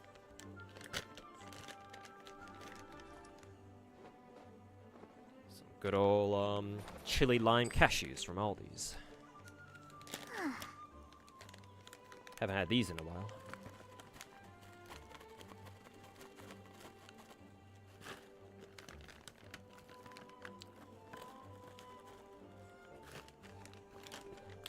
Really good. 変えられない、逆らえない、受け入れる以外何もできないのが運命の運命たるゆえんなのです。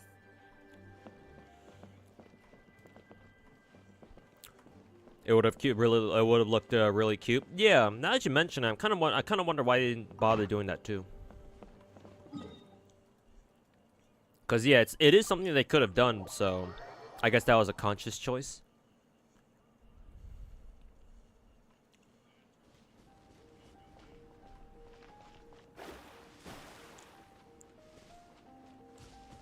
Where the fuck does this want us to go? Oh, just around the corner, I guess.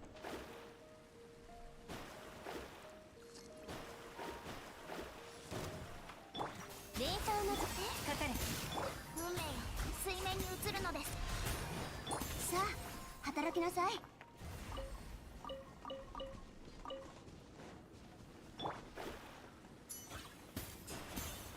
Oh, it's above us. God damn it.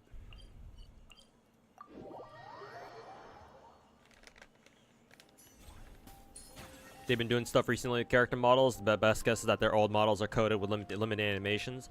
newer models have more flexible animations and interactions. I mean, MiHoYo should definitely update their models so that way they're capable of doing more shit. My guess would be that they're waiting until after Arc 1 is done with the Genshin, and then when they go into whatever the next major story arc is, after Celestia or whatever the fuck, then, you know, they'll update the all the game's entire like animation library or their in-game models or whatever.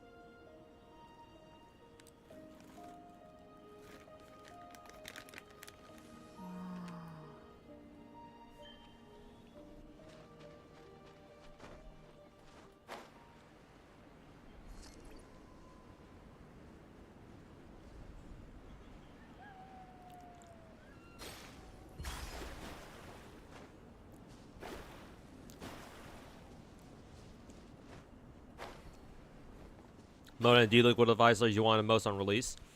And you were so mad that you never got her? I mean, well, technically, now I believe you can just pick a free 5-star, I think. Unless that was just like an anniversary thing. And you can't pick her anymore. In which case, that would kind of suck, but...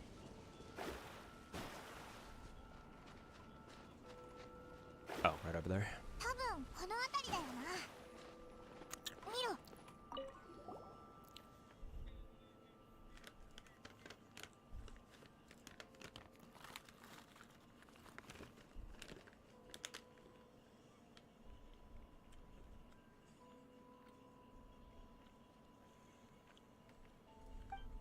Hey, Liddy. Welcome back.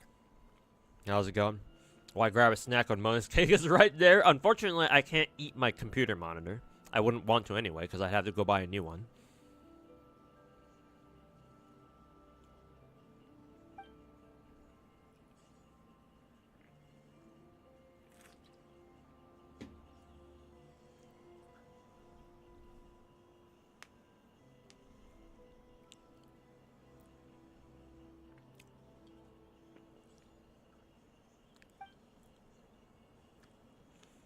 They can do better now that we have more games in competition. And yeah, and more games will come out in the future, so they'll be under more pressure, which is a good thing.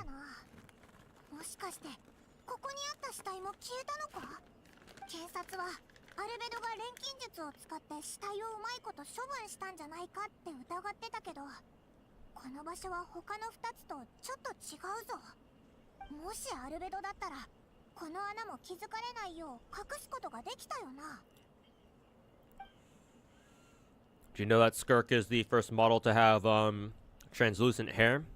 I did not know that. But somehow I don't know if I'm surprised by that or not.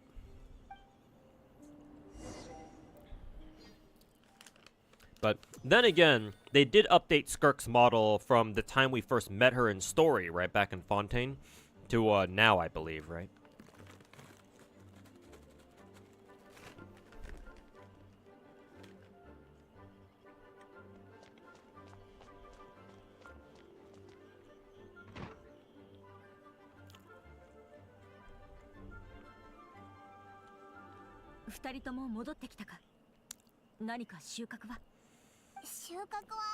Also, Skirk and Varessa have that the in-between model, the tall medium model, instead of the same medium female model. Oh, so Skirk will be the second one then, huh? That's kind of cool. I wonder if that means that Skirk will have the same ridiculous what is it, sprint jump that Varessa has.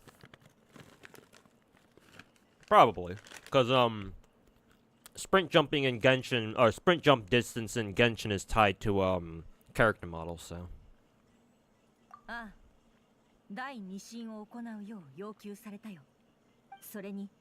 私も事件に残された謎を明らかにしたい。死者が誰なのか、遺体はどうやって消えたのかとかね。 Hey 遺体 Nightmare, を埋 welcome めた back. とされる場所に残っていた歯と骨はすでに検査に持っていったよ。だから死者の素性も You think there'll be a 見えてるは book ずだ。 after Teyvat?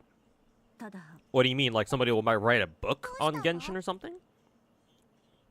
Like Genshin's story or something like that? もし死者がモンドの人であった場合、 Do you care about clothing animations and how fluid they are? It's not something that I look for, but I can see it adding significantly to like the vibe of a game. アルベドにとってかなり不利な状況になることを意味する。 It can also add to like the immersion of a game as well. Like obviously if your character's just indoors, right, where there's no like wind or anything, then obviously their clothes aren't gonna move much. Like right now you see Lumen's like hair and clothes like kind of waving around like this. Like why? You're indoors. There's no wind around. But then they are outside, and there's like a bunch of wind, like, you know, blowing around. You know, Miles is acting sus. And there's like a bunch of wind blowing around, and yeah, obviously their clothes should blow around quite a bit.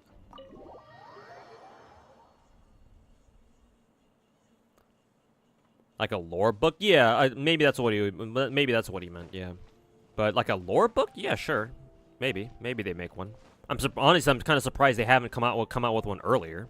Cause like for example, FGO does that. They release like illustration art books like on a regular basis, just so that, you know, they catalog all the new servants that have come into the game, or all the new characters and stuff that have been put in the game ever since the last volume. So I would kind of expect Genshin to do that too, assuming they haven't been doing that already.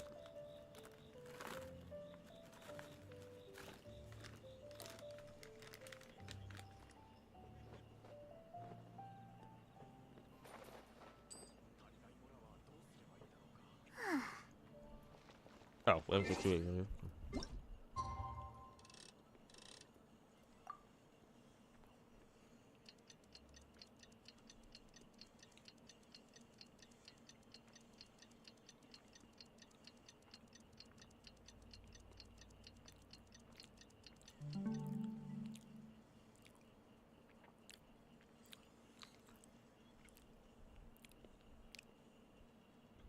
You mean after they finish all of Teyvat? I mean, at that point, I would certainly fucking hope so. But that's just me.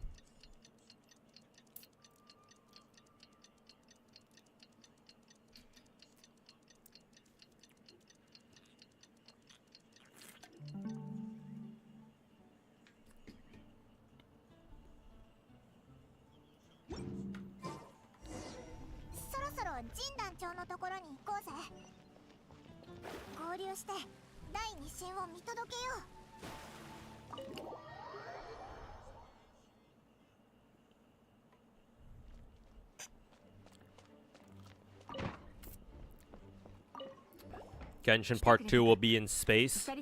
Maybe not like a futuristic aesthetic, but like just like fantastical space shit. I mean, if you play Imagineum Theater, what stages like 6 through 10 have that like that celestial like space and nebula and planets theme, so you could be onto something with that. Or you could be onto something with that.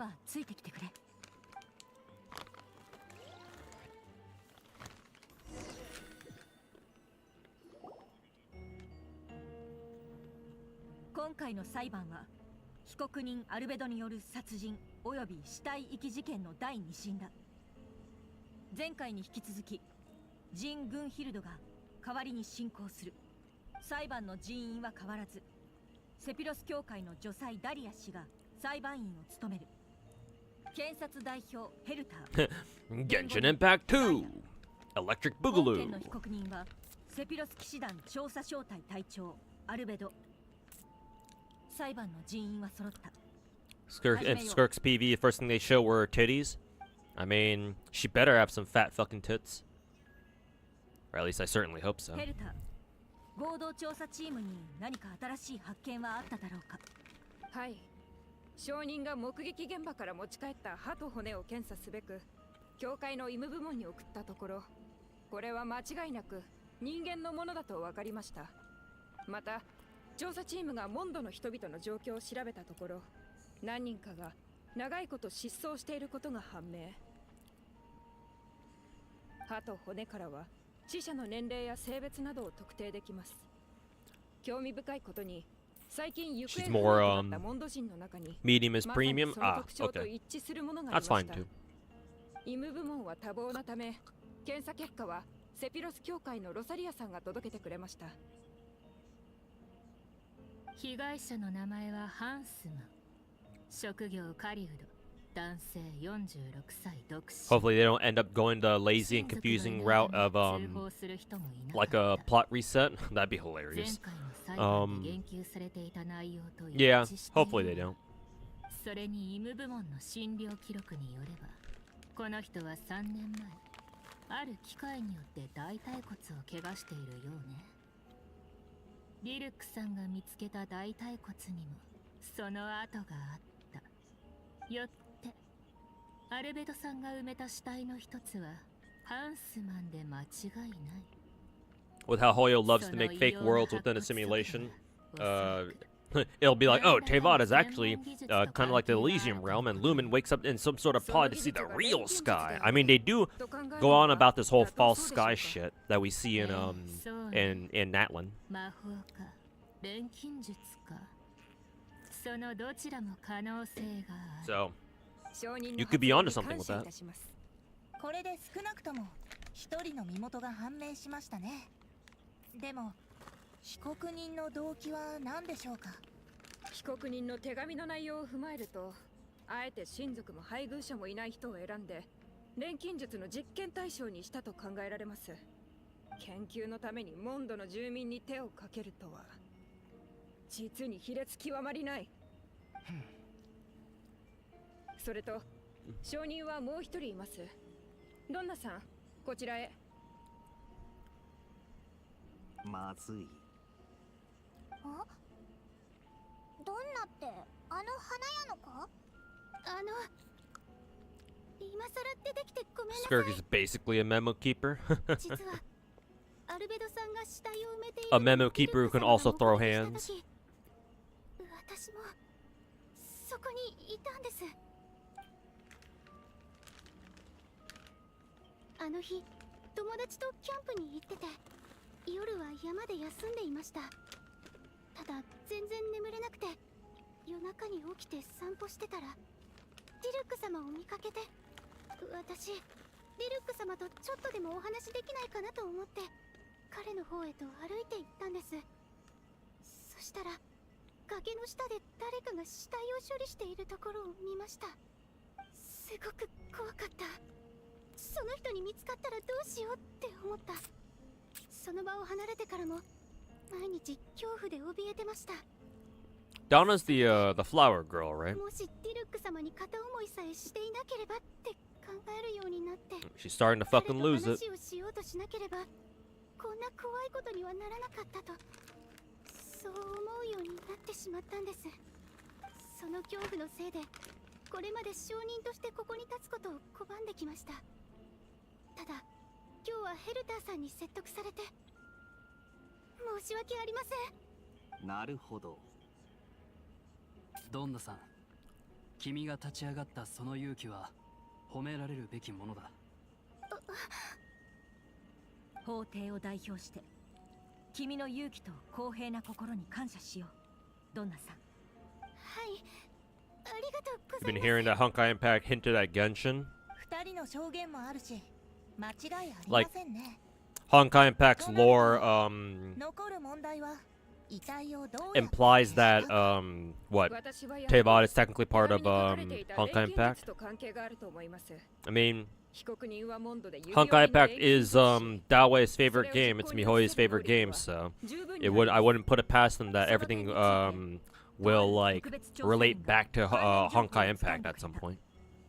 その証拠をお見せしよう。あ、もしかして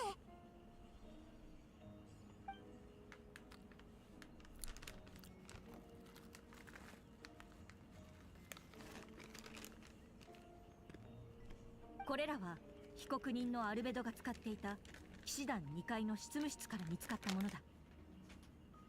その中でも最も重要なのがこの地図。この地図は被告人のメモと一緒に見つかった。地図にある印の位置は被告人の手紙の内容および犯行現場と一致している。 Star Rail Genshin crossover confirmed. Well, think about it. Honkai Impact already had a Genshin collab. That's why Keking and Fischl are in that game, right? And then more recently, Honkai added Sparkle Hanabi from Star Rail into Impact.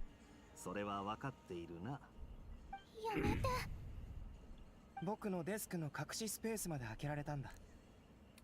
僕も自分のために少しは弁解させてもらおう。ここまで証拠が揃っているのに認めないのですか？前にも言ったと思うけど、もう一度言おう。僕は一度も人を殺したことがない。まだそんなセリフが言えるとは。ヘルターさん、客観的に見れば君の推理は緻密で説得力もある。だけどこのまま罪を Is this court case basically but no?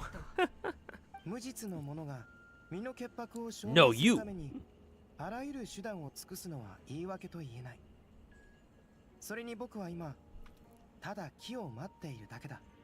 どれだけ待っても犯行の事実が消えるとは思えませんけどね。いや、待つこともある種の手段だと僕は信じたい。真相がおのずと浮かぶには誰かが降り積もった雪を払いのけないといけないこともある。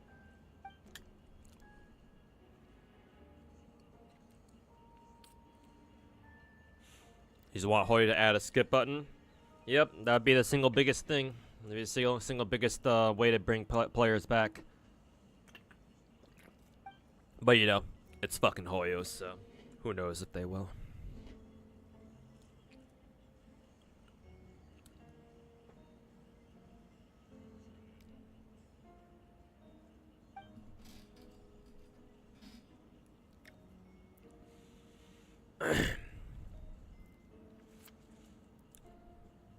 Albedo's lucky Novelette isn't the judge. I mean, we're not even in Fontaine anyway, so. Would Novelette even be a judge outside of Fontaine though? It's kind of what I'm curious to know. このメモを見つけたのは君だね、旅人。地図にある3つ目の印の地点にもきっともう行ったんだろう。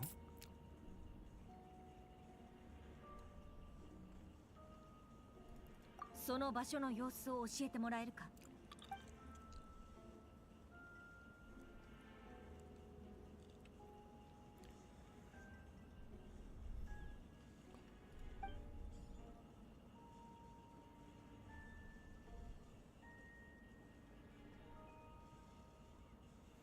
Zenless has a skip button.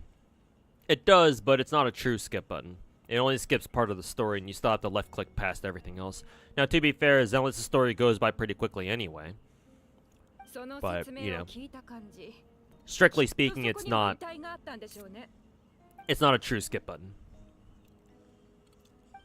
Oh, gotta do this fucking shit again. 一つ目の印はモンド城の近くにある。ベアトリーチェはアルベドが錬金術を使って穴を掘り、その中に Rare footage of Aoi Yuki actually voicing the main character in Genshin Impact.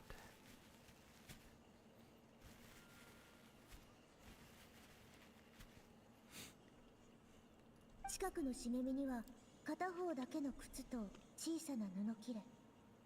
これらの手がかりからアルベドは人を殺してそこに遺体を隠した可能性を導き出せる。3つ目の場所はドラゴンスパインにある。地図を見つけてなければあの場所の存在には気づかなかった。 You hear how there's a leak out there talking about how Star will get a skip button, but only for events. I I mean, that doesn't really surprise me, but パイモンと一緒に3つ目の場所を観察すると、積もった雪の下に死体を隠せるほどの大きな ain't no way that Genshin or Star Rail are gonna have skip buttons for their main stories, not anytime soon. For events where that nobody gives a shit about, sure, whatever.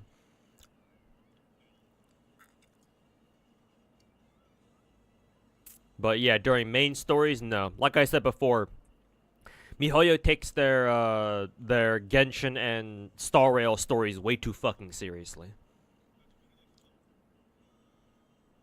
でも穴の2つ目の印はドラゴンスパインと暁ワイナリーの中間地点にある。リルクさんが証言したアルベドの行動はベアトリーチェ、そしてリルクさんは遺体を埋めた場所から人の骨と歯を見つけた。またドンナとリルクさんはアルベドに何か恨みがあるわけじゃなさそうだ。そしてドンナの異変は検査の結果、現場で発見された遺骨はモンド人のものだと分かった。そして証言によればアルベドが最後にそれに触った人物みたい。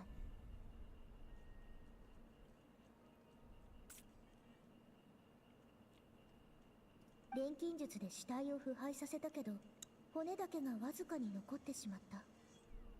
この証拠は本当にアルベドの犯行を示してるのかな。Kind of surprised that they don't also consider the possibility that maybe Albedo himself didn't kill this dude, but the body was just given to him afterwards, after the fact, and then Albedo did whatever fucking alchemy bullshit on the body, on the corpse. Kind of surprised they don't fucking figure consider that, but whatever, I guess.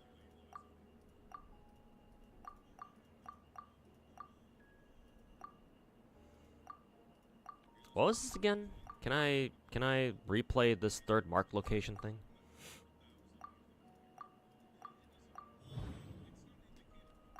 3つの場所はいずれもアルベドの隠していた地図に印がつけられていた。これらの場所には共通点もあるけど相違点もある。すでに分かっている情報からすると、これらの場所は死体の遺棄に使われた可能性が高い。ただ3つ目の穴の周りには爪で引っかいたような痕跡があった。雪山には獣や魔物がいる。もしかしてしかもその痕跡は最近のものではなさ。もし3つ目の穴が他の2つの穴とは違う時期に残されたものだとしたら、犯行時期も違う。Yep. ドラゴンスパインは年中雪に覆われていて、気温も非常に低い。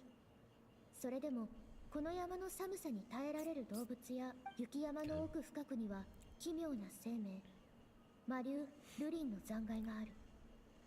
かなり前に死んだにもかかわらず、Yeah, Durin the fucking dragon. I remember that guy. そういえばこれまでドラゴンスパインでは変わったことがたくさん起きてきた。友達のアルベドは錬金術師であり、けど実際はそれだけじゃない。白亜の申し子、五大罪人のうちの一人、黄金レインドットが作り出したアルベドは穏やかで頭脳明晰、知識が豊富で人当たりもいい。それに彼は物事を隙なく進められる人でもある。今のところアルベドは人に対して敵意を見せてないし、これとにかく友達として彼がホムンクル。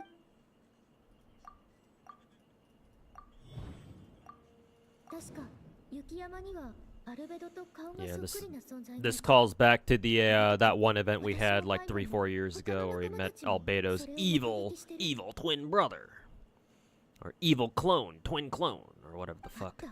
そっくり。 Did it really take that long for them to remember? The fuck?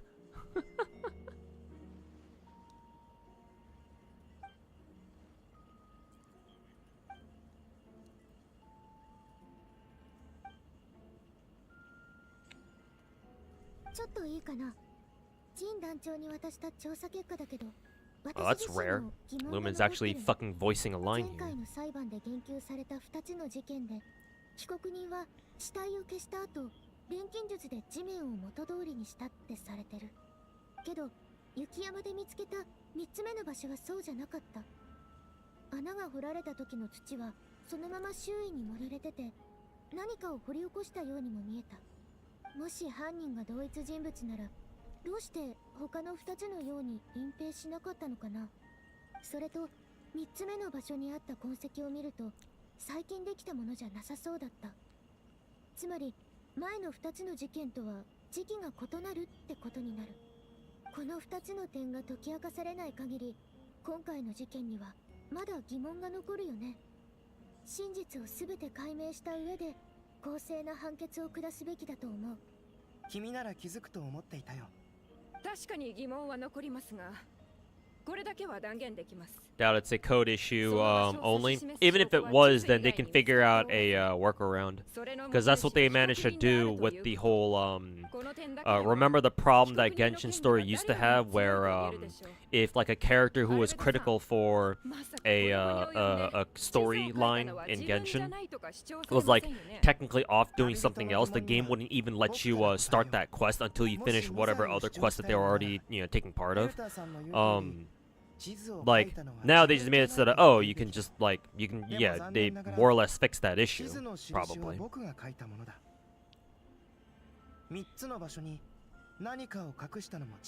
So even if it is a code issue, I'm sure they can figure out something to work around that allow you to skip the story if they so like wanted to. But yeah, it's more than just a code issue. It's a conscious decision on Mihoyo's part. 自白を聞きましたか？いや、まだ話は終わってないよ、ヘルターさん。僕が処理した相手に This prosecutor is kind of sus too. Why is she so desperately trying to かなり前に僕は雪山である存在に出会ったんだ。 get our boy Albedo 理 guilty. 由は不明だけど、それは人里離れた雪山で僕を殺そうとしてきた。 その殺意は本物だったよ。 Yeah, Kara Fangs, welcome back. Evil Whopper Flower, yeah. 雪山に埋めた。その件に関しては、私とアンバー、旅人、パイモン、それから冒険者協会のベネットも一緒。 This event would like make like only half sense for people who never played that one Albedo event like 3 years ago, the one that we saw the evil Albedo twin in.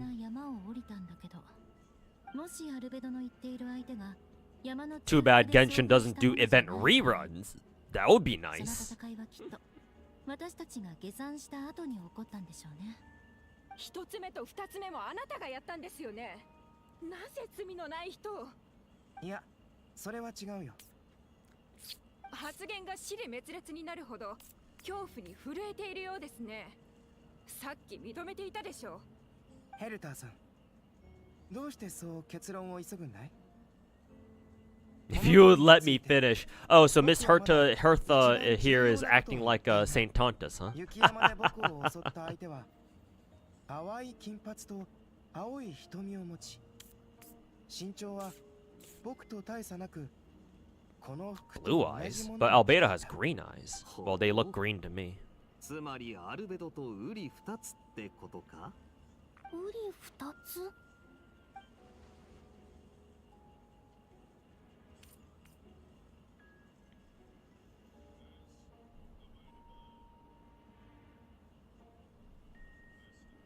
同じ姿。でもどうして服まで同じだったんでしょう？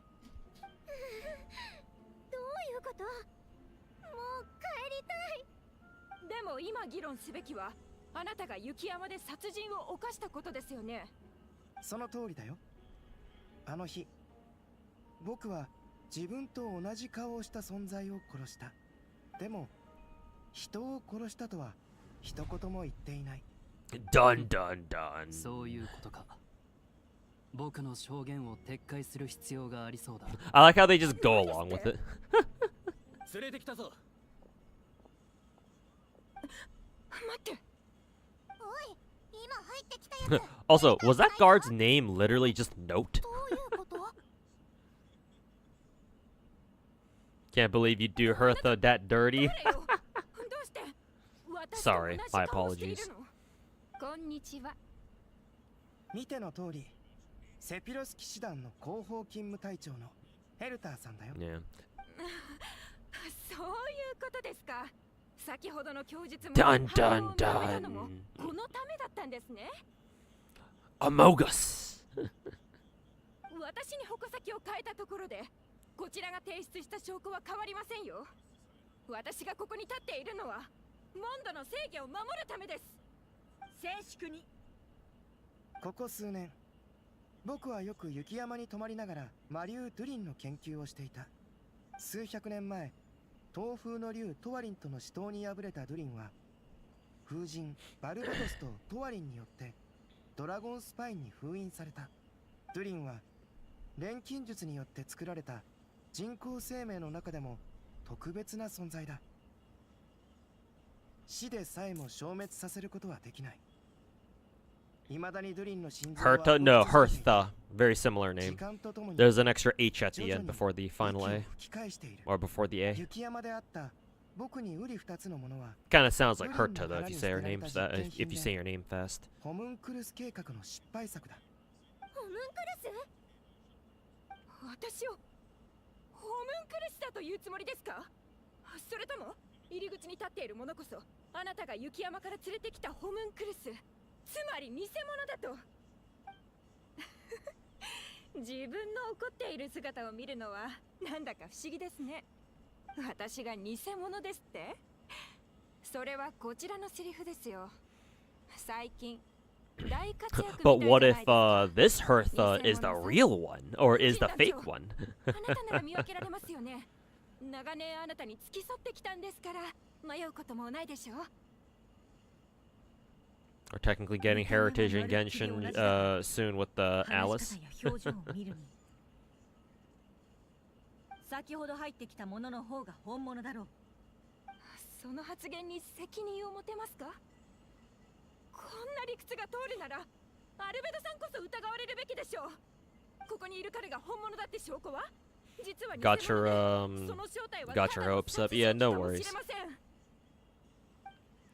Don't worry about it. 私と共に戦ってきたセピロス騎士団の仲間ならこの体のどこに一番大きな傷跡があるか知っているはずです。ええ、知っているわ。答えを言ってもらおうかしら。その前にマイルズ、あなたはどうですか。僕知らない？それとも忘れた？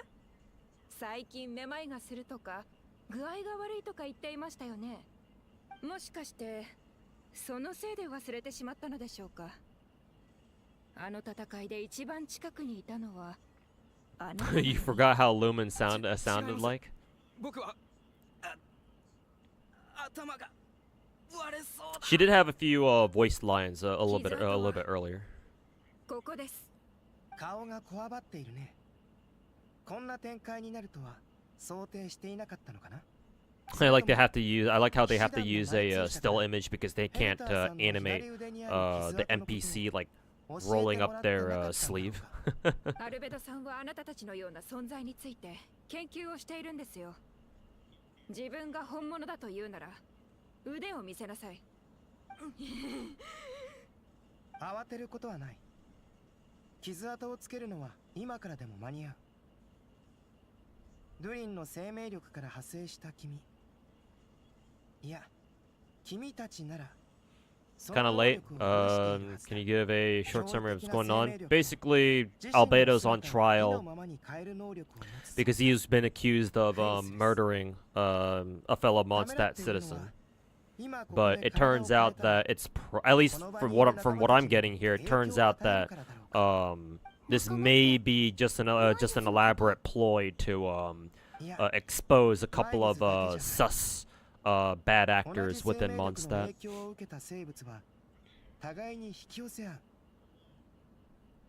whether it's intentional, or they just happen to turn the tables on these imposters. I don't know quite yet. It's probably intentional though, given Chinese gacha story writing. But なぜならその生命の回路の中心にいるのが君だからだ。腕を見せなさい。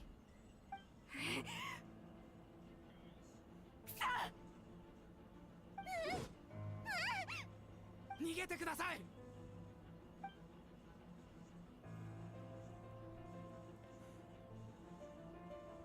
あいつらあの偽物をかばってるぞ。 imposters. 逃がしてはならない。必ず捕らえるんだ。仲間たちに妨害させるな。外から申し寄せてきてる。奴の仲間か。行くぞお前ら。うわあ、一瞬で飛び越えてったぞ。追いかけるぞ。木は熟した。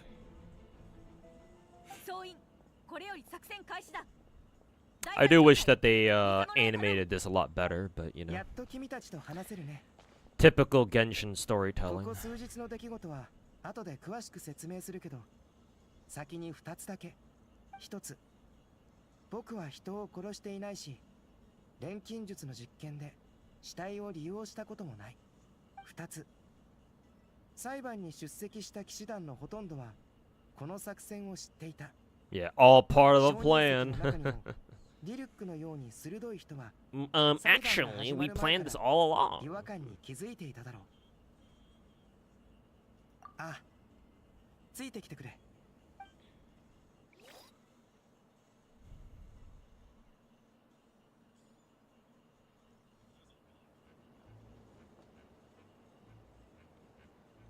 More albedo clones. Now they can shapeshift. 雪山から降りてきた魔物だ。そろそろ攻撃が始まるだろう。でもこちらも準備はしてある。ルリンの復活に備えてずっと警戒していたんだ。腐食の力の影響を受けた魔物たちがどんどん凶暴になっていくのを見て、いずれモンド城を襲うだろうと予測していた。戦いは必ず起こる。だから今回の作戦を立案したんだ。二人とも僕と一緒に行動してくれないか？各部隊の支援に力を貸してほしい。わかった。まずはどこに行くんだ？外壁の上だ。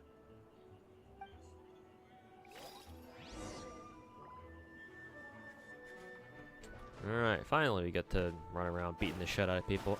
Hey, it's Mona. Hey, look, chat, it's two Monas. One in her new outfit and the other one in her old outfit. Actually, I'm kind of curious to know what Mona's even doing here, because she's standing alongside Jean, which would imply that Mona has like a rank inside the within the Knights of Favonius, I guess. But then again, Lisa's probably the same way too, probably, because Lisa is a librarian, but she's technically a knight, I think. 陣団長、騎士団本部周辺の危険はひとまず取り除かれました。迅速な対応と十分な人員配置のおかげで各エリアへの支援も順調です。あ、ご苦労。各隊の情報によると、雪山から来た魔物は付近の住民に化けている可能性がある。よく見極めるようにしてくれ。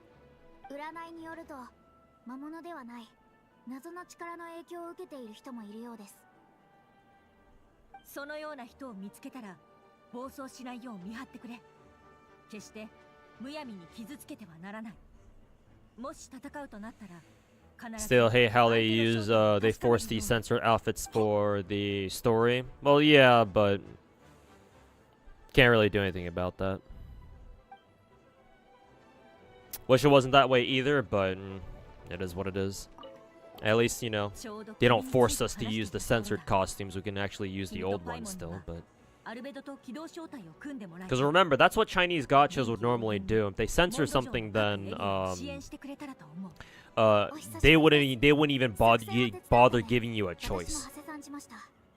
私はここで戦局の把握に努め、陣団長が Most, not most gotchas anyway. Some of them are nice enough to give you a choice, but ご安心ください。水浦の番は失敗の most of them are like, oh, we're censoring this one thing, and y'all can fucking suck our dick. Mine is amber because there's barely no difference. Yeah, exactly. It's kind of funny. But yeah, it is what it is.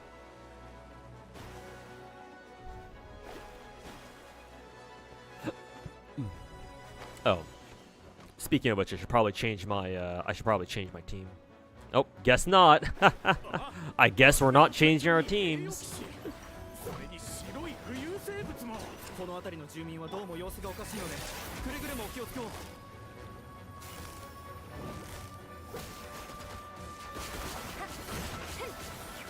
痛がっちゃいない。助かったよ。ここを抑えられたのは君たちのおかげだ。Let's go take care of the minor みん objectives. な無事だといいんですが、ご助力いただき本当にありがとうございます。 Yeah, all these guys are cryo, which is kind of funny.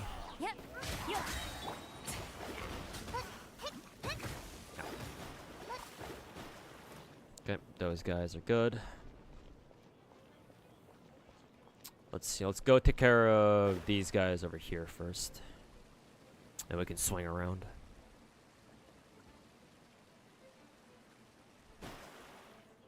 Oops, Lisa and Razor. Oh god, it's a forced team. あ、お疲れ様。僕たちも手伝うよ。 Oh god, I also forgot Travelers on Pyro. Actually, Pyro Traveler might actually be pretty good for this. Now that I think about it, because all the enemies are, what, cryo. So. 冥王牽制。疑似妖か。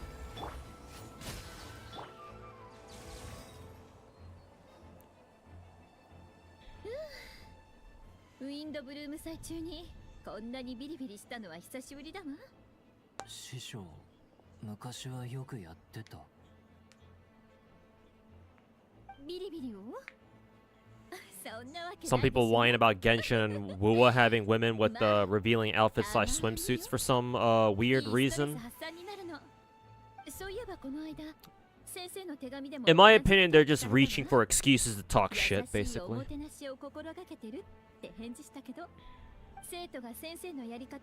There are some people who are legitimately like the type of people who are like, I don't want any of that gooner shit in my gacha games, which is fucking ridiculous.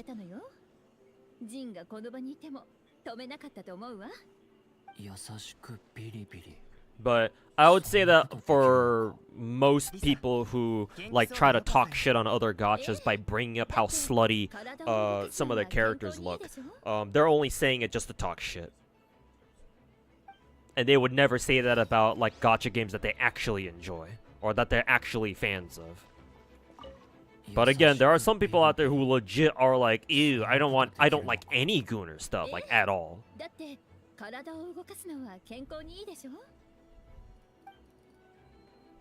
Probably, to me, it feels like a, I like how there's, like, some debris on the ground. To me, it feels like maybe like an 80 to 20 split, maybe an 85 to 15 split, maybe even.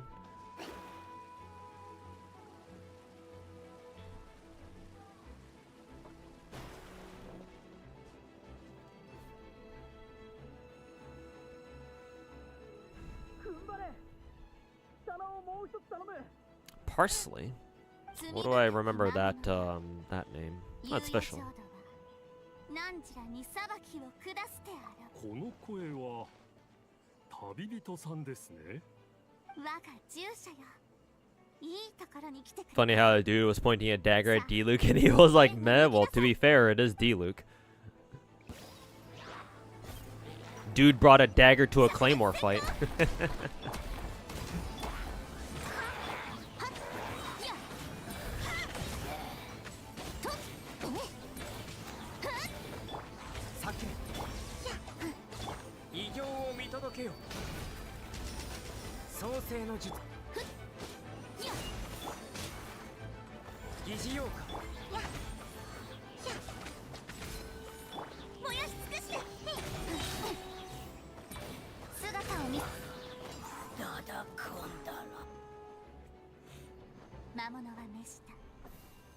もう恐れることはないわ。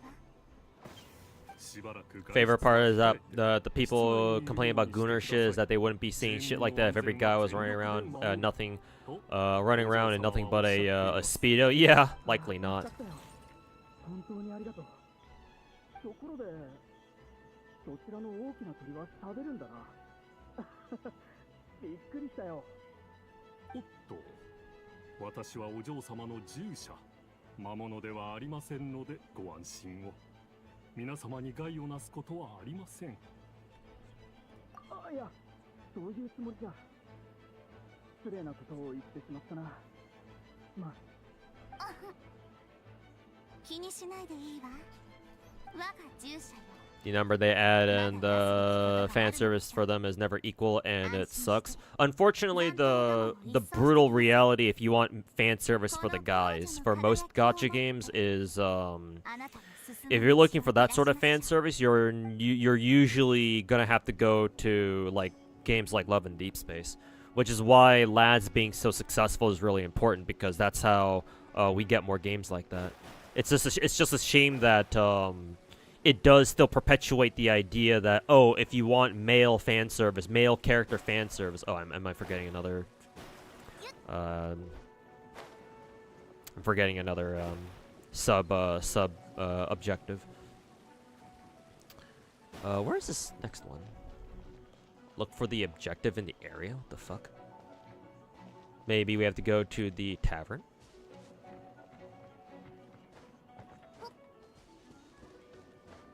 Where the fuck is it asking me to go to? But anyways, yeah, it just sucks that, now this means that, oh, you know, if you want male fan service, you gotta go play, like, games like Lads, and you can't find it anywhere else. It's like, no, like, mixed gender gachas, should not be afraid of, you know, giving any, gender of character good fan service. Unfortunately, the reality is that, you know,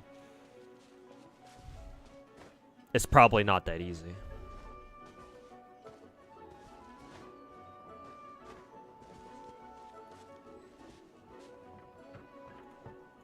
Can't go into the tavern just yet.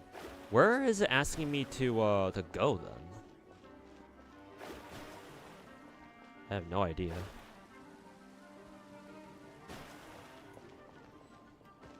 Look for the objective in this area. What, do I just talk to Fischl again? No. They're doing whatever the fuck they're doing here. Can I talk to Oz actually? No.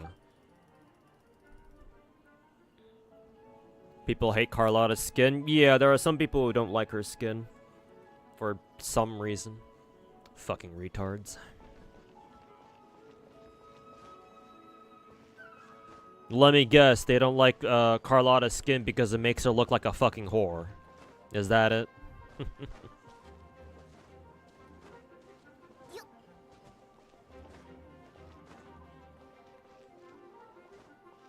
Maybe it's back here, actually. Let's see.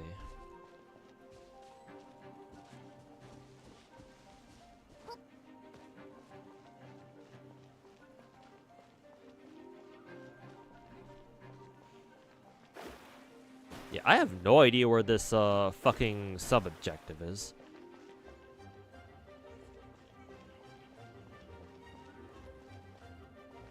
Do we take damage by being in the fire? Actually, we do. That's funny.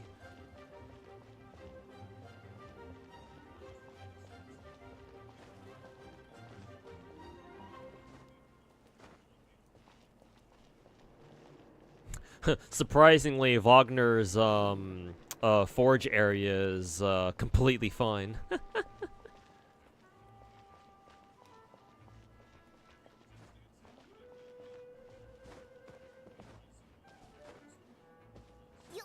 Yeah, and I'm just back at the tavern now.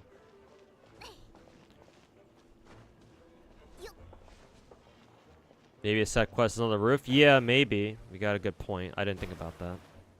Let's try checking the roof then. I do have sit lolly for this.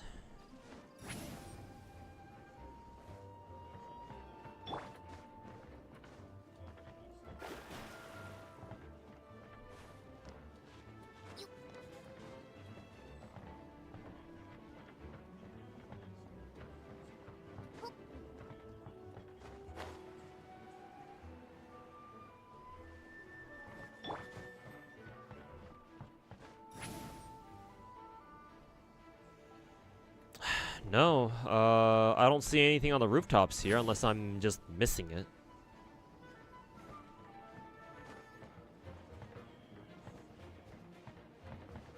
Huh, that's funny.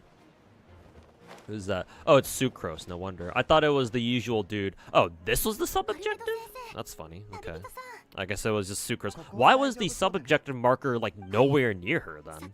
Like, why was she, like, out on the very fringe area of the yellow area? You would think it'd be a little bit more towards the center, but I guess it was Sucrose. So that was weird. Oh, D-loop time.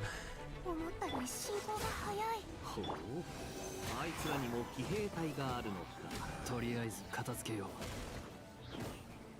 よし、大体片付いた。次は正門前だな。スクロース。俺はこの金持ちの旦那と悪党を懲らしめてくる。その間、くれぐれも用心してくれ。うん、分かったよ。ガイアさん、急いだ方がいいかも。置いて引かれちゃってるよ。 Oh, we gotta go assist with the front of the 一体どっから湧いてくるんだ。手がしびれてきた。ガイア隊長の声です。 front of the gate. きっと支援ですよ。もう少し踏ん張りましょう。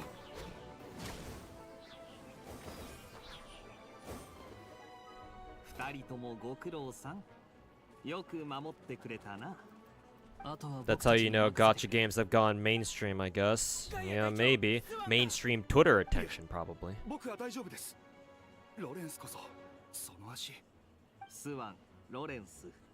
二人ともセピロス教会で治療を受けてこい。無理は禁物だ。ここは俺たちが引き継ぐ。 You hate it when people call female characters in swimsuit whores like bro, you wouldn't say that at a beach. Anybody who like looks at like either a real human being or what is it? Like an anime character even. And they're like in like a swimsuit, like some skimpy outfits, especially if they're like the meme attire, then it's like, okay, well I kind of understand where you're coming from. But like if they're just in swimsuits and people, you know, have for whatever reason they feel the need to call them whores, it's like there's something fucking wrong with you. Either one, you're so fucking uptight and like fucking high horse moralist sounding motherfucker, right? It's like dude grew up in a fucking Catholic family and attended church every single fucking Sunday. Or like you're so fucking gooner, your brain is so gooner because you're so terminally online 24/7 that like anything remotely, you know, reminiscent of, oh, you show a little bit of skin is like, oh, gooner design. It's like, bro.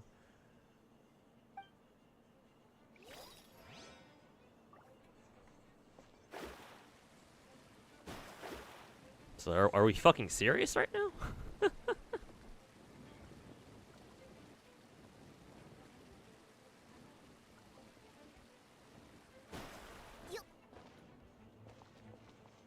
You remember getting bullied for liking anime? Luckily, I went to I grew up attending, oh, I don't know how this is gonna play out.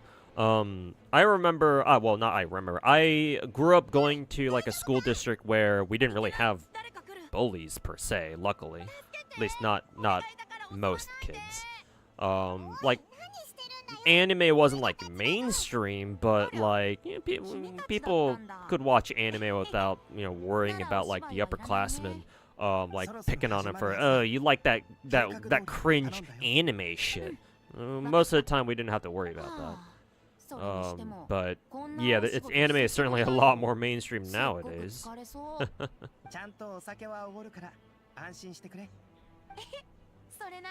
People need to stop projecting their insecurities into video games. Well, that's what social media is for, and you can blame that fucking Elon Musk dude for that. That fucking retard. しかも途中で凶暴さを増したんだ。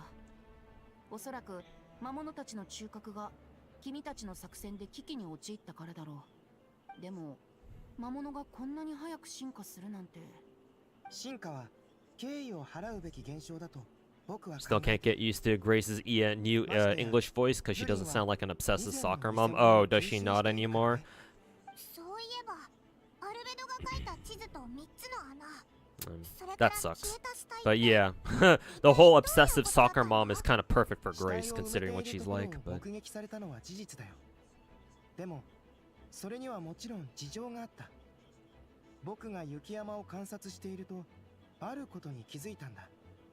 人が姿を消した後 just the thought of Chang-Li wearing a nightgown in the pool and gets all wet and sticky and clings to her titties. You know what? Never mind. I mean, if I'm gonna make your brain rot even worse for you for a second, remember that Chang-Li, as she gains heavy attack stacks, she loses clothing naturally. So make of that what you will. そして魔物はその人に擬態してモンド城に紛れ込んだんだ。魔物に飲まれたのは家族のいない人たちばかり。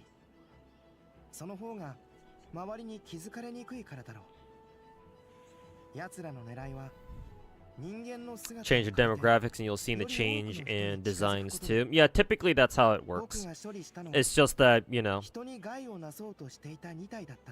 I think most people understand that. Well, I hesitate to say most people, but I would assume that people will understand if you explain it to them, or will understand that when you explain it to them patiently enough. But I think it's not unreasonable to ask that, you know, oh, like the mixed gender gachas like Genshin, Wuwa, whatever. It would be nice if they could throw the guy something too. But honestly, it's more of a Chinese thing. Most players who play these kinds of games are Chinese, and most of the Chinese players who play these games are guys. So they don't want to see other guys. They just want to keep seeing more girls. And, you know. Follow the money, you know.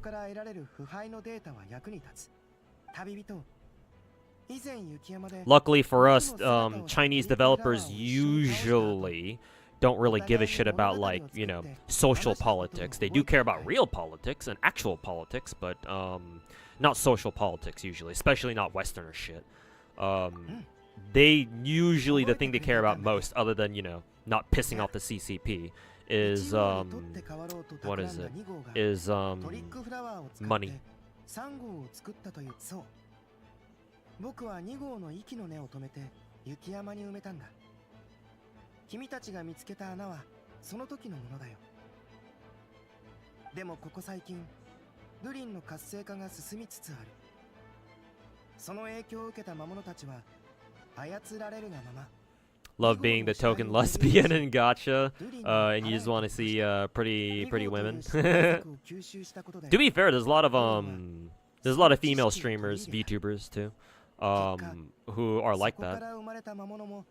So obviously it's not, you know, all ladies who mind the whole, you know, gender imbalance when it comes to fan service.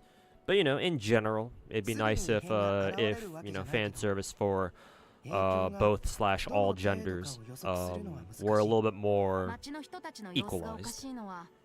But you know, baby steps.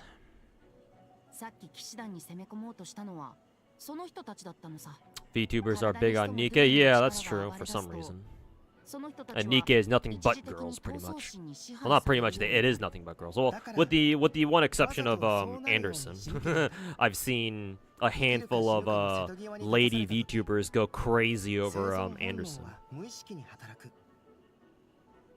ドリンの力により攻撃性を見せれば、その個体は限りなく黒に近い。そうして。To be honest, though, that's most games in the last decade. Even big AAA games kneel for the U.S. government and military. It's a whole business model, business you wish you never found out about. What, like Call of Duty projecting American military dominance? But for the most part, if you're talking, because I sort of dabble in, I'm an amateur geopolitics enjoyer. That's for the most part pretty true, to be honest. But I see what you mean. But if we're gonna go down that rabbit hole, I would say personally, I would say that the bigger the bigger problem, especially during like the 2000s, the 2010s, for like games like that, American games, especially Call of Duty, was that they propagated the false notion that Russia actually had a competent military, which they do not. And they haven't for fucking decades. But you know, they pretend like they pretend like they do. But that's a separate discussion.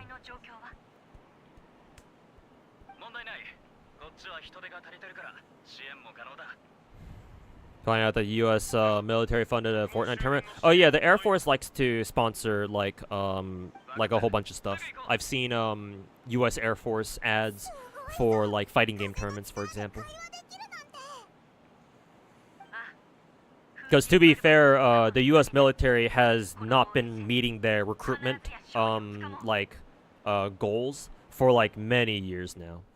Less and less people want to join the military for obvious reasons. So, like, knowing that the U.S. military is like putting up ads in like video game tournaments, that's not exactly surprising to me.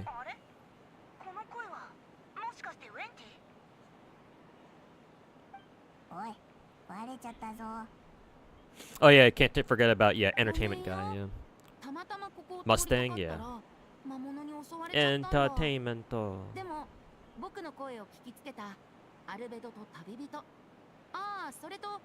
He probably did have a competent force, but a certain mustache man kind of put an end to that. Technically speaking, Russia never really did have a competent military. I mean, their navy has quite literally always been a joke, with the few exceptions being several of their commanders, like Rosisvensky, I think. But no, Russia never really had a competent navy. Not navy, just military in general. They had a couple of like, if I understand correctly, they had a couple of like flashes of brilliance, and obviously their heroism at like various battlefields throughout World War II can't be overlooked either. The Russian people certainly sacrificed a fuck ton to win the war for sure. I think they and the China and Russia had the largest casualty counts out of all the allies back in the Second World War. But I mean, to be fair, a lot of those casualties probably didn't need to happen if the militaries themselves were more competent. But that's a discussion for another day.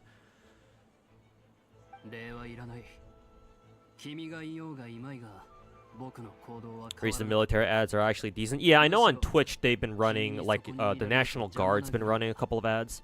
Those ads look pretty good. They certainly have a lot of production value behind them.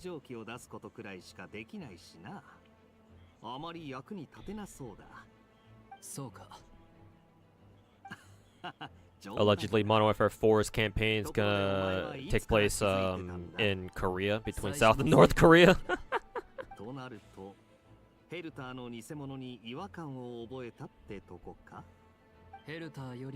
USSR lost the most people? Okay. I know China lost a shit ton of people too. Technically.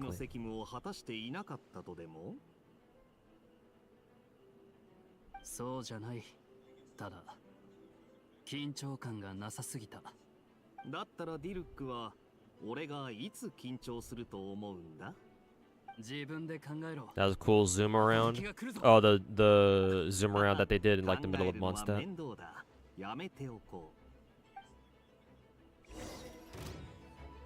Oh, we're playing.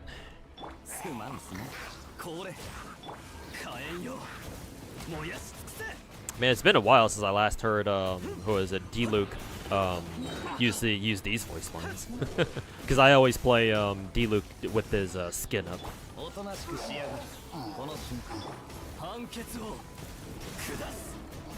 Man, this takes me back to what is it? Year 1 Genshin, bro.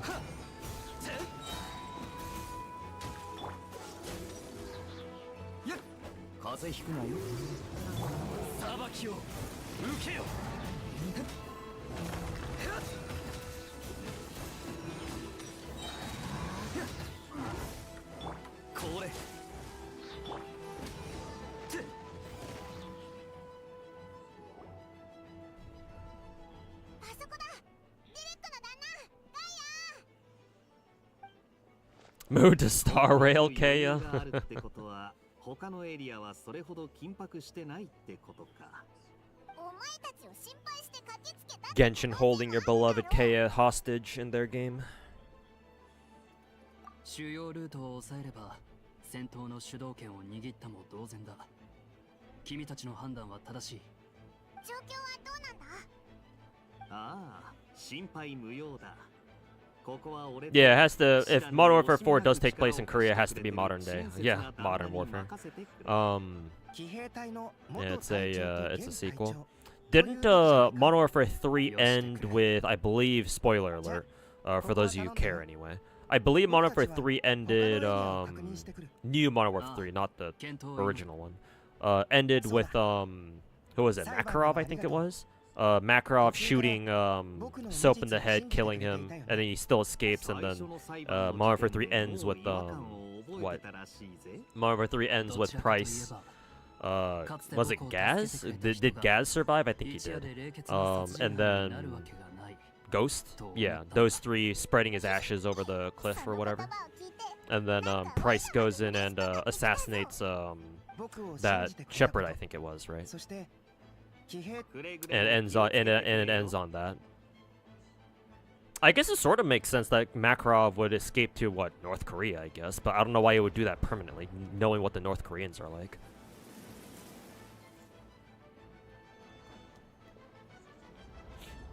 Maybe Makarov feels like he can stir shit up in North Korea. I mean, that's exactly what the Russians are doing right now, so it wouldn't be too far from the it wouldn't be too far from reality, that's for sure.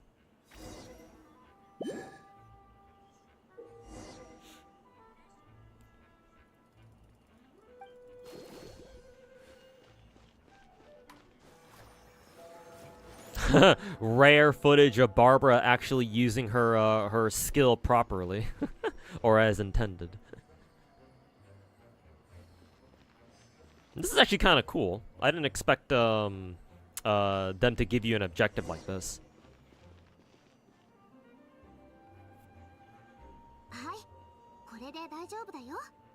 ありがとうございます、バーバラさん。外は危険ですので。 You remember Ackman completely shitting on it? Yeah, new Modern Warfare 3 was not great. I mean, I enjoyed the multiplayer, but it was essentially, it felt essentially like Modern Warfare 2 DLC, yeah. New Makarov wishes he can be OG. Yeah, OG Makarov was way better. New Makarov is kind of is not even kind of. He feels like a fucking pussy to me. To be fair, I never played any of the new COD campaigns yet. I think the last campaign that I played was like, I don't know, what was the last COD campaign I even played?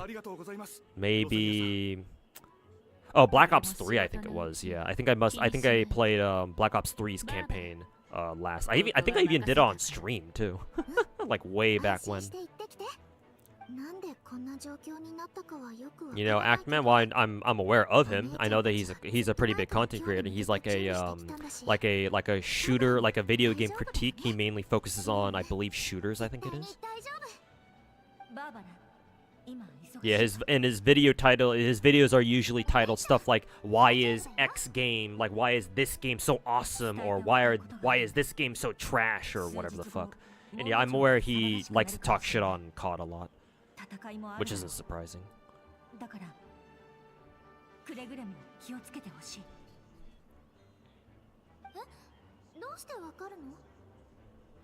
Wish they updated older character models in their kits. Yeah. Hopefully Zenless buffing Ellen like triggers something for Genshin, but I highly doubt it. Yet another one of those like we'll wait. We'll just have to wait and see moments.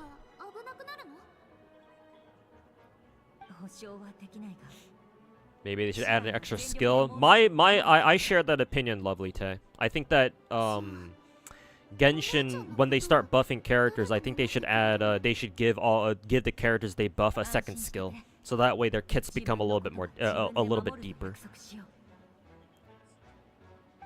I have no idea how they would implement that, though. To be fair, because in WUA, right? In WUA, your control scheme is, I believe, R is ultimate. Q is your echo, and then E is your skill, I think. So in Wuwa, everybody has access to... Ooh, kill him, Noel. Has access to, like, 3 different things. Oh, that's cute. Benny's running around helping people, too. Well, I guess he is a healer, so that makes sense, actually.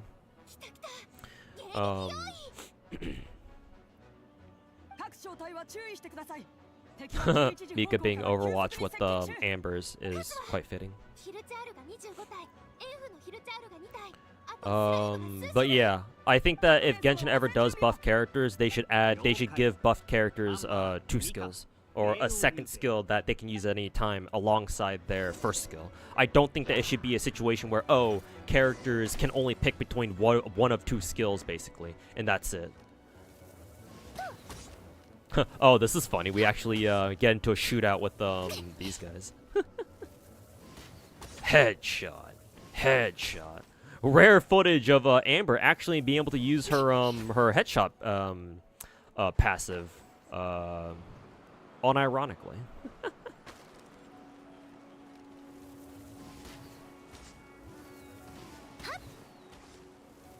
I actually really dig how this how the Mondstadt, the Battle of Mondstadt is like designed here. They actually have you using the fucking what is it? They actually have you using the city geometry and shit. Problem is that because this is third person, you can't actually see them very well.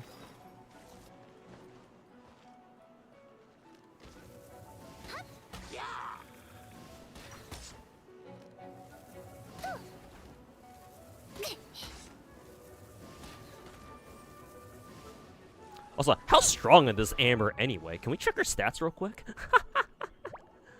154 crit damage. She is only C3. 4-piece, well, not even 4-piece. 2-piece Crimson Witch and 2-piece Gladiator. Alright. Prototype Crescent. Let's see, Charge Tech. Oh, that makes sense, actually. Yeah, that's a good bow for her, then. I don't think we can individually check their individual stats, though. Let's see if she has a Pyro Damage Cup. Okay, yeah, she does have a Pyro Damage Cup. And then, she's actually triple crowned. That's hilarious. So yeah, I guess I can see why she's doing so much damage then.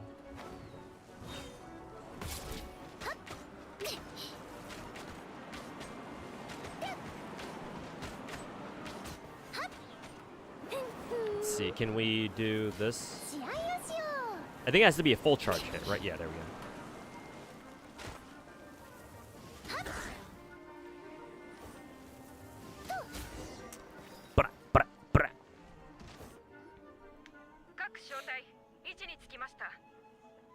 Hey, sup, Kamui? Welcome back. Surprised the devs remember the Mondstadt cast. Well, Mondstadt has always teased a couple of really like big like lore characters, like Varka, Klee's mom, whose name is Alice. Several of the other witches, like Barbaloth, I believe, was mentioned. We've always known that they were a thing. Like, they've always teased Mondstadt characters, like, over the years. Because remember, during several of our summer events, they've involved Mondstadt characters, right? We've always run into Alice on a regular basis, right? She's always, she's, like, every year, or almost every year, she's, like, communicated with us through, like, like, devices and shit, like, gramophones, or, like, the Dodocaphone, or whatever. So we've always known she exists. So eventually they have to, you know, they'd have to reveal him somehow. So they always remember, they always remember the Mondstadt crew. It's just obviously as we get more regions, obviously they have to focus on the new regions, right?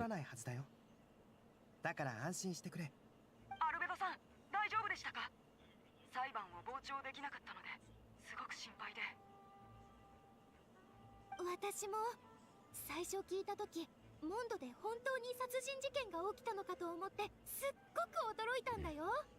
アンバーが知らなかったのなら、エウルアは最後まで秘密を守り抜いたんだね。二人ともありがとう。僕は大丈夫だよ。確かに真剣な時のエウルア。 Miko was useless there. We love Amber. Hey, don't bully Mika too hard. He's doing his best, okay? You wish they would make some sort of mechanic like create new weak points? Bro, Aaron, I want Genshin to buff Amber by turning her into a 5-star. Like, if they ever start buffing characters in the future, I'm like, bro, they gotta start with Amber, because she was our very first character to join us, you know? She fucking deserves it. And on that topic of like creating new weak points, bro, they technically already made the perfect buff for Amber. Cause in Zenless, if you remember Haramasa, if you guys have ever played him before, I mean you should for those of you who played Zenless, because they quite literally gave you a copy of him for free. When Haramasa does his charge attack, when he's got a bow, when he's got an arrow ready, it auto locks onto enemies for you, and all you need to do is just hold, and as soon as it locks on, you just let go of your charge attack, and it just it basically aimbots people. So like they've already done it for Haramasa, they can do the same shit for Amber. Or at least that's how I see it. Where it's like, oh, dude, after she receives her buff, now her charge attacks will just auto lock onto enemies' weak points. So that way it'll always hit their weak point or whatever the fuck.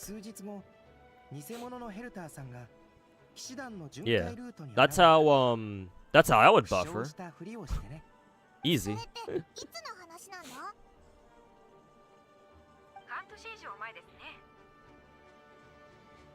そんなに前から準備してたのか。今回の敵の手口は予想よりもずっと慎重に思えたからね。 Yeah, remember that made you remember how Blue Archive buffs your characters, buffs older characters by giving them special equipment or like unique equipment. Yeah, they could do something like that for Genshin too. Like Genshin has there's plenty of ways for gacha games to buff older characters. I'm just saying for Amber specifically, it's like, well, the way to buff her is very obvious. That and even better, Mihoya has already done it once, just in a different game. Just give the Haramasa mechanic to Amber, and she'll be good to go. ユリンはどうやって騎士団の内部情報を知ったんだ？騎士団の中にスパイがいるからです。心配しなくていい。 How are you supposed to get the oculi? Oh, Decadenza for Mondstadt. What you want to do is if you're in Mondstadt still, I assume you are. If you see orbs that are super high in the air, for Mondstadt specifically, that usually means that the game wants you to find these little wisp things. I don't know how to describe them, but like they're like these like little like fairy looking like wisp thingies. If you collect 3 of them, they will give you like this updraft, and then you can jump up and open your wing glider, and it should float you up straight up to the oculi. I don't know if you know what I'm talking about, because my description is probably really bad, but usually whenever you see oculi that are really high up in the air, that's what they want you to do. Some other times there might be some oculi where you can like jump off a higher like elevation point and just glide your way towards them. That sometimes works for a lot of them. If like the oculi are way too high up in the air, so it's like, well, you got to jump off somewhere, right? Then you got to do that, unfortunately. But for some of them at least, you can like create an updraft and it's supposed to take you up there. But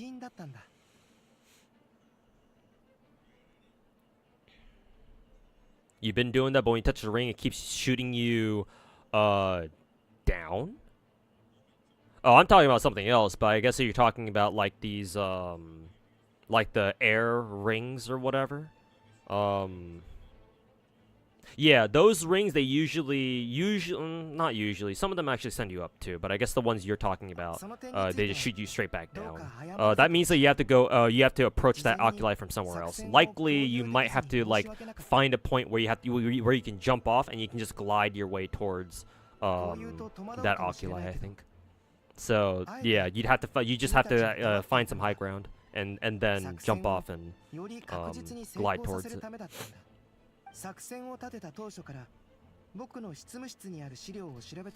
She's the only OG Mondstadt who doesn't have a skin. Who, Amber? Well, I mean, technically she has a skin, but it's hardly any different from her original one. I assume you're talking about, who is an Amber, right? ウィンドブルーム祭の期間中にモンドに帰って Yeah, I agree. It doesn't really count. そし Yeah. て裁判のことを知った I don't consider that to be a true skin. I mean, like, if they did something like, if they redesigned Amber's outfit so it like how they did for Rosaria, then sure. Like, Rosaria looks way different in her censored skin compared to how she originally looks like. So it's like, okay, well, that's basically a different skin. And we just got it for free. But yeah, Amber, they didn't do shit to change it. いよいよ本格的に構成に転じるだろう。その隙をついて So yeah, I agree, Lovely Tay. I don't count Amber's censored skin at all. 最初から君も計画の中に含まれていた。 So yeah, I guess you're right. I guess I guess everybody, all of the Mondstadt OGs now have their own skins except for Amber, minus her censored outfit, of course. Because yeah, even Klee has an outfit courtesy of our last summer event, I think, right, from last year. これが最善の選択だった。栄誉騎士とパイモンが我々モンドの仲間であることを忘れたことは一度もない。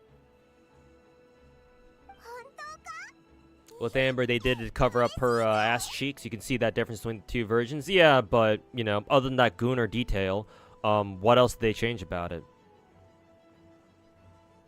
What, just subdue the colors? I mean, Amber's censored outfit looks worse than her default just because the colors don't pop.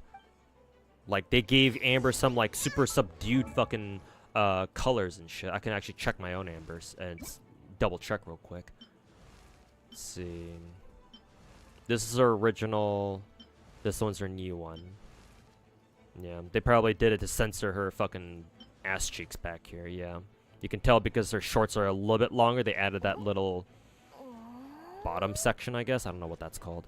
And they even added those triangle, like, are they supposed to be frills or something? But yeah, the shading on her new outfit is darker. I'm not sure if I dig that. I'm used to this where, I don't know, her, let's see. Oh, I see why. It's because her shorts, yeah, and her corset, I think, are like, they're not red. They're like more like, what, black? I guess technically dark brown. So the colors contrast better for me personally. Whereas here, in her censored outfit, they're not like black and like brown anymore. It's like some really dark version of red.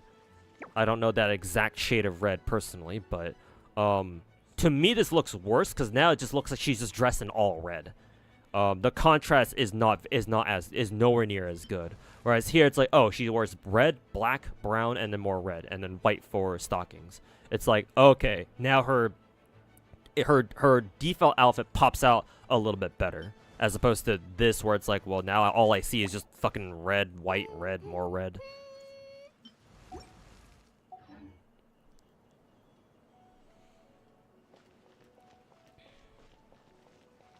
That was the goal. Well, yes, I understand that the goal of a censored skin is to censor something, but that's not what we were talking about.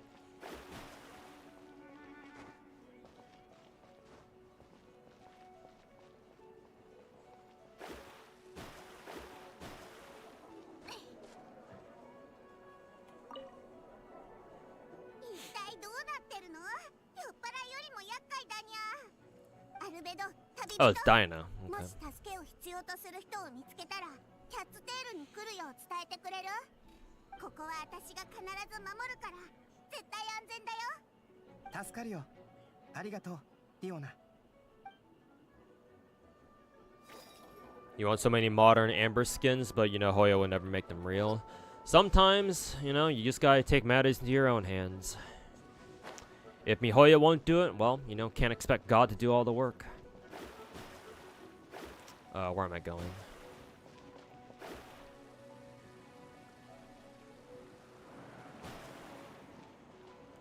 Oh, we have to go all the way on top of the windmill? Oh no, we just gotta talk to Bennett over here. 道端に倒れてるもんだから、てっきり怪我でもしたのかと思ったぜ。まさか急に飛び起きて殴りかかってくるなんてな。Oh, is it Benny's bad luck kicking in again? Oh yeah, Vile. I remember this NPC. I think she was involved in like a story quest before. なるほど。よくある戦術だな。あ、アルベド。Yeah, it's broken guy. ベネット、彼女をキャッツテールまで broken. リオナがそこを仮の避難所にしているんだ。助けを必要とする人をあの子が守ってくれる。わかった。任せてくれ。すぐ送ってくるぜ。Just gonna skip them to easier times where you found them. Here's the thing, Deca. Actually, no. I guess you don't have to worry about that anymore. Yeah, I guess you can just skip the ones that are harder to find. Just go for the easier ones. Yeah. Cause yeah, when you first start out in Genshin, I remember the Oculi in Mondstadt, they give you extra stamina. So the first couple of all the Oculi you collect in Mondstadt are really important because they directly increase your stamina, and you know stamina is kind of fucking important in this game. So yeah, you can just leave the hard ones and then come back to them later. What is it? You can build an item at the forge, I think, or wherever it is, crafting table maybe. That can that allows you to search for pinpoint the location of what is it? Oculi that you've missed. So yeah, you shouldn't be a big problem. 戦いに集中して支援する。助けが必要な方がいる。It's Noel time, bitches.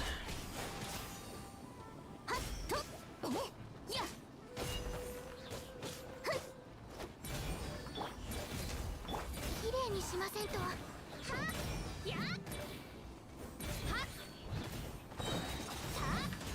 酒、冥王牽制。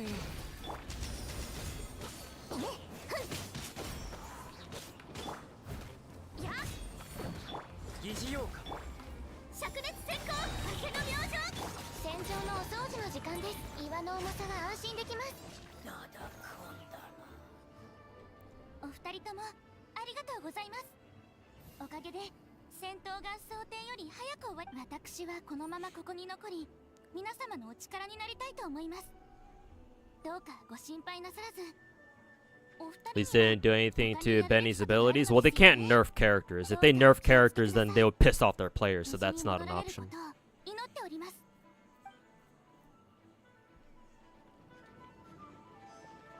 So personally, I don't think there was ever there should have ever been a worry about, you know, devs nerfing Bennett after launch. They were never gonna do that.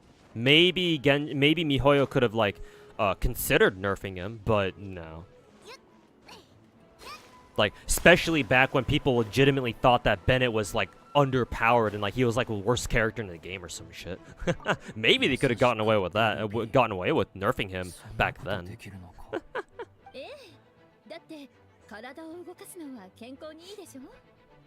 They made it so that all the regions give you stamina when you level the stats. Oh, okay, that's actually quite nice then, because that means that you can technically level any region in any order you want. So that's actually fairly good. Didn't expect them to do that, but. Oh, I guess I'm doing like sub-objective. I kind of want to do this anyway.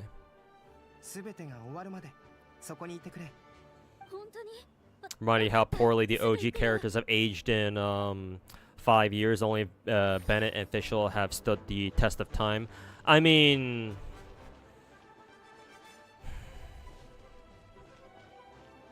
to be honest with you, all the good OG Mondstadt characters, like, they were always good.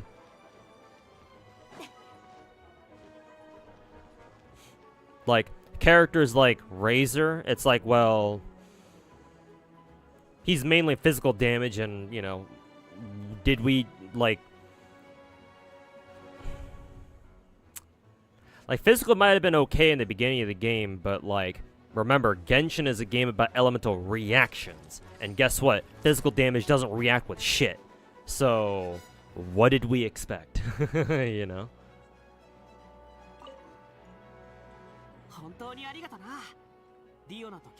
Giraffe is Dino's dad, right? If I'm not mistaken.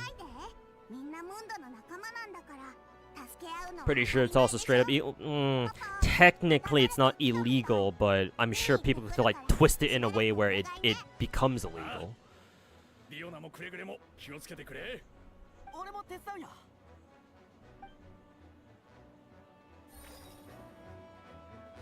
Game would be a whole lot different if Bennett were never this good. I think MiHoYo just simply did not expect Bennett to be that good. If they knew, then I would highly doubt that they would have let Bennett like pass like beta testing.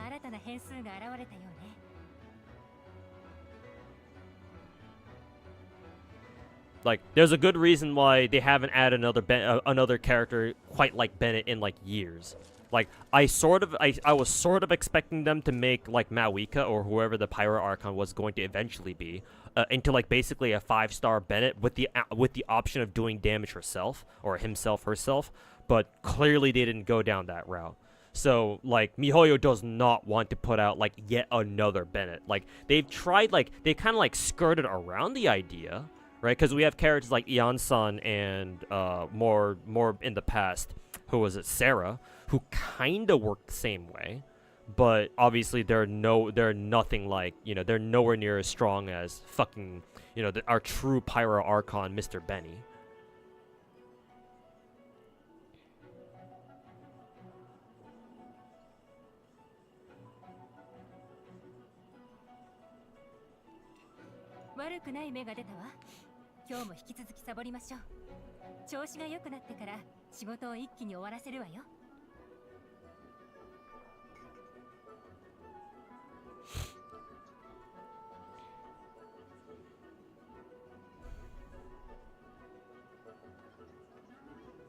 Physical is dead in Genshin though? Well, yeah, that's what I'm saying. It was always going to be dead. Maybe physical wasn't that bad in the beginning, like the first year or so in the game, but nowadays, yeah, there's no reason to use physical.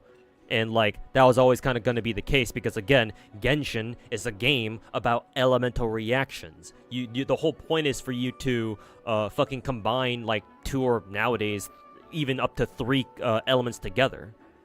So, like, in a game like that, where that's the emphasis, is like, did anybody realistically expect physical damage to actually do something? I mean, not saying that it can't come back into relevance, because obviously obviously MiHoYo could, like, one day introduce an enemy where, like, they actually resist, they have a global, like, 90% resist to all elemental damage. Right, including reaction damage, and their weak spot, the damage that they, you know, that they're weak to is actually physical damage. Like they could always bring physical damage back, but you know, they haven't done that yet. Maybe in the future, but certainly not so far. And we'd know too, because you know, leaks. So.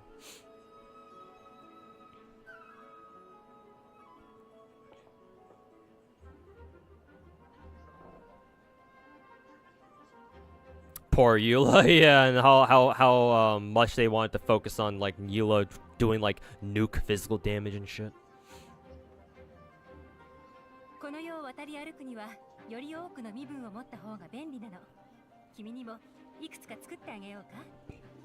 If Xiangling, Bennett, Sucrose, or Xingqiu were less the thing, who would be the most popular pickings from the 4 stars? Well, Ian-san is a thing now, so.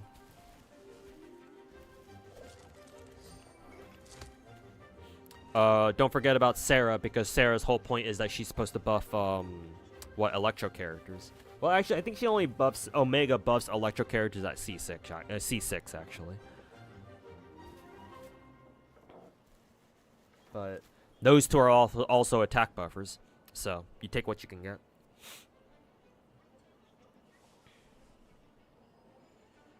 Okay, chill. I mean, don't put it past Hoyo, though.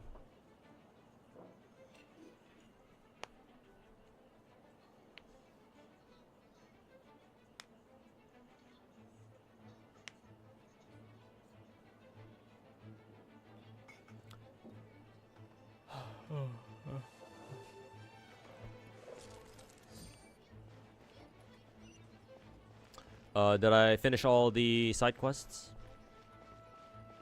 I think so. Hopefully I did.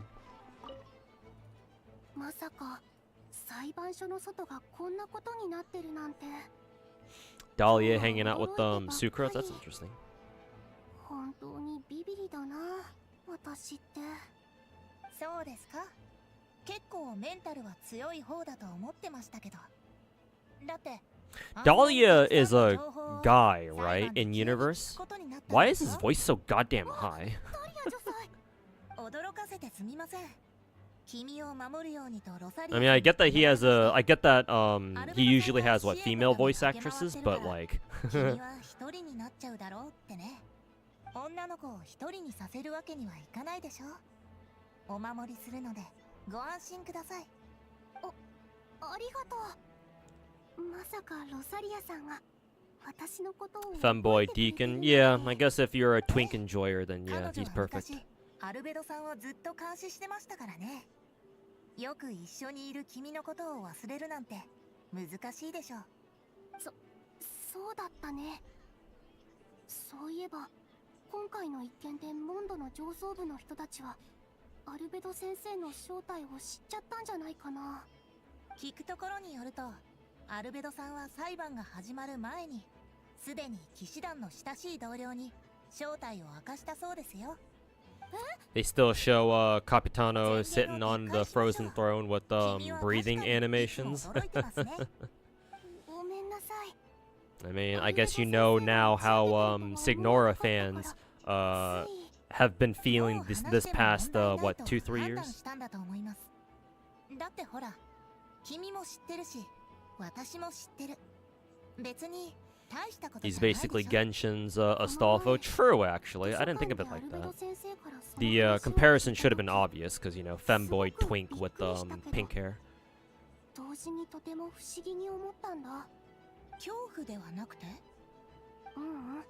Man, they're really yapping, huh?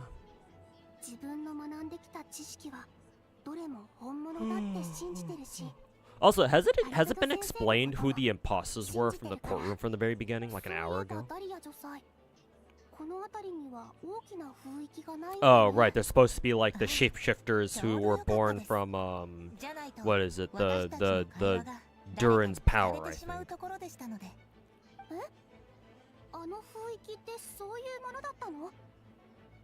4 years actually? Oof. My bad.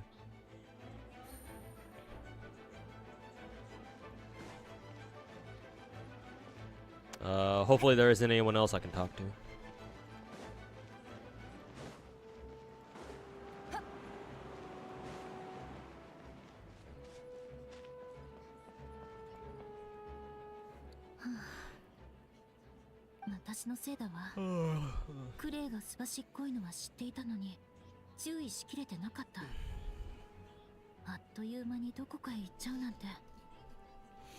Dotoria will be next on the chopping block.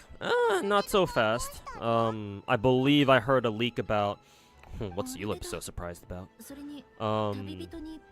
Also, why is she looking so concerned? Doesn't Eula usually run around saying, "I'll have my vengeance" or some shit like that? Isn't that her whole personality trait? Also, Dotoria apparently, according to some leaks, again, don't, you know, take this with a grain of salt. Also, is that the first time we've seen Eula actually use the concerned expression? I don't think I've ever seen her do that.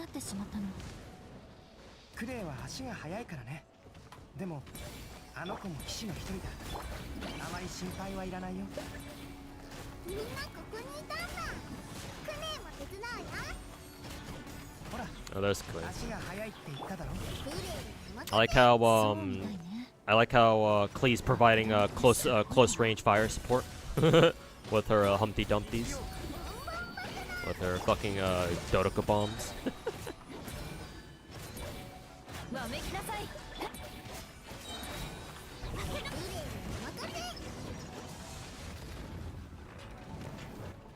Eula gameplay, finally! Pog! But yeah, Dotoria apparently will be playable. But obviously it's from a leak, so don't, you know, that's not confirmed or anything, at least not yet.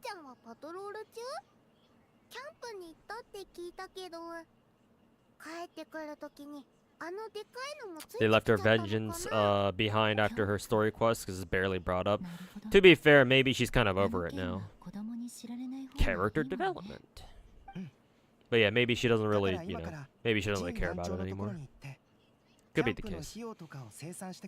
Also, Pyro. Yeah, I left my Traveler on Pyro. So, that's why I was playing Pyro Traveler there for some reason.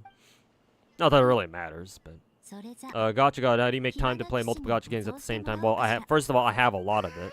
Second of all, I have heavily optimized my dailies. So, I can, if it's just dailies, I can go through all my gacha games very quickly. In like an hour or two.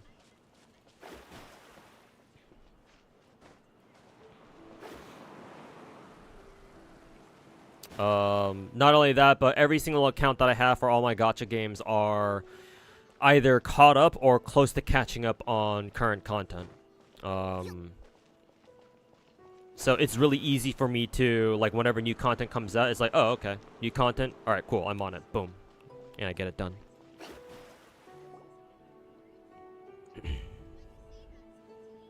ひとまず落ち着いたな。みんなご苦労だった。怪我はないか？大丈夫。事前の準備がバッチリだったから被害も少なかったみたい。 It's kind of thing that you get with experience and playing a whole bunch of different gacha games at the same time. 後で確認しよう。 Like, if any normal or like a casual gacha player were to try to juggle like 6 different gacha games at once, they would find it really, really fucking daunting. So obviously they shouldn't do stuff like that.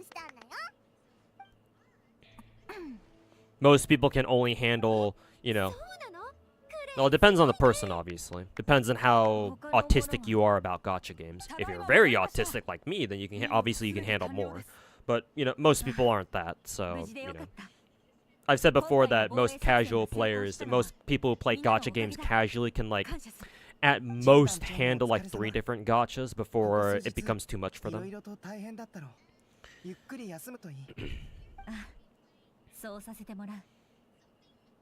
And then if you're, like, a little bit more enthusiastic about gacha games, maybe you can play, like, you know, 4 or 5. The moment you start playing 6 different gachas, I mean, it's not like there's like a hard cutoff or anything, but just as a general rule, if you're the type of player who plays 6 different gacha games and you keep up with all of them and you play all of them every day, you're no longer a casual gacha player at that point. Even if technically speaking you play each and every one of your gacha games casually, overall, as an overall gacha player, you are no longer casual.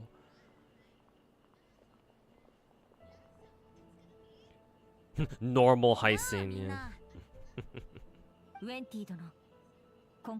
What about more than 6? Well, I've said before that if you're the type of player who plays 6 different gacha games all at the same time, you keep up with all the content, and you're not a casual, and you do all your endgame shit,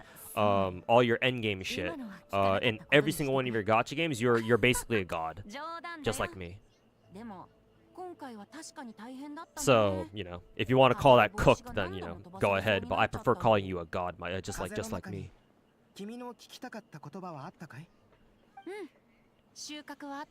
Would you do Zenless' story? Heard it was pretty short. If it's pretty short, then I can consider doing it tomorrow, yeah.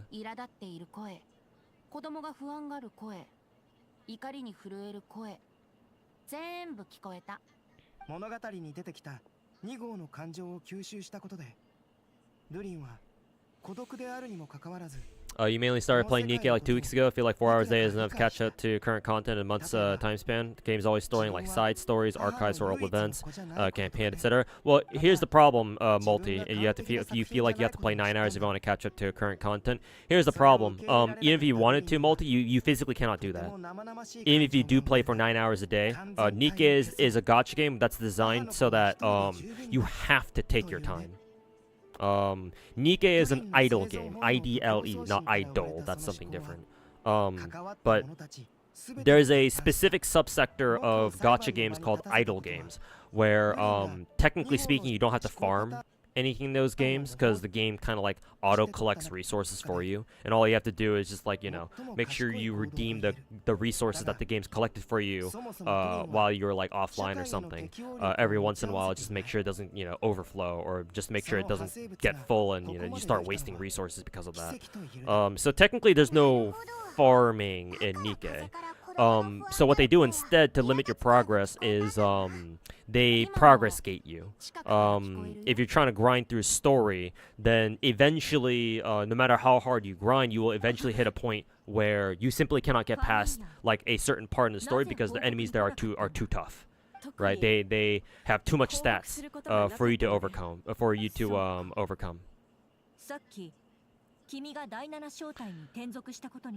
Oh, do we have another sus imposter? Like Memento Mori? If Memento Mori is like that, then yes, technically, then that would mean that Memento Mori is also an idle game. You're hitting walls at chapter 15. Yeah, because you're starting to hit walls at around chapter 15, like unfortunately all you can really do is just, you know, just wait on that. Remember the side stories that they give you too, those are permanent, I believe, so you can go back and just do them whenever you want. You don't have to feel like you have to, you know, rush through all of them just to keep up. Unless you're doing it for lore reasons. Like if you want to, if like there's an event going on where let's say you should read like a previous event to really know what's going on in the current event, then sure, I can see why you'd want to do you know, go do a previous event.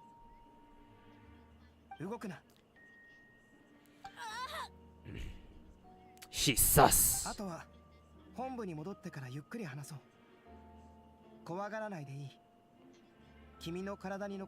I'm assuming when they say his power, I assume they mean Durin. But yeah, Nikke, you have to take your time with that. Unless you want to pay money to progress faster, which I assume that's not the case for you. You have to take it slow. You have to, you know, take your time with it. I will say, however, that just remembering my experience with Nikke back when it first came out, like two and a half years ago, the first month or so, yeah, it was kind of rough, because some of the dailies are, at least back in the day, especially, they took quite a bit of time. Like the whole fucking the simulation game mode. The game mode where you have to do that every day in order to farm the skill chips or whatever they're called. Yeah, doing that for the first time back then with no QOLs, that shit was pretty miserable. I'm not gonna lie. That and trying to grind through the interception bosses too. That shit was miserable too. But it's gonna be like that for like the first month or so, and then eventually there should come a point where it's like, oh, okay, you don't have to really worry about it anymore because your characters are strong enough to handle themselves. At least that was my experience, so hopefully yours is the same too. But yeah, like early game Nikke, there's quite a bit to do, to be fair. But eventually, like the idea is that you should take your time with that. Like for Nikke especially, you should not be spending fucking 9 hours a day playing that shit, man. Like, maybe at tops 3? Maybe 4? But 9 hours, man? Come on. You should not be playing Nikke like that. At least I didn't feel the need to do that. I mean, I did spend a lot of time on Nikke back during my first month playing it too, but not 9 hours worth. What is this, FGO? So, yeah, simulation room, exactly. So, all I can say is that some dailies for Nikke will take quite a bit of time. And unfortunately, there's not really much you could do about that or to get around that until your account is just stronger in general. So you do have to grind that shit out.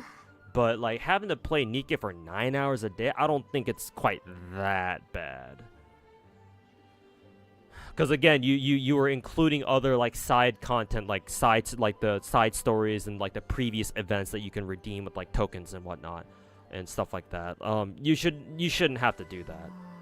Unless the past events like give you rewards, like they give you more gems, in which case, well, I mean, if you want to go for the extra gems, then, you know, it's on you.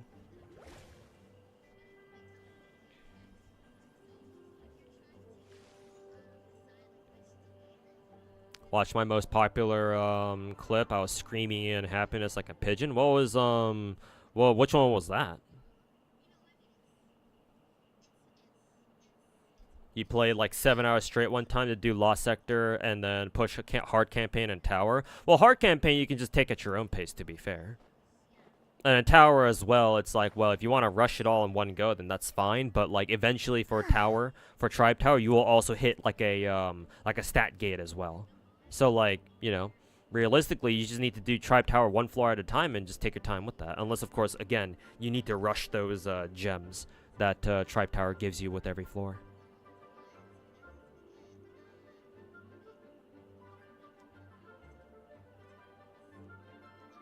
But like, yeah, if you want to decide to sit down and like really grind out Nikkei stuff like Tribe Tower or simulated room or whatever else, like past events, maybe then, well, that's on you, man. You know, that you didn't have to do that, but that was your decision. All right, enough of staring at Mona's ass. Let's continue with the story. You said if this is Arknights? I vaguely remember that, but I don't know who I pulled from that. Maybe it was back when I was rolling Melusian or something? I don't know. ここから先は僕個人の計画だよ。三種会談を行えるか、さっきウェンティに聞いてみたんだ。 Tripartite conference? Oh, is this how we call Alice? その会談は数年前に初めて行われ、 Oh, Varka got name dropped. ファルカに魔女会と連絡を取りたいから間に入ってくれって言われた時のことは今でも覚えているよ。しかも Varka must be on good terms with the witches. The lovely ladies over at Herkin Circle.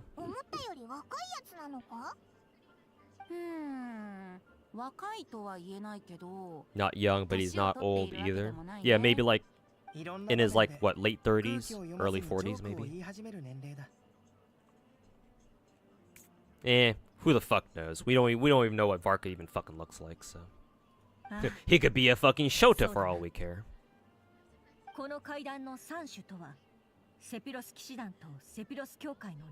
House is also different.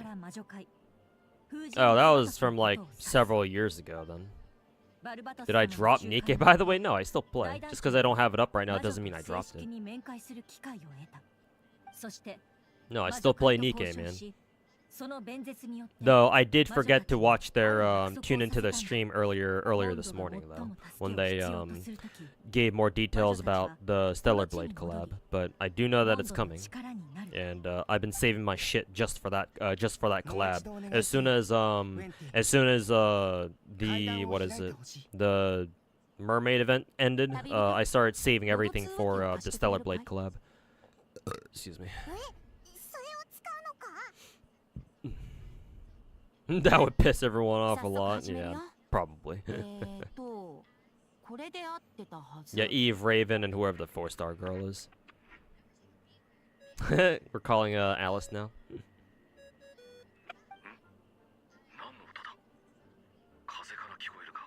Hey, it's Varka, I think, right?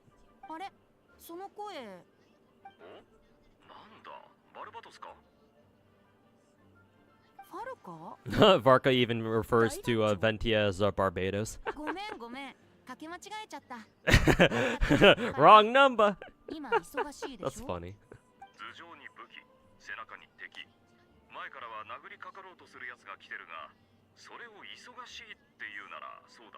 He's very nonchalant, huh?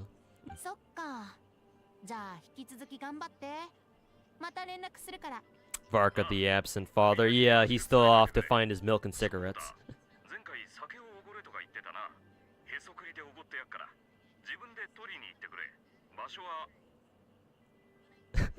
Did Venti hang up on him?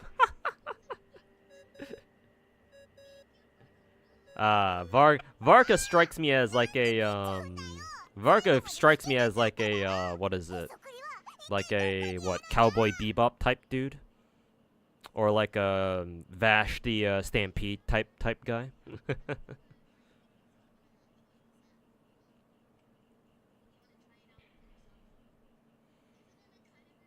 Let's see. God damn it, Paimon. そんなところにはさすがにないだろう。Kay is like, hey dad, where's my fucking horse? Alright, this is probably the right phone number. アリスさん、こんにちは。 Hey Clee's mom. そういった名前の友達は知らないけど。 That was Sugita. Not surprising. もう忘れたふりしちゃってさ。 Sugita Tomoseku or whatever his name was. Tomoseku.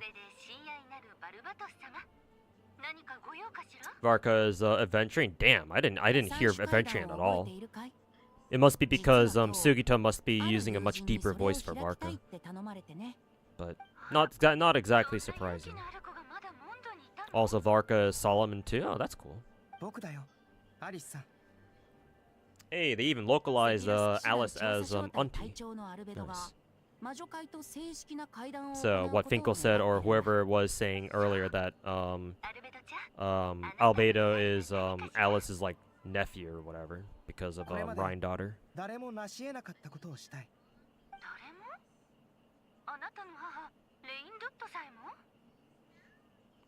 Something even your mom never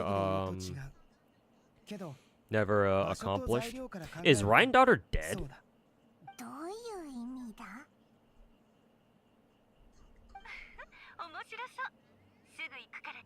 Have I done Wuwa theater event yet? I did one. I did it once. But I haven't done it again yet. Hey, there's the cute fluffer. 今回は大きなドドコなんだね。可愛くない？ほら、ドドコ専用の帽子もあるのよ。 The cute fluffer. みんな久しぶりね。 Kind of weird hearing Alice's voice not with the filter on. Because haven't we only ever heard Alice's voice through a filter? Like either a phone filter or something else? I think this is the first time we've heard her without a filter on. A puffball is fine too? Oh no. A cat is fine too. Of course, we don't get to see her. Well, yeah, duh. They're keeping her identity a secret for now. Well, a secret, but you know. And then they immediately fucking spoil that shit with their most recent story teaser trailer or whatever. Because I think they put something out recently on their YouTube channel. Yeah, the gramophone filter during a summer event. Yeah. Yeah, she was in the Nod Cry teaser. Yeah, exactly. That was what I was referring to. I'm assuming Albedo is talking about he wants to introduce us to Alice or something. What is Jean and Venti talking about? Oh, Venti just came by and gave Mondstadt an assist. Yeah, what did Venti do?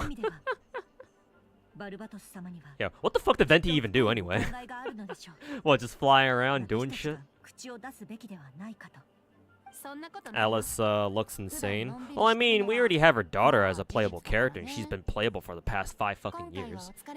I mean, usually how, you know, anime does things is, you know, oh, daughter, you know, just oh, who's the mom? What does the mom of this, you know, daughter character look like? Just age up the daughter, like maybe fucking, you know, 20, 30 years, give him long hair, and there you go, there's the mom.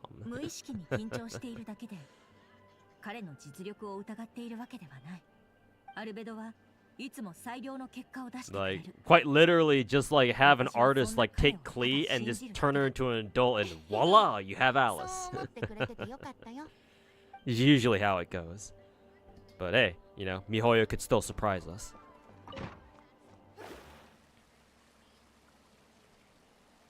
Whee! But the fact that they actually did put her into the Nod Cry teaser, like, perhaps we will get, you know, an actual idea what she looks like eventually. So I'm sure the leakers will be on high alert for her character design. Oh, this is the dragon that we saw from the last summer event, right? With Klee, where Klee got her outfit from. I was wondering where he was. I was wondering where he went off to. の戦いを僕もこっそり手伝ってたんだ。パイモンの肩を叩いて挨拶しようとしたけど、 And Clee's costume is based off how Alice actually is dressed. Cool, cool. Isn't that PV just an animation? True, yeah, it is just an animation. It's not an actual model or anything. And besides, that could just be like a placeholder design for now. Like, it was just meant to represent them, not like, you know, show what they actually look like. So yeah, their designs could end up being much different from what the teaser showed, of course. Mini Durin, but no Wander. Well, Wander is still in Sumeru, I think, right? Unless he is here for some reason, but I don't know why he would be.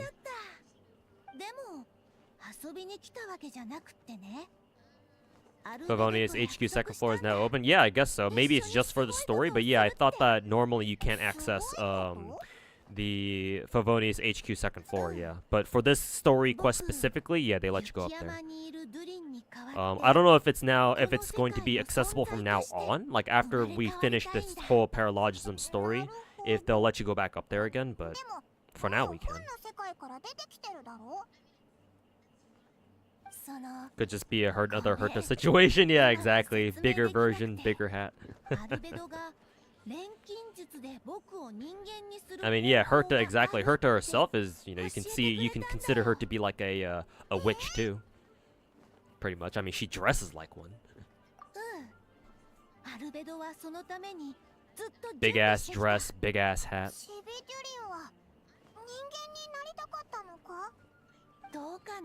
There's also a torture room on the second floor, according to Lisa. Nice.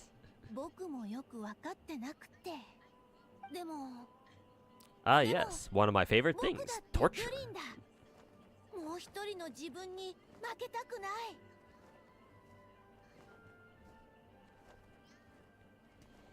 Oh, are we is Albedo trying to turn Mini Durin that we found from the summer event into a human?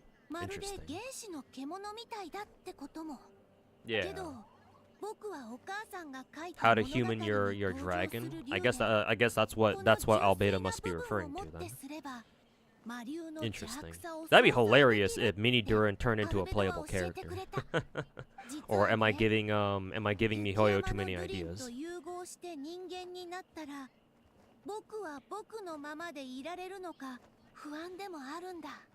The sex dungeon, as some people call it. Stop it. Stop it.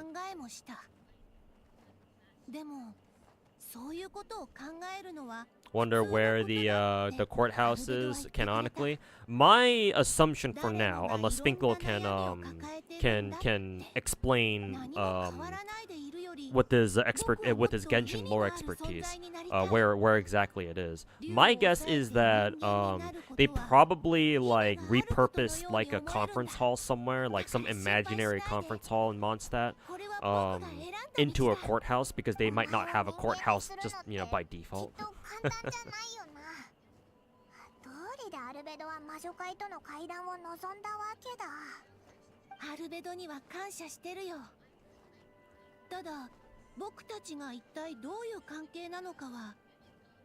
This place kind of looks like the scene for Haria's animations. Haria 3D. He hasn't made one since his Farina one. Has he not? Really? Has he been on hiatus or something? Let's see, Haria 3D. Whatever.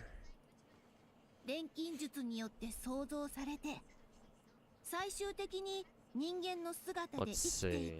No, he's been working on they've been working on stuff.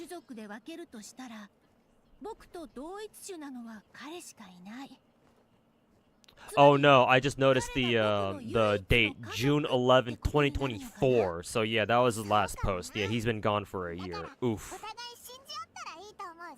Well shit.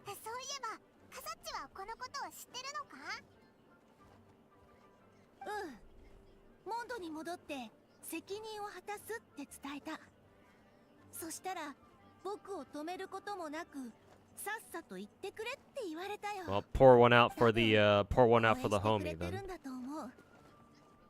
僕がアルベドと同じ種になるために僕はここに戻るべきだってカサッチもそう思ってくれてるんだ。ちょっと怖いけど楽しみでもある。このタイミングで君たちに会えて本当によかった。だいぶ気持ちも楽になったよ。ありがとう。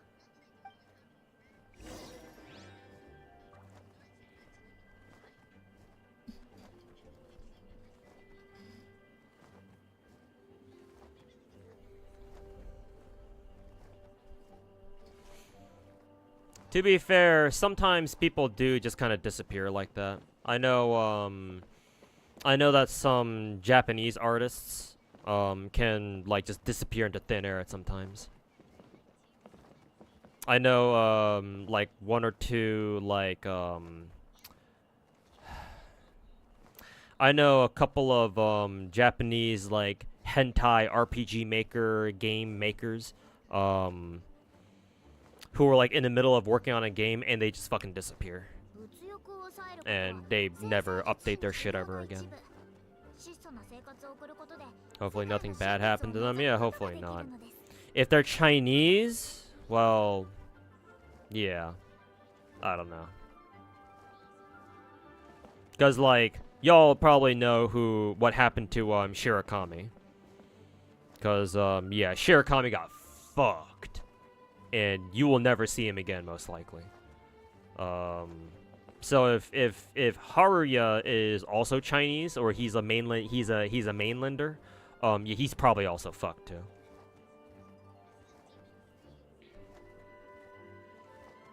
If JP may be like tax evasion, but you don't just disappear because of that. Like people will still be able to track you down, and you know you can still give like updates to your condition. Yeah, just cause you get nicked for tax evasion, like you don't fucking disappear. Like Japan is not China.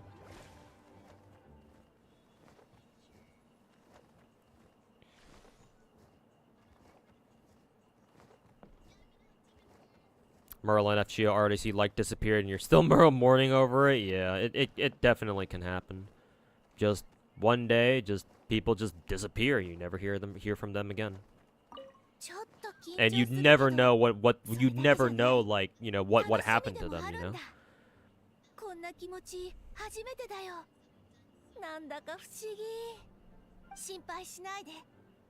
必ず乗り越えてみせるから。最高の状態で臨んで、絶対にアルベドの計画を成功させてみせるよ。Okay. So, Albedo's trying to turn Mini Durin into, what is it? Mini Durin into a human.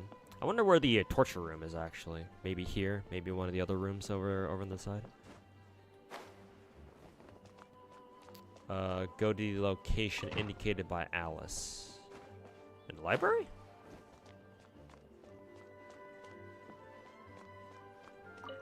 Oh, here. The mysterious room. Oh no. What could this be? Hey, you're about to get into a fight. Maybe don't bring in shitty characters. Oh, that's cute. That room took us into the Imagineum Theater. That's cute. So the Imagineum Theater actually has a lore relevance here.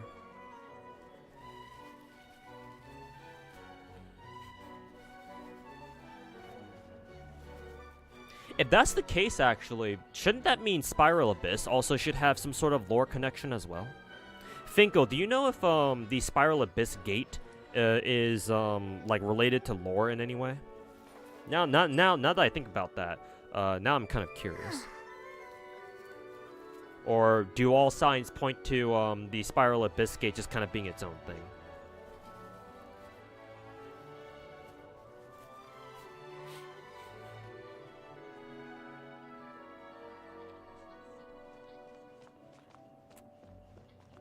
Cinema coming, by the way. Yeah, let's kick back and enjoy, I guess. Sit down for maximum immersion. Also, wasn't Mona Alice's student? Yeah, she was her student, right? Because when she meets Klee for the first time, she's like, wait a minute. You look like my teacher. You picked Soldier 11 and her Bakugan. You're happy now. Hey, congrats. Let's see. Lore-wise, most of the teleporters lead to the Spiral Abyss Gate. Really? That's interesting. Like the teleporters we use to navigate around the map, right? Mona's teacher, somebody. Oh, it is? Oh, my bad then. I thought Alice was the one who taught her. But I think... But Mona does know Alice, though, right? Because she refers to Alice as that old fucking hag or some shit. I think I remember reading like Klee's story or whoever story it was, where Mona runs into Klee and she's like, "Wait a minute, you're that hag's daughter or some shit."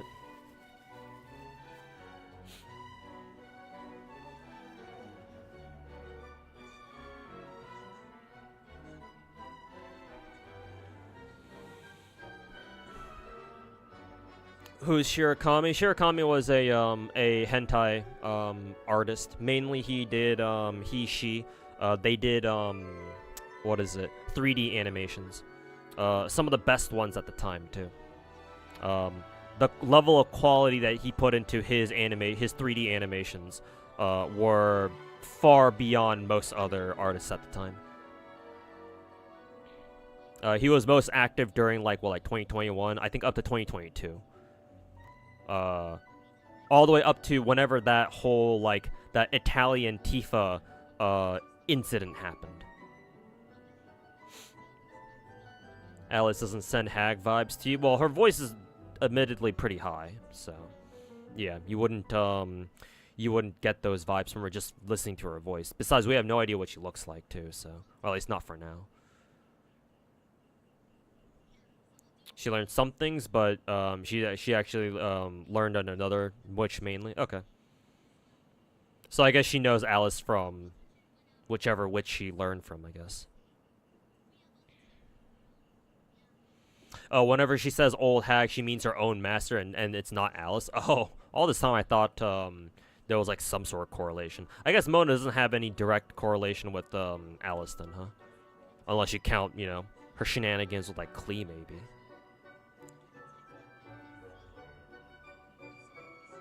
Yeah, Shirakami is most likely... Well, I hope he's not... I hope they're not dead, but... They probably are. I mean... If the CCP does not like you, I mean... Well, goodbye, I guess. We'll never be seeing you ever again.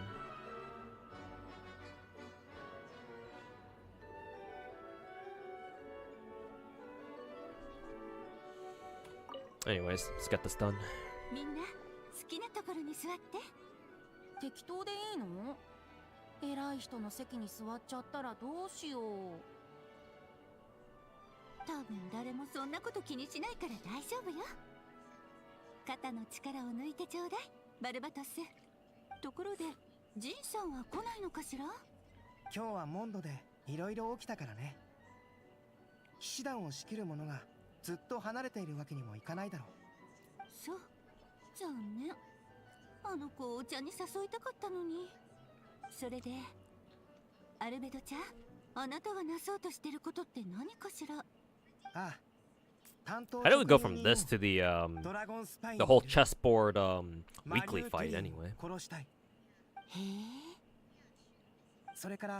I like how the fluffer's tail is positioned in such a way that it makes it look like it's using its tail to like put it over its chin or something, like very thoughtful. Like, oh.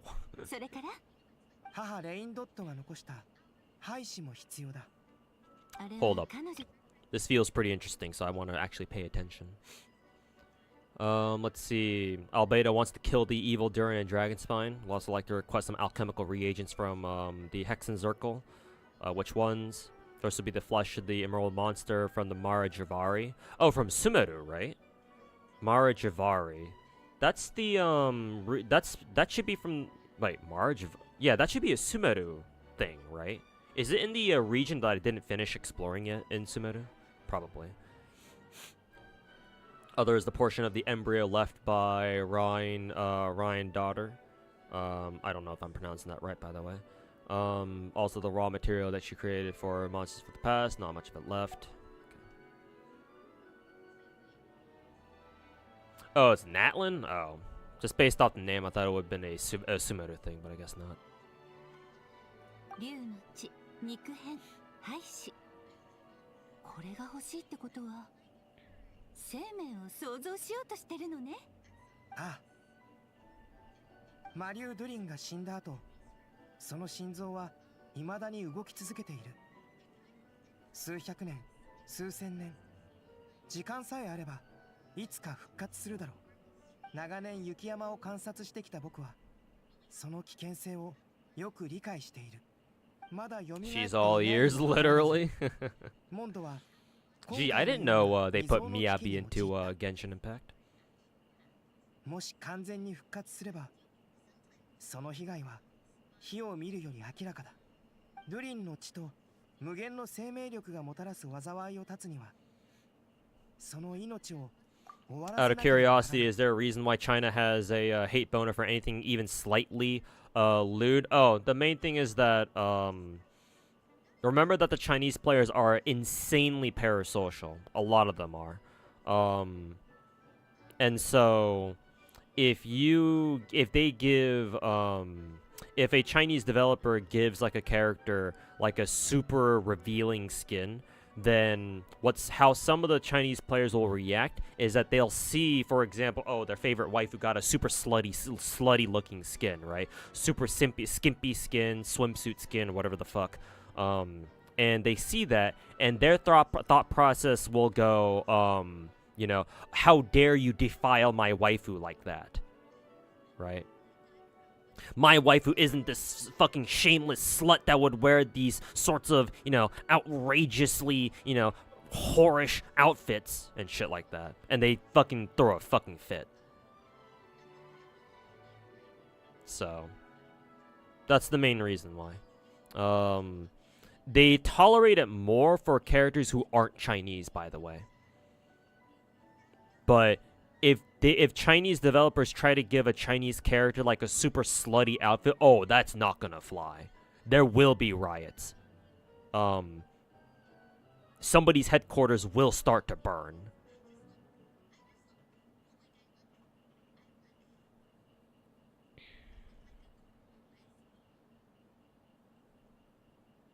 So, that's the very basic reason why.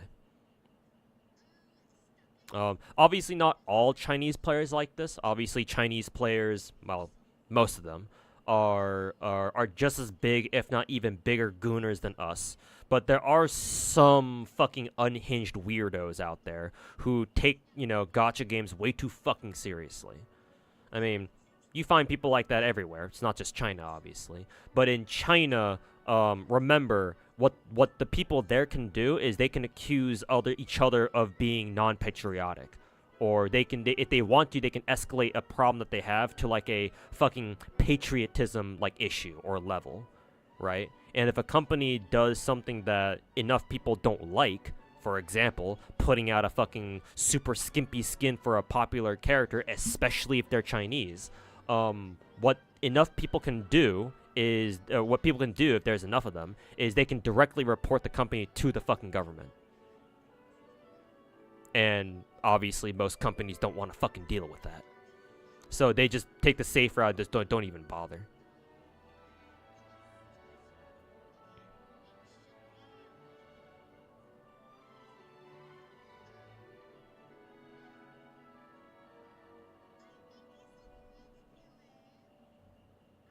That reason corroborates with the China being the #1 pirate of JAVs. You thought it was the Russians? I mean, there's a whole lot more Chinese than Russians, I feel like.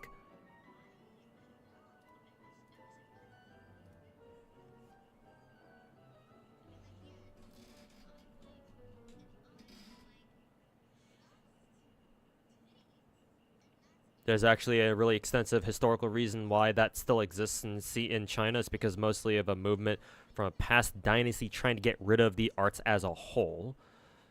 There's another channel that goes over it. Knew about it from watching the My Concubine film, but it's really extensive. blah blah blah blah blah blah. I don't know how much I believe that, to be fair. Because here's the thing. Even if that were the case, a CCP would be directly in competition with what the CCP believes, because the CCP does not like the dynasties, the old Chinese dynasties. At least that's my understanding. I could be wrong about that though. But I'm not sure like what. I'm not sure if that's the reason why, because according to that, then that means that Chinese people just want to get rid of the arts entirely, and I don't think that's true.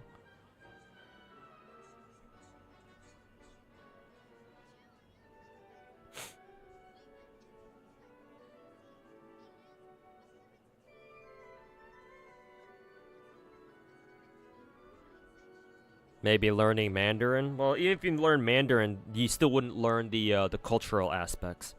You would need to talk to somebody who's from mainland China to understand their thought processes. The most we foreigners can do is try to decipher what it is that they're doing and why they do it. But, you know, other than that, we can only guess. Like, that's the best guess I have. I could obviously be very wrong about it, but from an outsider's perspective looking in, that's what I extrapolate from that.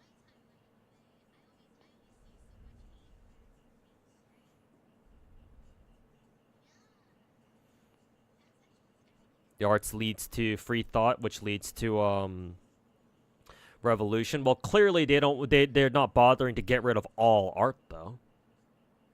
That's obviously not the case. Because if that were so, then how are companies allowed to make gacha games then?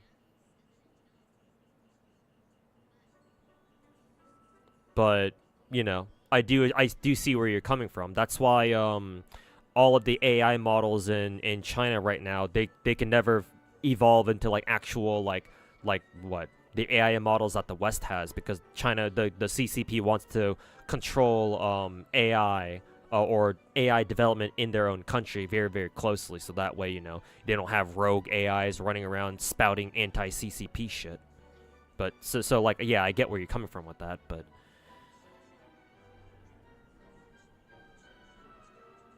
yeah, maybe that was like maybe that was the case when like Mao was in power, yeah, because Mao was fucking insane. Mao was a little bitch.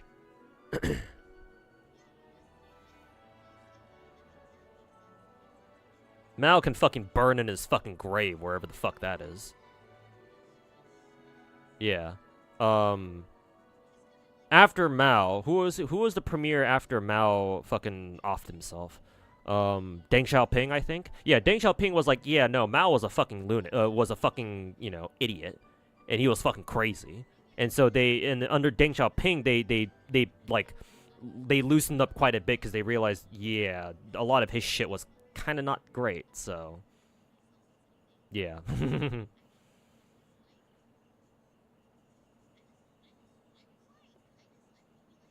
Because it was during Deng Xiaoping's rule when Nixon went over to China, I think, right? And that's where we started partnering up with China for the first time to counterbalance the Soviets. Yeah, because Deng Xiaoping realized that, you know, they need to industrialize the country so that they can start making money. So he wasn't exactly a 180. Well, no, but he was significantly better. If better is the right term to use here. Yeah, obviously he was still a communist, but, you know, he wasn't Mao levels of fucking insane.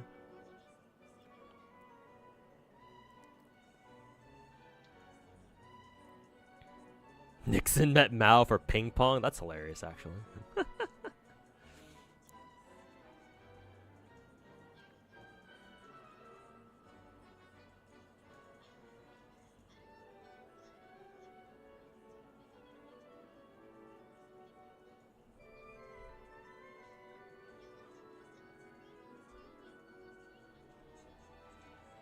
You went past a lot of details.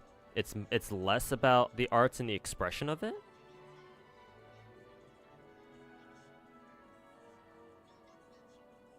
I think you meant to say it's more about the arts and the expression. I think you meant to say that it's more about the expression of the arts. Yeah, then, well, that's obviously a lot different than, you know, a government trying to get rid of arts entirely. Like it's some fucking 1984 shit. Deng Xiaoping was heavily influenced by Lee Kuan Yew. Yeah, the Singaporean guy, right? The Singaporean quote-unquote dictator.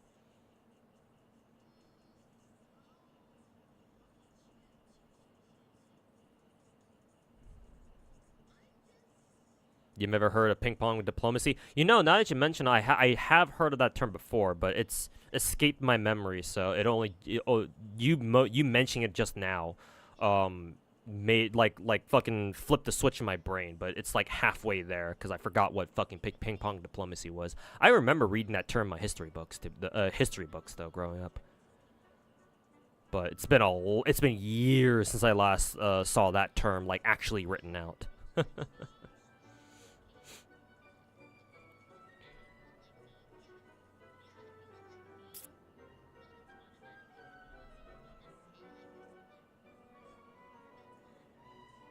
Kissinger deserves to burn in hell far more than Mao. Well, I don't blame you because I know that the Chinese really liked Kissinger, and for good reason too.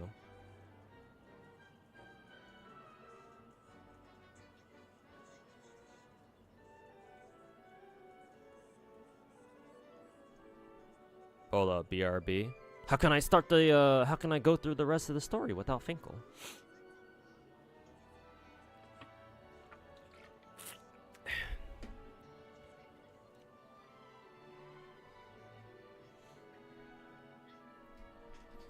But yeah, I am aware that Kissinger has always been super pro-Chinese throughout his entire life. Pretty sure.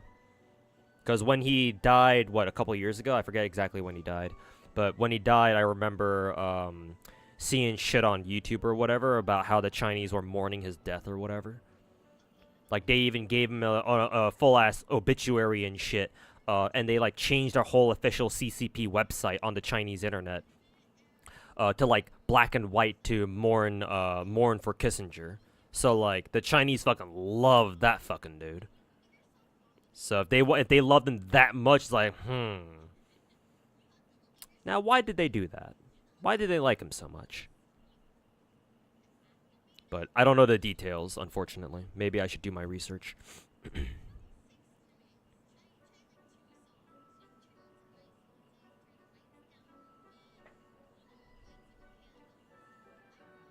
You always want to help to open up U.S.-China relations? Well, yeah, that would make sense then. Then yeah, there you go.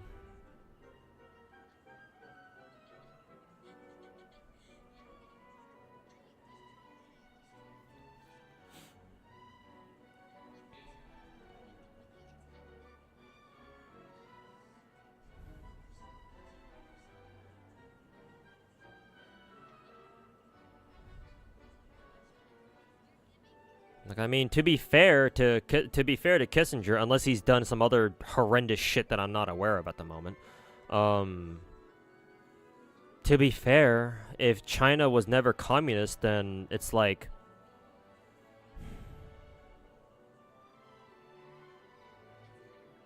things could be things would obviously be very different now. Or technically China could still be communist, but they still would have been a lot they could have still been a lot more chill.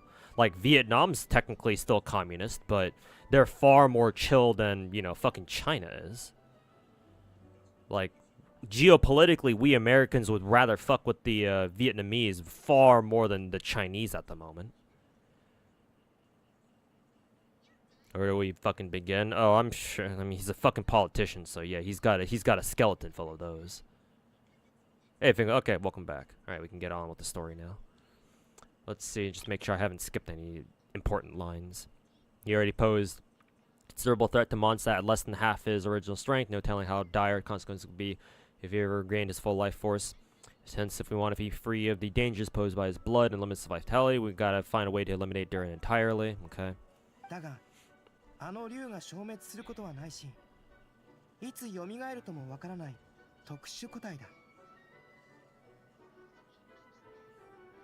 If China was never Kami, we were never Kami, we'd still have Shenhe's belly button and Ningguang's back. Yeah, maybe. one could dream. その息の根を止めた後、別の存在へと生まれ変わらせるしかないと考えた。元の姿でもなければ完全な化け物でもない。より人間に近い存在にしたいんだ。夏にクレイと一緒にシムランカという童話の世界に行ったことをアリスさんも覚えているだろう。 Direct reference to the to our last summer event. もちろん。あそこには M のもう一人の子供が。 Oh, she must be referring to the mini あの Durin. 旅で僕はあることを知った。ドゥリンは必ず復活することを。 Yeah, Rosaria's fat titties. Remember that they censored Ayaka's and Miko's panties. You could in the beta, I think you could like you could upskirt Ayaka whenever you wanted. I think same with Miko, or at least that's how she was originally designed. ある錬金術の構想を練った。シムランカの童話に登場する竜を魂に、元のドゥリンの心臓を血に、そして人弱界の魔獣の肉片と母が残した胚子を体にするんだ。竜の毒による腐敗の力は魔獣の肉片の異様な活性力によって打ち消される。作られた体は均衡の取れた状態を常に保ち続けるはず。Let's see. Inspired you meant the a pure soul M created, the middle mini Durin, I think. He would be the key to that end, devise an alchemical model for the transmutation. Soul come from the fairy tale Similanka, blood from the original dragon's heart. Monster remains from the marriage of Ari and the embryo. Ryan daughter left behind will form the flesh. Corrosive nature of the dragon venom and heightened vitality of monster remnants will offset each other, keeping the constructed body in perfect balance. Alchemy shit. I've never seen like a playable character like do that before. I don't even know what he even meant to do with that. That was kind of a strange animation, to be fair. It's a powerful side effect, blah blah blah. Chemical setting results not to be short of sounding. I guess clicking on the transcript interrupts people's voice lines.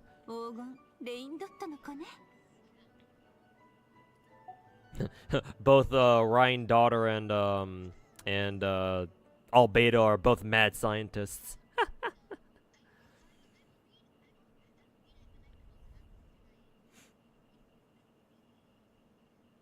It's not a Kami thing though, it's more of a greed thing.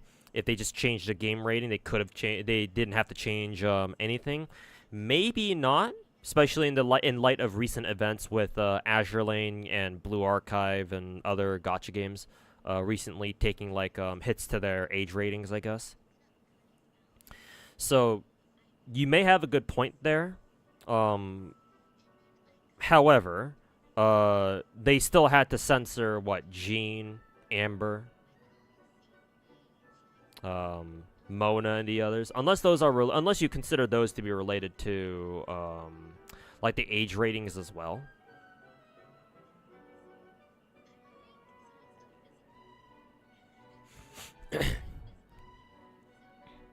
If Genshin Story had a skip button, I would have time for 3 more gachas.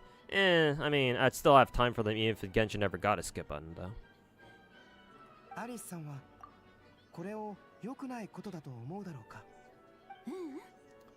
ただ2人とも特別で面白いと思っただけよ。バルバトスに頼んだのも納得。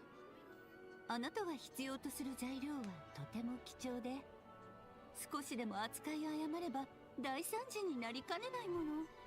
材料を手に入れたいなら魔女界の試練を突破しなさい。あなたには力があり、それを You must prove yourself. Oh, this usual bullshit. こうなると予想していたから、ここに旅人も呼んだんだ。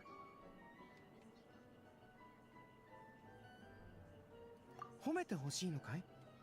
僕が道を踏み外さないよう責任を持って試練に付き合ってくれるものだと思っていたよ。 Sounds very strange coming from Albedo. これは魔女たちの慣例でもあるの。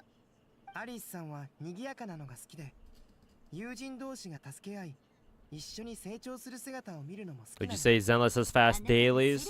They're pretty fast. They're not as fast as Genshin, though. They're actually not even as fast as Star Rails, technically. But they're still relatively fast. Just need to clear your stamina, go talk to, go do your video store shit. Especially now that they've added the whole recommended tapes button where you can just click on that and the game just selects tapes for you. Or maybe the game always had that. That's pretty easy, or that's really easy. Then you just gotta go talk to Howl, do your scratch card, and go get a cup of coffee from Tin Master. Technically speaking, Genshin and Star Rail dailies are easier. I don't know if Star Rail's dailies are faster per se, but they're certainly easier because at least Star Rail has auto. But you know, Zelda still has pretty fast dailies. Like, if you know exactly what you want to spend your stamina on, it should not take you more than like 10 minutes. That Dodoko is huge, especially with the tail. Yeah, it's a big fluffer. Most gacha companies avoid 18+. Well, yeah, because the algorithm favors them if their age rating is down at 12+. So, if possible, most gacha games want to have the 12+ age rating or lower, because that way the Play Store algorithms are able to push the algorithms for their Play Stores, either iOS or Android, assuming that it works the same for both. They have a better chance of pushing their game to more people. So yeah.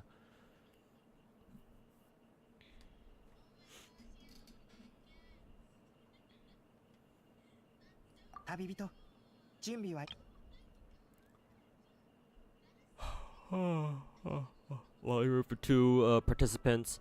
Turn off the charm? What does this mean? 愛しい子たちよ。ドド大魔王の魔法を乗り越えられるかしら。 Just a random ass chessboard match now.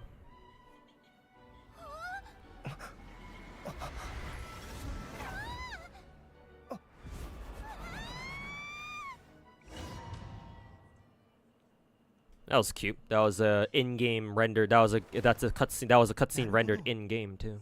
魔女界らしいやり方だ。体が小さくなってる。 Evil Alice. Evil Fluffer. 急にそんなちっちゃくなるなんて。気をつけろよ。どうかした？ Evil Fluffer. いや、ただ小さくなった。 Oh my god, she's actually talking. I thought she would stop talking after the courtroom scene. パイモンっていつも元気だよね。心配はいらない。すぐにパイモンのところに戻れる。アルベドちゃんは自信満々みたいね。まさか。 Yeah, holy shit, she's talking. 試練を与えてくれるなんてね。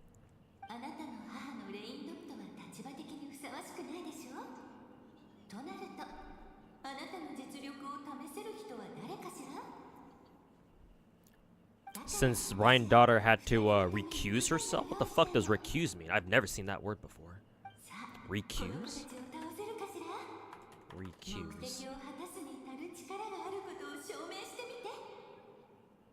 Oh, she had to withdraw herself from the Hexen Circle or whatever? Huh. Kind of wonder what happened there.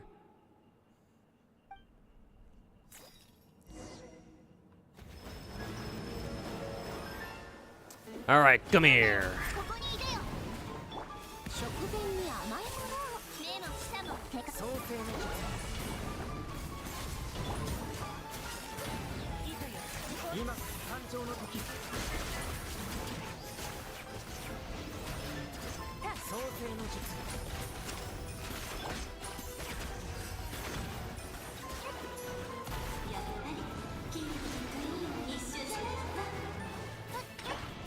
Queen Piece time.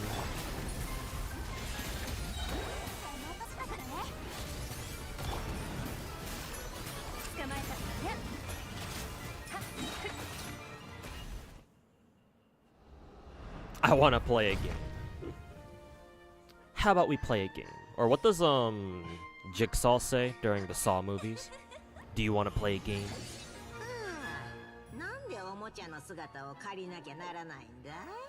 Oh, there's the hag voice. Maybe this is Ryan Daughter. Maybe this is Ryan Daughter's voice.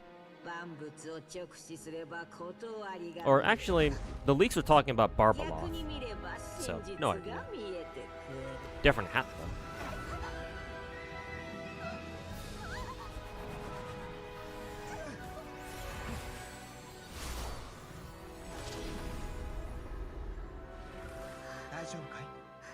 Lumen's talking a lot. Yeah, very sus. I believe we're back at the Simulanka, I think. Simulanka.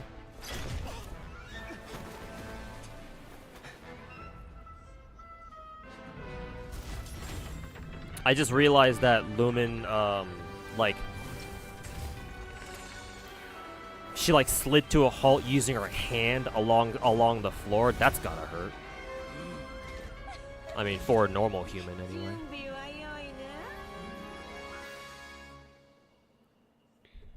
Gilf.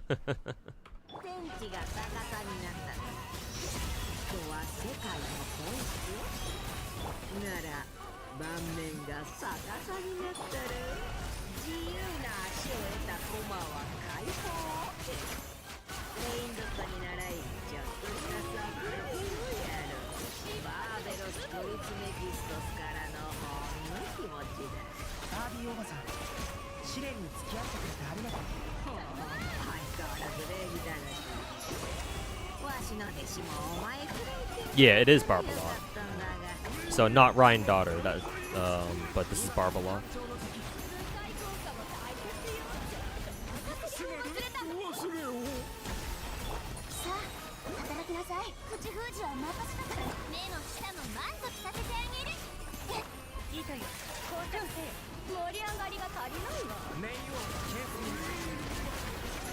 There we go. Kill him at the same time.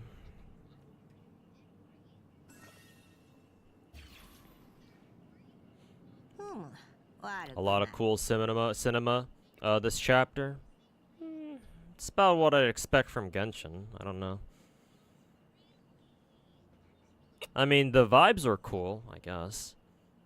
Personally, it wasn't really the cinematics that are getting me. It's just like the actual lore itself and how we're back in Simulanka. I think we're back in Simulanka. Yeah, we should be, because you can see the stars in the background.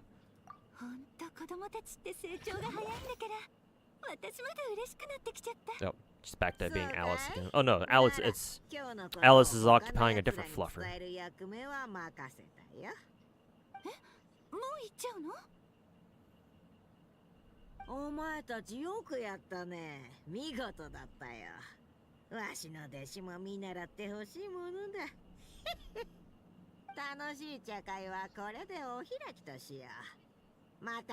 She just disappears. Just piecing out. ごめんね。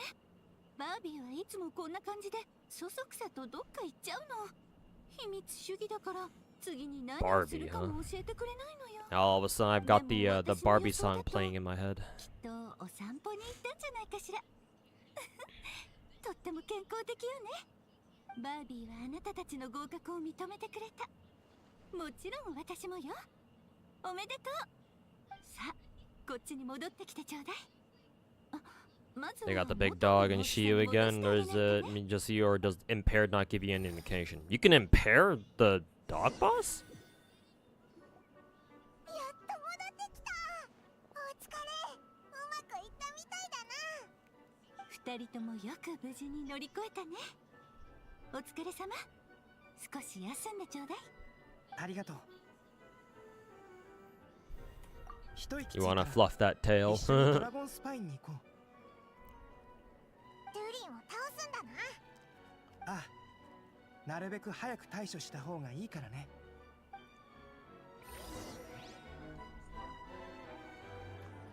Oh, now we gotta go to Dragon Spine.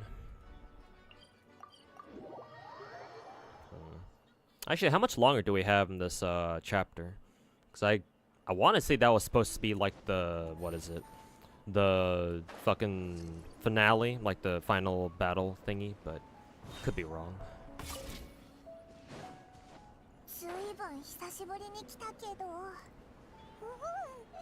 相変わらず寒いな。手が凍っちゃいそうだぞ。僕のフードの中に入る。 Yeah, I remember this place. Yep. It's the Dragon Spine core. 15 minutes tops. Last final cutscene is genuine cinema, though. Alright, I'll hold that to you. すまない、パイモン。用事を先に終わらせる。 If the Dodoko doll becomes merch. Bro, there's so many things that MiHoYo can make merch out of, and yet they refuse to because they fucking hate money for some reason. Or maybe they do, but it's like China exclusive or some shit.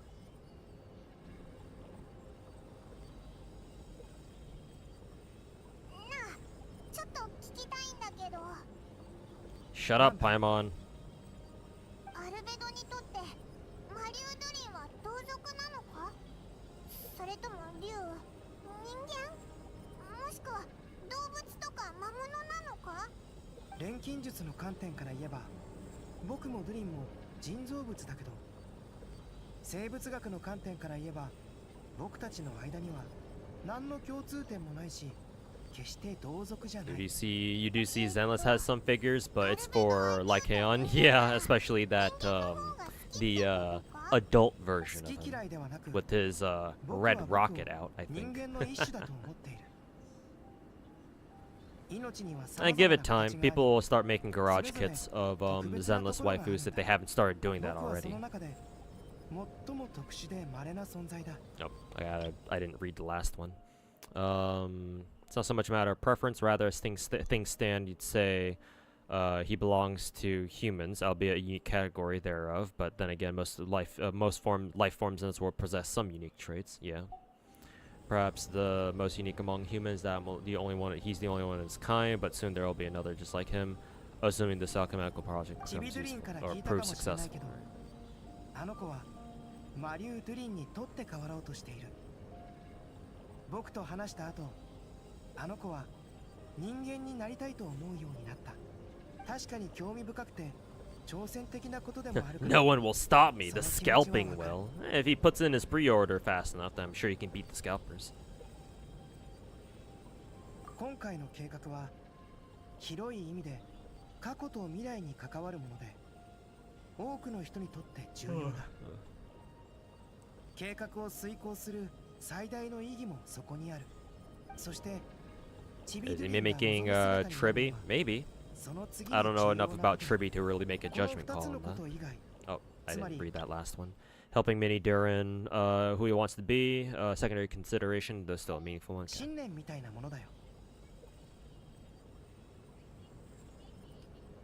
By contrast, personal motivations are nothing so grand and meaningful, just pursuing something you believe in. 僕にとってありえない命を育むことは、この世界自体を育むことでもあるんだ。To cultivate life which the world cannot generate endogenously is to cultivate the world itself.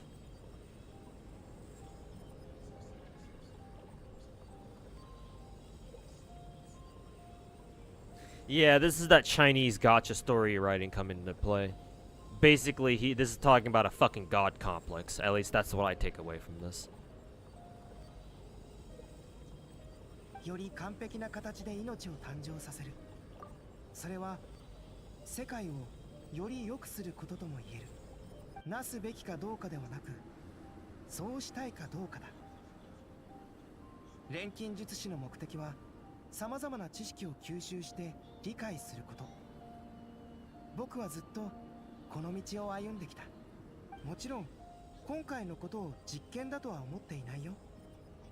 何せこれはモンドに関わることで、僕はセピロス騎士団の一員だからね。この答えで満足できたかい？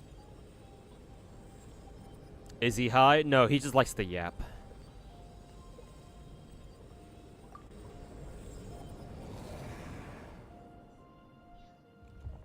完了だ。金色の力が竜の心臓を拘束したぞ。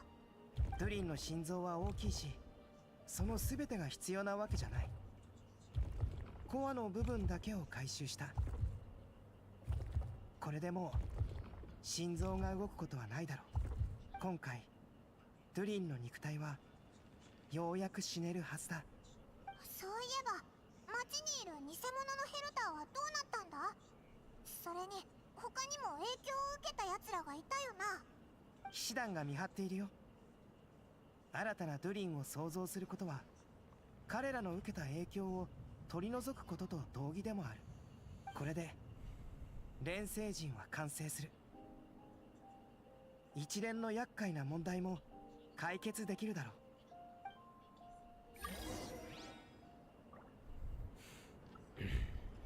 I was gonna say, like, if it was that easy to fucking kill Durin, then why didn't they just do it earlier? But then I just answered my own question of, well, even if Albedo removed the core earlier, then, like, where the hell else would he even fucking put that thing?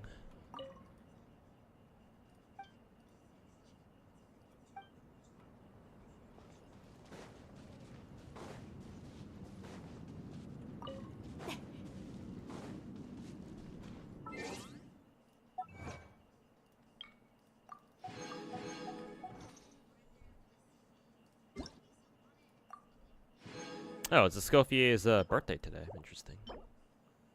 Gilded Hall. Damn, this Gilded Hall food item seems pretty fucking good.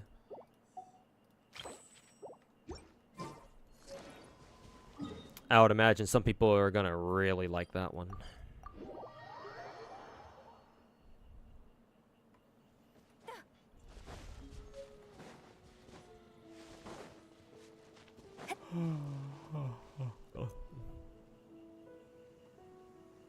That food's gonna be good. New endgame. Oh, if they let you use endgame, like, if they let you use food for endgame, then yeah, people are gonna use that a lot.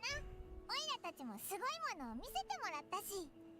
ウィンドブルーム祭の期間中、モンドはとても賑やかで楽しいところになる。あちこち見て回ってお気に入りのものを探してみるといい。そういえば今年のウィンドブルーム祭のスターは誰になるんだろうな。オイラたちずーっとバタバタしてるし、街で人助けしてるのって一体。お祭りの日になればわかるさ。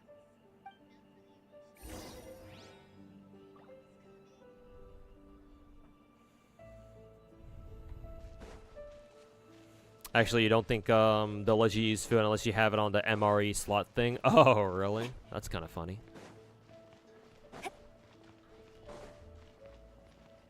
Oh, we gotta wait until 2 days later.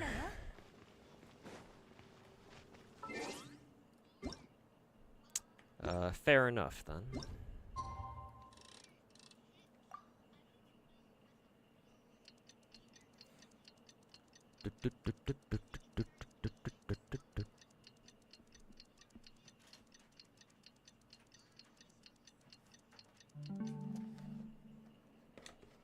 Tick tock, tick tock, tick tock.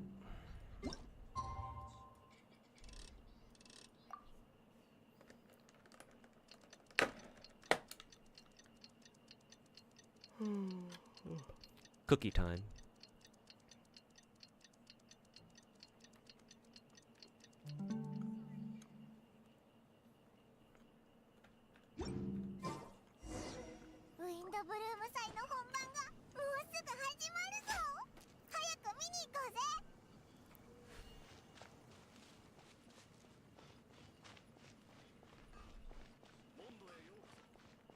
Red velvet? No, just regular chocolate chunk.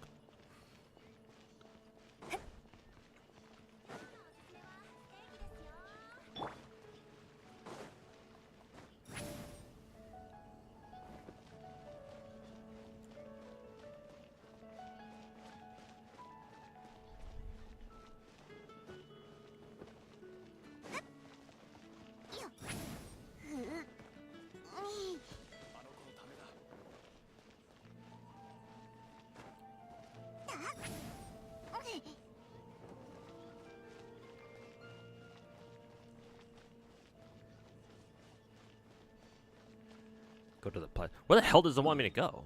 Oh, the fucking church.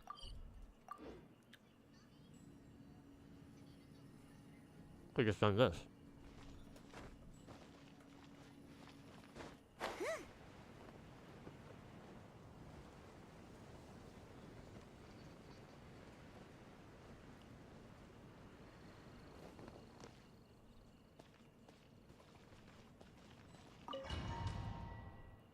Seven hours overworking.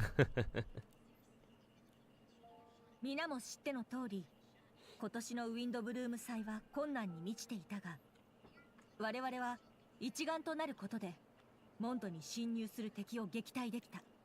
今年度のウィンドブルーム祭のスターはまさにこたびの騒動で多大な貢献をしてくれた人物となる。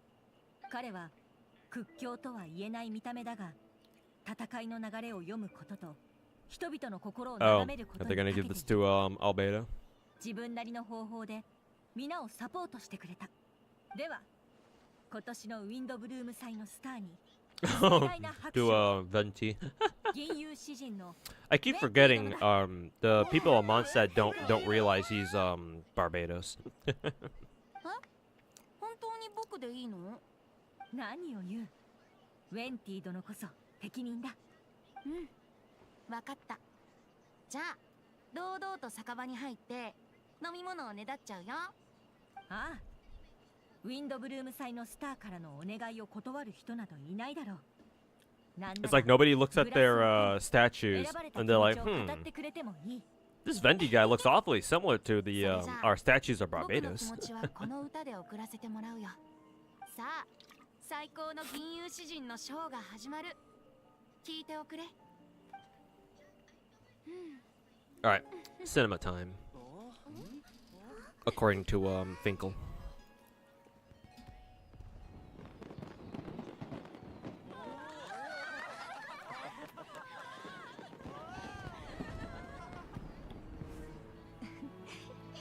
It's like the Clark Kent glasses thing. Yeah, maybe.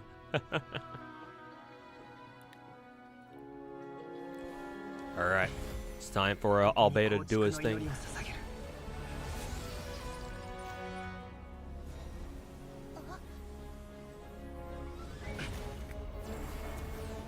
Was that the emblem from Bora? No, it's the Primo Gem emblem. 無害の大地よ、流れゆく水よ、清廉の火よ、不欲の風よ。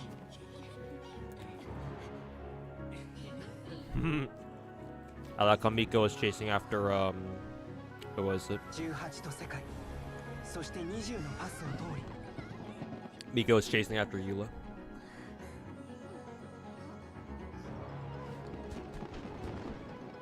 紡がれた魂が生まれ落ちるため、不朽のムクロを神聖なる血肉と化せ。賢者たちよ、我が Does nobody see the fucking bright ass fucking light?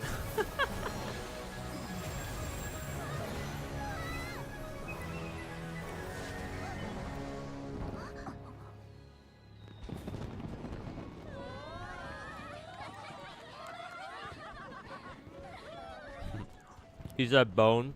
I am the bone of my sword.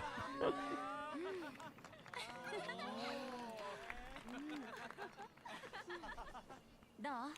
よかったでしょ？ What did Albedo even do there? Well, he performed like this alchemical ritual thing to turn Durin into whatever this is. Or I should say, whoever that is.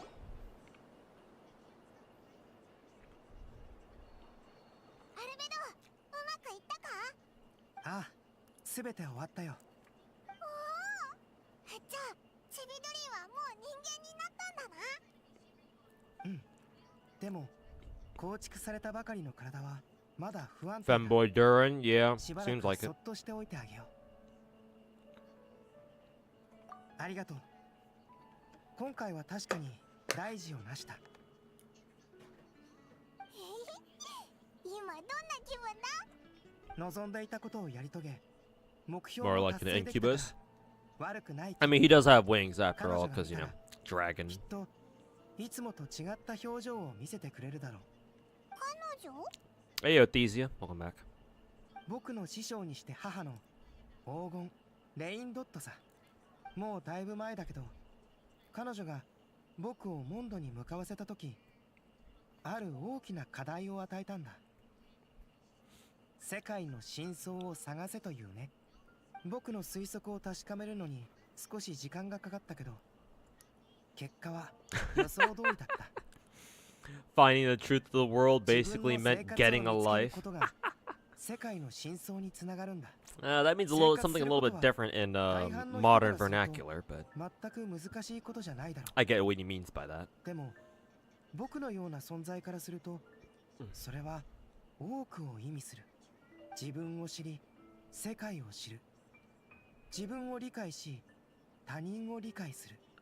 僕と世界の間には生活がある。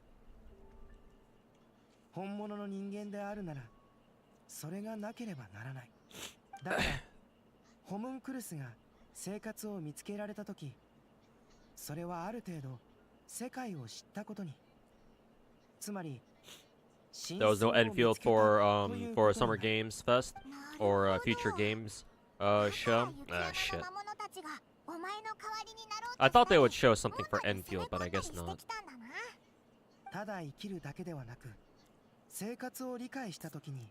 Oh well, we keep waiting then, I guess. Maybe for Gamescom, I suppose. We'll see. これを伝えたかったんだろう。でも今回の件で新たなヒントを得たよ。人間になるのはただの始まりに過ぎない。人間としてどう決断して、人間の家族とどのような関係を築いていくのか。多くの人からすると、この数日に起きたことはただの恐ろしい不気味な出来事でしかないだろう。だけど僕にとってそれは生きることの一部なんだ。これから僕の兄弟は前のように自由に生きることはできないだろう。彼も僕と同じようにこの世界を歩み。 Brother? Does he mean the mini Durin that he turned into a dragonoid or a human, whatever? そもそも母が特殊だからね。 Or was he talking about somebody else? 様々な家庭がある。小さな店に根を張る人もいれば、農場に根を張る人もいる。僕たちは多分庭園に根を張っているんだろう。そして今や僕も There's also still the PC games show. I should probably PC game show. I don't know if they were gonna. I don't know if they're gonna make any announcements during the PC game show though. ああ、師匠は顔を出さなかったけど、 But who knows? Maybe. 魔女界の人が知っていたということは、彼女も僕のしたことを黙認してくれたってことだろう。どうやらナベリウスを飲み込んだ後、母はようやく安らぎを得たようだ。 Yeah, Xbox game show is tomorrow too. 僕は心から嬉しく But 思うよ。 it's Xbox, so I don't. 彼女だって I don't know if there's going to be any 狂気じみていたわ like けじゃないからね。 gacha announcements. I don't know. それって何なんだ？ But I guess we'll see.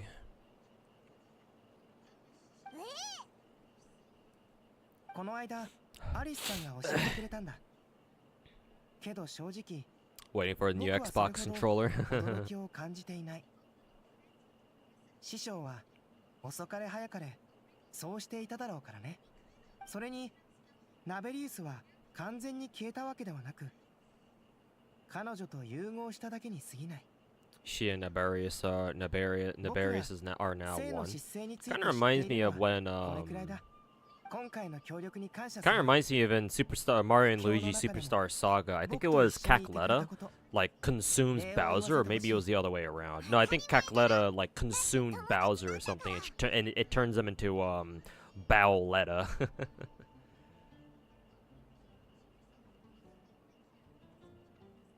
そう言ってもらえて少し気持ちが楽になったよ。 Anyways, I have no idea who the fuck Naberius is. に報告するとき、この喜びも共有しておこう。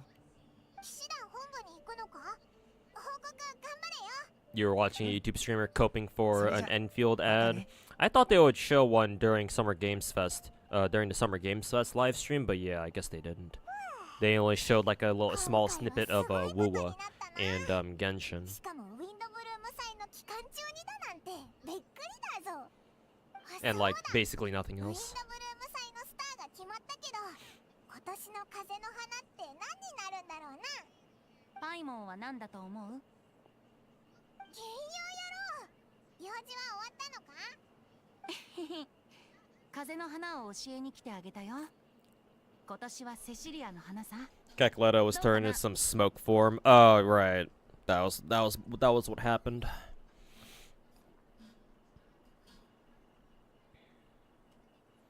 遊興者の真心。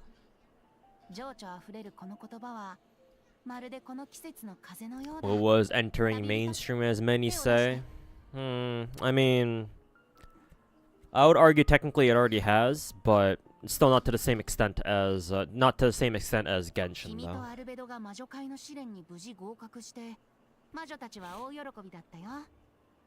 アルベドは欲しいものを手に入れたわけだし。 But I mean, hey, if Wuwa fanboys who just do nothing but glaze that game, wanna delude themselves into thinking that they're gonna eventually surpass Genshin's level of mainstream popularity, then I mean, they can keep thinking whatever they want to think. なんだか不思議な感じだな。魔女らしいっちゃらしいけど。君ほどふさわしい人はいないって送り手が言っていたよ。安心して受け取ってくれ。 What the fuck did he just give us?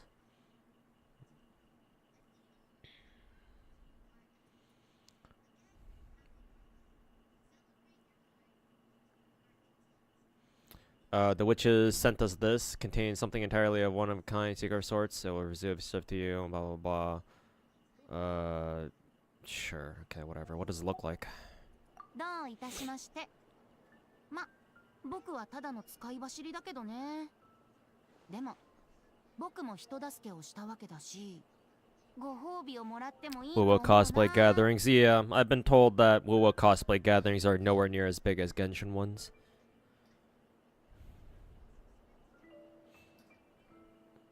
おお、今回は大活躍だったもんな。 The secret disparage. Oh no, is not a good thing. 本当に？約束だよ。すっぽかさないでね。 もちろんだぞ。後で酒場に行こうぜ。やったー。嬉しくて今にも空を飛んじゃいそうだ。やっぱりお祭りって素晴らしいね。賛美される愛は消え、警告に残るは災いのみ。 No thanks, being mainstream brings all sorts of people, but the bad ones are more, I assume you mean to say, are more annoying. Well, unfortunately, yeah, that's kind of what happens. However, as annoying as the bad people are, in my opinion, that shouldn't stop people from experiencing the, that shouldn't stop you from wanting to, share your experiences with others. Because if that's the kind of mentality you have, then that's how you become a gatekeeper. Alright, looks like we're done.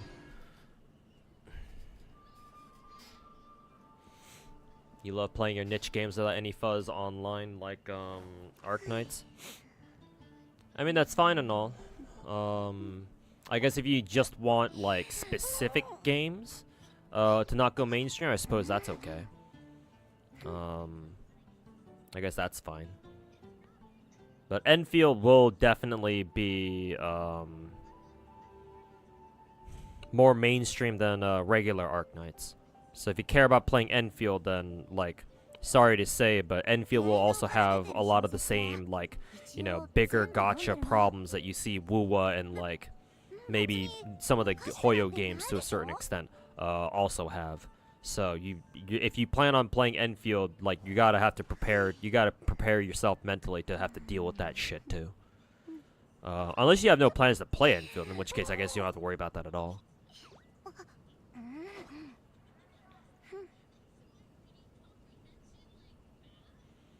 You have nothing wrong with being a gatekeeper.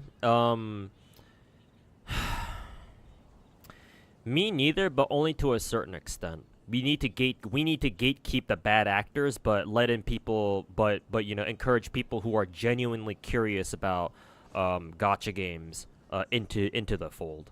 Like, we need to gatekeep retards like Saint Tontus and Tectone and all the other fucking rats. Those are the people who deserve to be gatekept. So there should be some gatekeeping, I agree, but if you want to be a gatekeeper, you have to be very attentive to who you should be gatekeeping and who you shouldn't be. And unfortunately, it's like, well, I don't trust just any random, you know, bozo on the internet to, like, gatekeep, you know, quote-unquote, properly, you know? Like, you do need to realize that there are some people out there who are, you know, some people out there who you want to have part of your community, and other people who you just don't.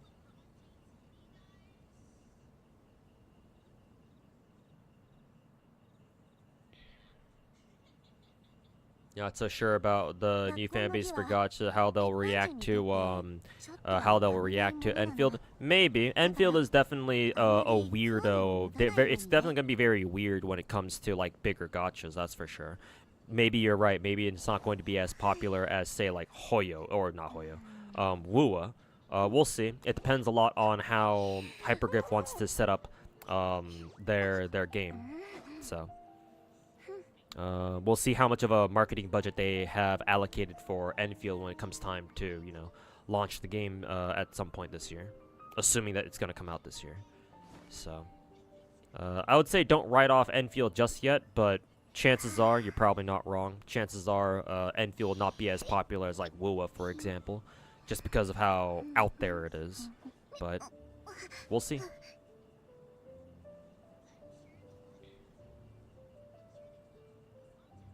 6 a.m. gonna... Alright, UI, thanks for hanging out, man. Catch you next time. I'll probably end the stream pretty soon myself as well, now that we're done with this Paralogism chapter.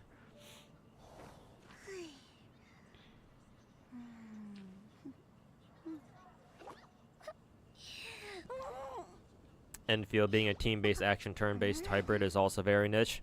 I mean, if the genre is niche, that, you know, that doesn't mean it's automatically doomed to be a like a low population gacha. I mean, look at League of fucking Legends, for example. Like, MOBAs aren't exactly simple games. At least whenever I watch a MOBA player try to play a MOBA, it's like, well, what the fuck are they doing? I don't know. How many buttons do you have?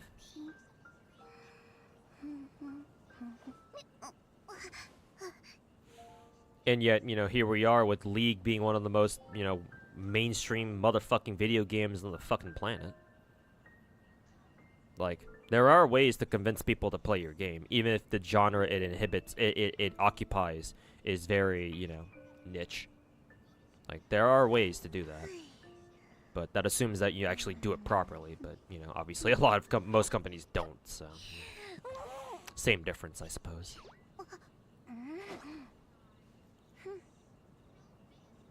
You'll just try not to interact with them as much as possible. Yeah, suppose that's fair. I guess you can just leave, you know, dealing with the fucking shitheads to people like me, I suppose.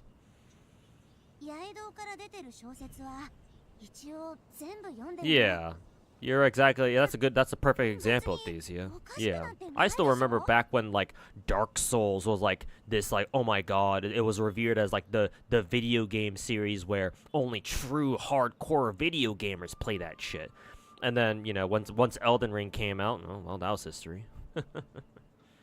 Not everybody and their fucking mothers played Elden Ring, you know? Except for me, apparently. Now we do all of Zenless story. We'll do that tomorrow, Finkel. Obviously, right now it's a bit late over on our end, so we'll have to leave that for tomorrow. You think we'll get a gacha without an energy system like BD2? Energy systems feel so bad. Unfortunately, I think most gachas going to the future will not get rid of energy systems. Stamina systems just are free money for developers, man. Like, ain't no way devs are gonna, like, get rid of that at all. to be honest with you, in my opinion. Like, why would they stop doing that, you know? Again, it's quite literally free money by just arbitrarily, you know, limiting your stamina through some bullshit system. You saw the Splitgate dude get shit talked on Twitter for some funny yeah. I mean, I get why, but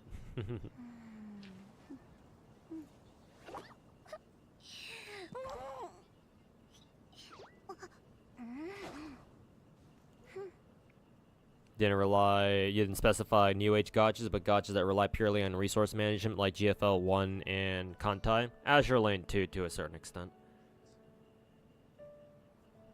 Would Lolly play Dark Souls? She's probably autistic enough to play. I don't know if she would really want to play a game like Dark Souls in the first place, though. She'd probably play like some dating games or something. I mean, hell, I can tell you for a fact right now she'd love to play Love in Deep Space.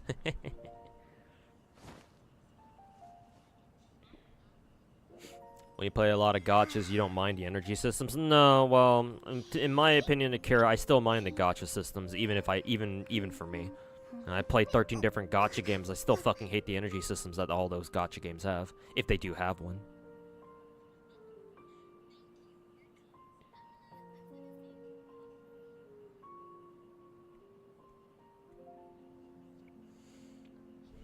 Speaking of BD2,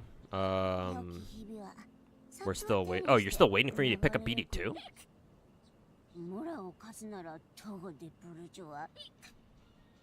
15th is a live stream? For what? BD2 anniversary? She'd be a Fujoshi. I mean, do you see what she's reading right now? Also, Avalan, thanks for gifting us up to a Carafangs. Appreciate it, man. I think that's your, like, what, third sub of today? Or third gift sub of today?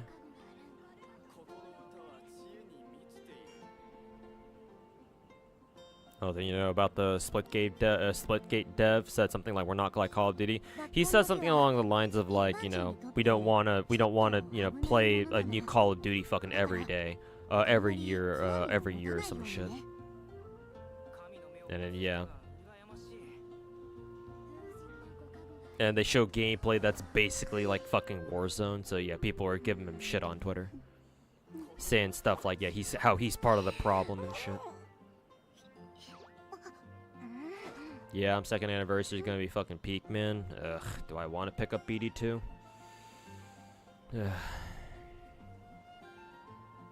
Heading to bed, made cleaning late bearable. Alright, my pleasure. Glad I could help. Good night, and don't forget to hydrate. And I'll probably grab a drink afterwards. But yeah, have a good night, lovely Tay. Thanks for hanging out.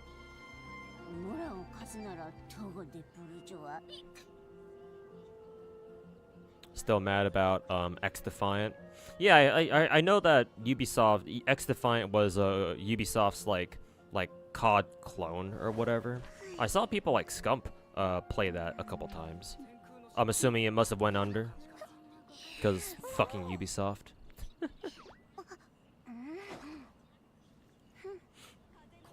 Sometimes you're glad when you have a lot of stories and events and such to do at the same time. I mean, you're not wrong, but like, you know, just getting rid of a stamina system, well, that means that you can just do whatever you want.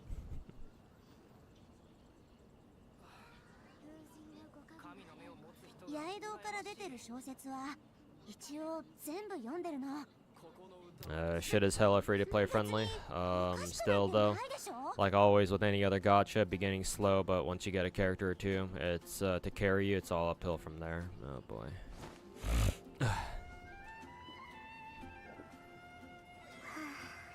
do I want to pick up a 14th gacha?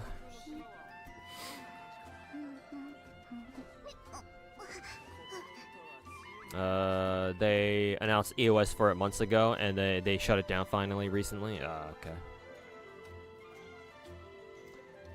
Ew. Okay. Finkel, does BD2 have a PC client? Just out of curiosity. I'm going to hedge my decision on that. If BE2 has a PC client, then I'll give it a shot. If not, then fuck that thing. Or fuck that piece of shit. So hopefully it has a PC client. It does? Okay, good. I don't want to have to fucking download another fucking emulator instance for that. So, thank God for that at least.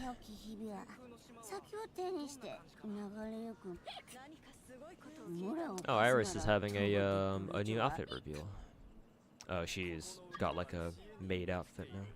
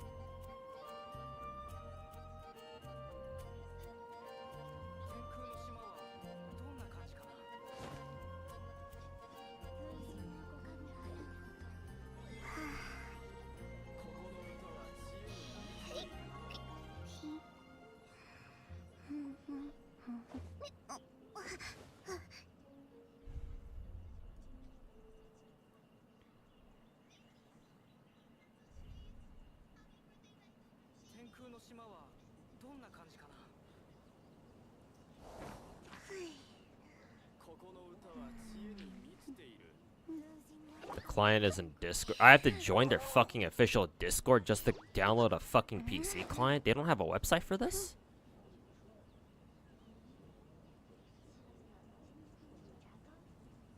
You know, there's a Google one and a standalone. You use a standalone. Fuck it. I'll just look it up myself.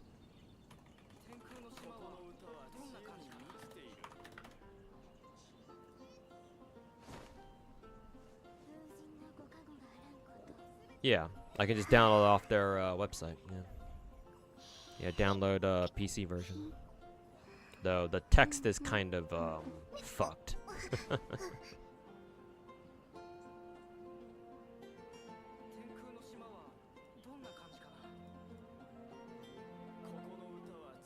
Oh god, you have to download through fucking Google Play? What the fuck? Ew.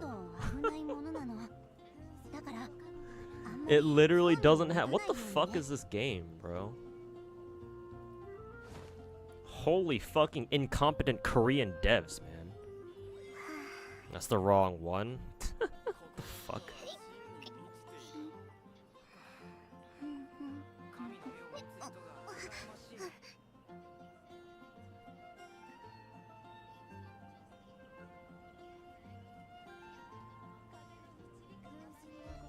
Google Play slander. It wasn't even meant to be slander against Google Play. I'm just talking shit on these devs where they make it so that what is it? They make it so that like it's like you would imagine just clicking on their website and then clicking on download PC version would immediately give you their fucking launcher, but no, they fucking tell you to download off the fucking dog shit Google Play fucking store. It's like, what? Fucking Korean devs.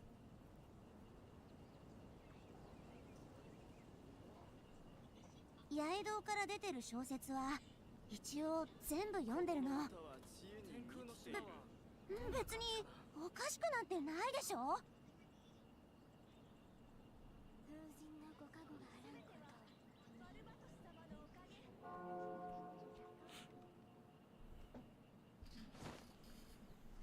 Energy system were created to supposedly limit moneyless kids' addictions to gacha games. That's what I've heard too, but like I can make the argument in the other direction too. That it's just a way for people to like force people to spend money to progress faster.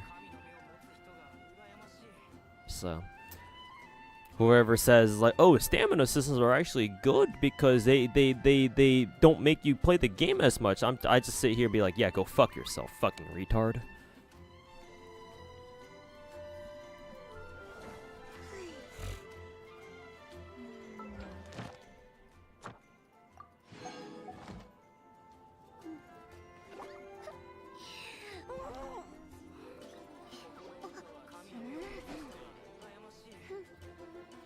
can send me the link to download the EXE launcher if you want.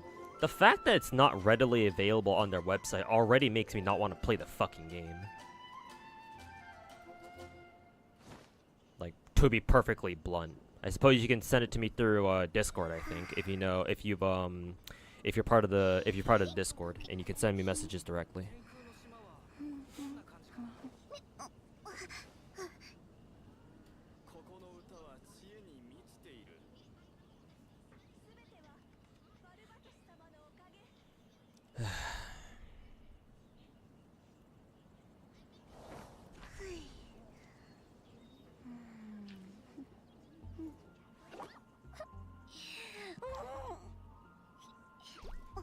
Because I've always kind of wondered why Brown Dust 2 isn't more popular with how Gunnar it is. Now I think I know the reason why.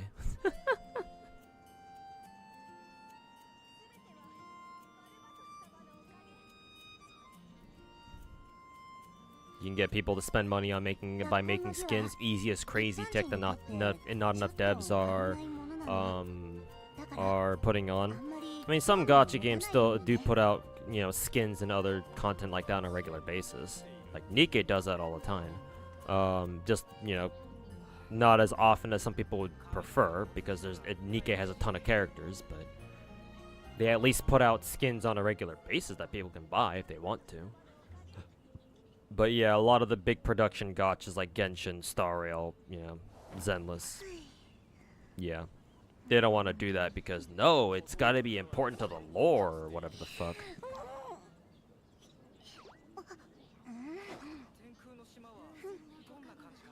Did you get the new Scarlet skin, though? Scarlet skin? In Nikke? She's getting new skin? I didn't know. They might have announced it during the live stream earlier. Earlier today, actually. Let me see if I can find exactly where they teased the Scarlet skin. Assuming they did, of course.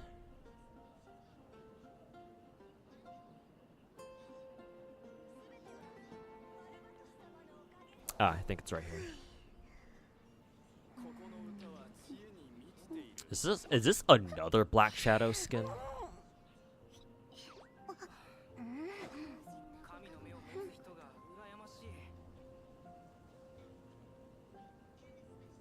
Yeah, this looks like it's for Black Shadow.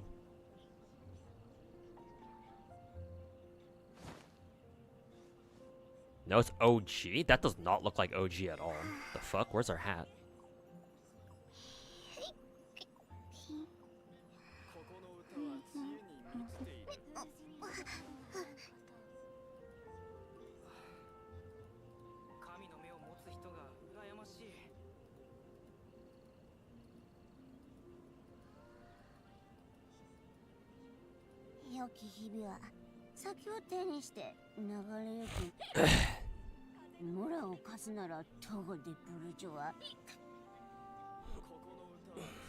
Oh, fuck. Sent it to me over on Discord.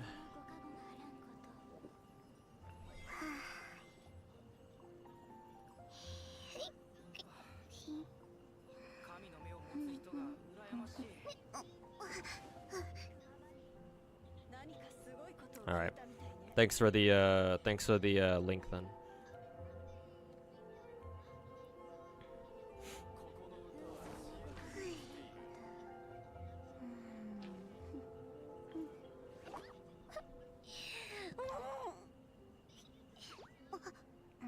Either gacha skin or code from special edition Stellar Blade copy with limited time redeem window too, by the way. Ugh.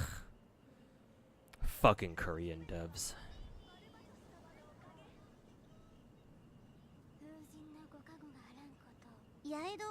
But yeah, Kane, I think I'll try out that download launcher later.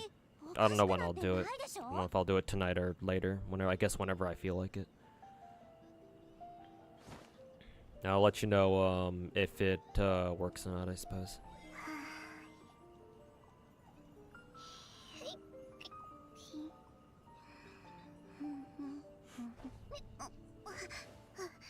At least you're getting a good game with it?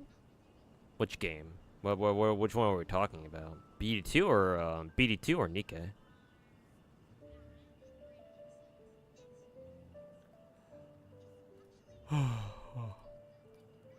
脱婚の儀は一般人にとってちょっと危ないものなの。 Paralogism chapter is done. And now I think the last thing I have to do is well, I have to keep up with the event as it progresses. Now the last thing I gotta do is just finish up the exploration for the mountain. だからあんま Oh, Nika and Stellar Blade.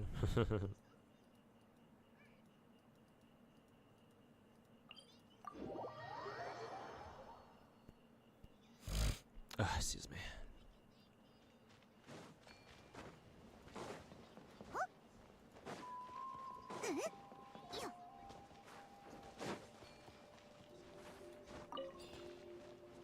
上までお願い。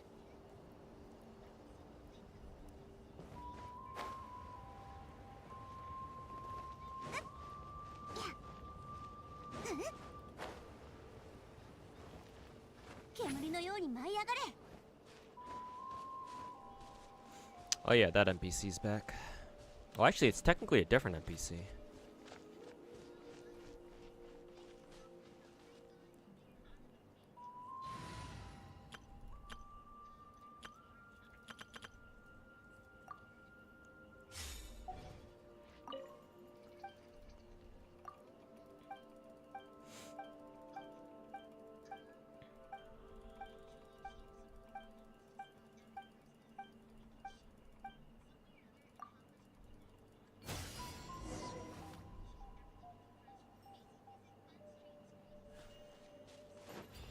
Collect any without breaking any of the jars? Okay. 時間が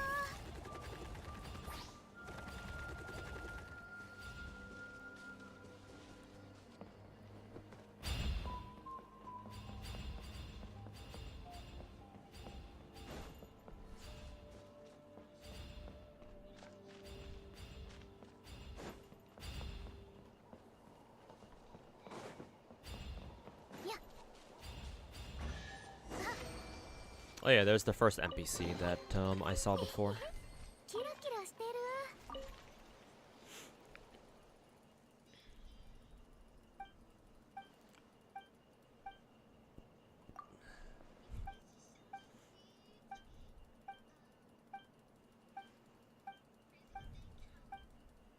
CN wedding skins are still diabolical. Oh yeah, I heard about that. I haven't seen what they look like for myself. But yeah, kind of weird that they would give CN that and not global for some reason.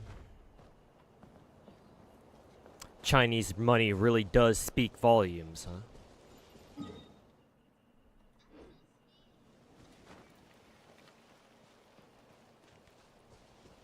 You're not paying $70 for that.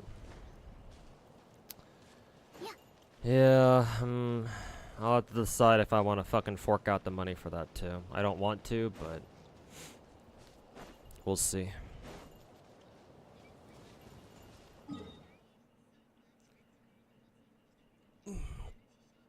Ouch.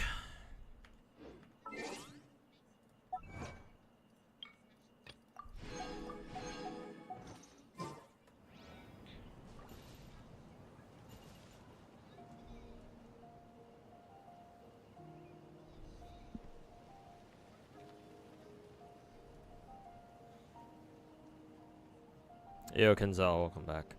See, Nikkei is so different. PC client works way better. To be fair, they said that they're working on giving us the PC client optimizations for us too. They even mentioned as such in the dev notes. But yeah, CN Nikkei is definitely very, very different. To be fair though, I do think that they're playing the inferior version, personally. But we'll see how the CN server develops and see what kinds of things they get.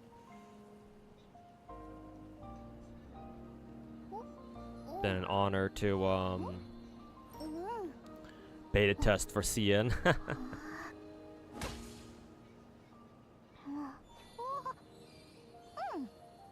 Oh, we got another Tectone dick sucker in YouTube chat. Will you ever say sorry to Tectone for what you said about him? Said what exactly?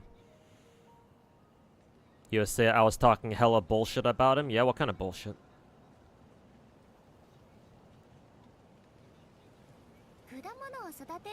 Yeah, if they don't, if CN Nika doesn't have Noir, then they can go fuck themselves. いい感じのタイミングで水やりと草むしりをしてあげて、鉱石の粉末で土に栄養を補給してあげて、温度も快適。おおうん。は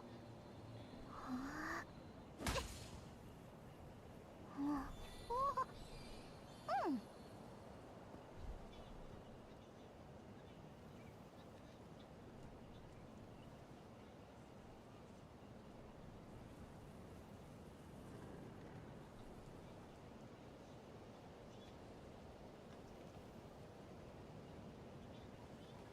You like this shirt? Hey, thanks.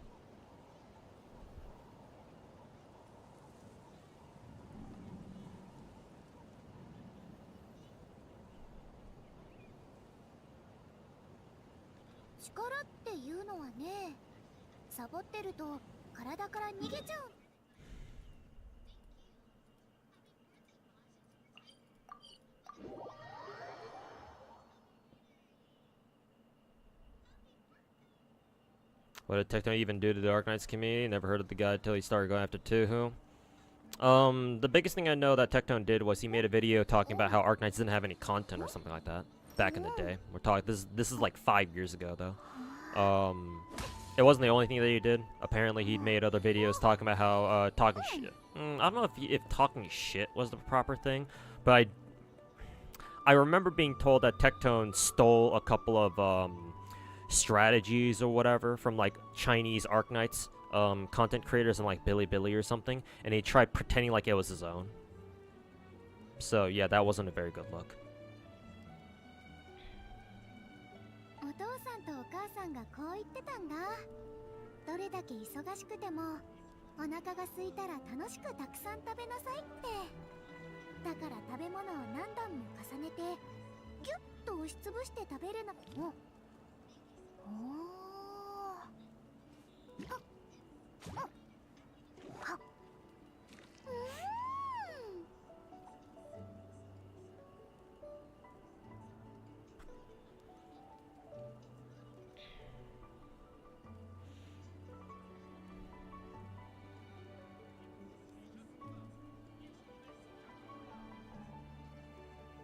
果物を育てるにはいろんなことを考えないといけないんだ。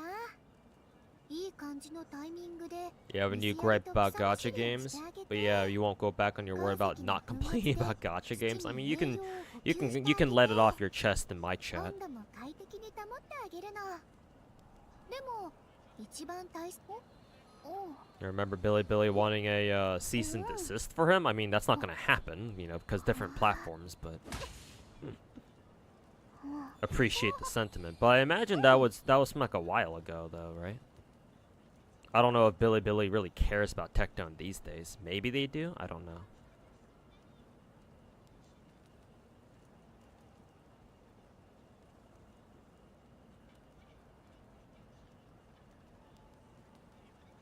お父さんとお母さんがこう言ってたんだ。どれだけ忙しくてもお腹が空いたら楽しくたくさん食べなさいって。だから食べ物を何段も重ねてギュッと押しつぶして食べるのが好きなんだ。そうすれば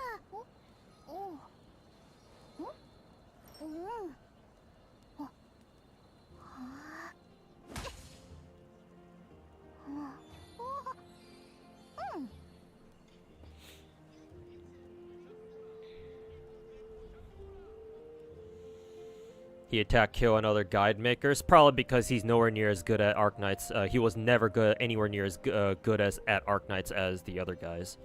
I mean, you see Saint Tontus doing the exact same thing too. So I'm not fucking surprised.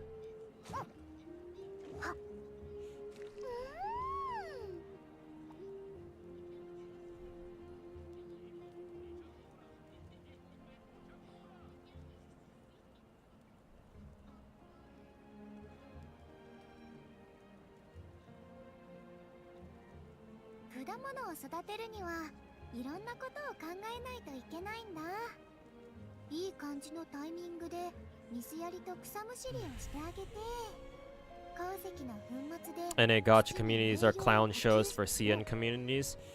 Most of the time, yeah. But every now and then we'll get a fucking shit show from the CN side too, and we laugh at them just the same.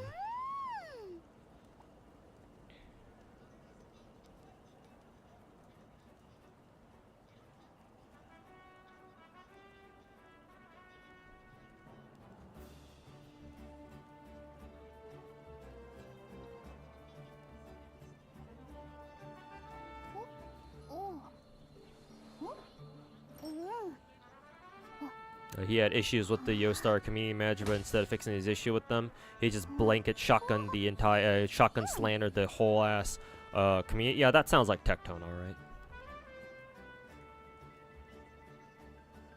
Yep. Deflect, gaslight,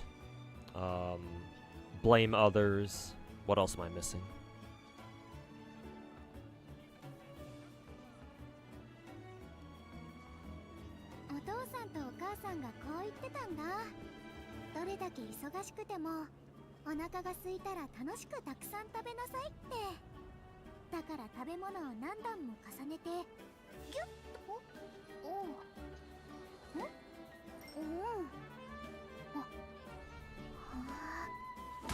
Deny, defend, depose. Hey, I like that. I've heard it from somewhere, but I don't remember from where.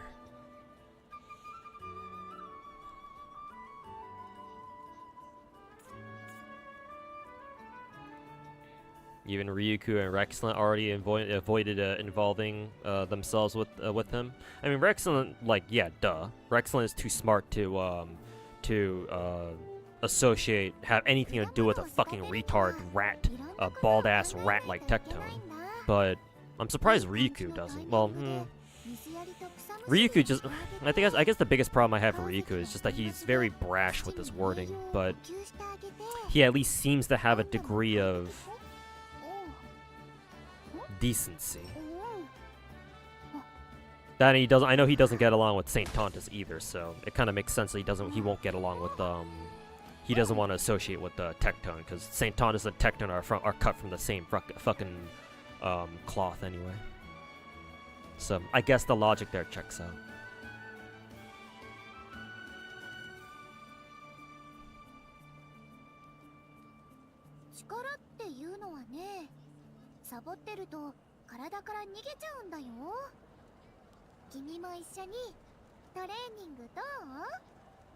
Hey Shimazaki fan, welcome back. About to end the stream though, so we're just wrapping up the stream, just talking about random shit.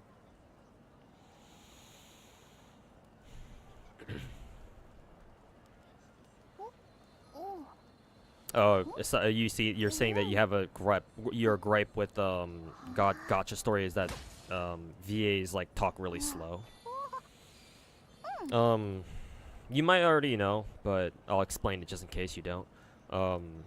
Voice acting in gacha games especially, directionally, voice actors and actresses, VAs are instructed, usually, to my understanding, are usually instructed to talk like very slowly. That's how it is. That's very common in like the anime industry, I think it is. Even for JP, even for Japanese voice acting, because like you listen to people speak Japanese like normally, and it's very different. Even to a foreigner, even if you don't understand Japanese, right? You listen to like everyday Japanese conversations, like in real life, and then you compare that to what Japanese sounds like in anime, and they're very different. So, it's just how the industry is, unfortunately.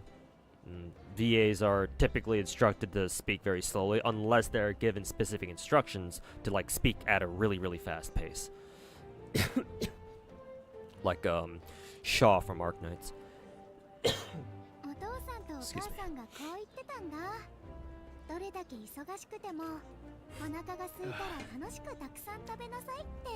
Oh, it was from Luigi? Okay.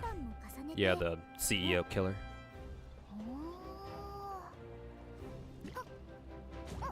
If Saint is one of the most popular CCs for WoW we consume, he's representing the game. even if he was popular, I would still say no. Just because you're the most popular CC for like a game doesn't make you automatically make you like a representative, unless like you're so, unless your online English is hard because I keep stuttering. Unless your online persona or like your content is so closely associated with the game and you've been making content on that game for so long that people kind of like get to the point where it's like, oh, they just kind of like subconsciously associate you with the game. It's like, no. Just because you're the biggest gacha, or just because you're the biggest content creator for a game, doesn't make you like the representative of it automatically. Because along that same logic, that would mean that, oh, Tectone's the biggest content creator or the biggest streamer on Twitch who plays gacha games on a somewhat regular basis. Does that mean he's like the god of gacha? Hell no. He's a fucking bald-ass variety React Andy slop rat. That's all he is. God of gacha? No, he's not. So no. Size has nothing to do with it.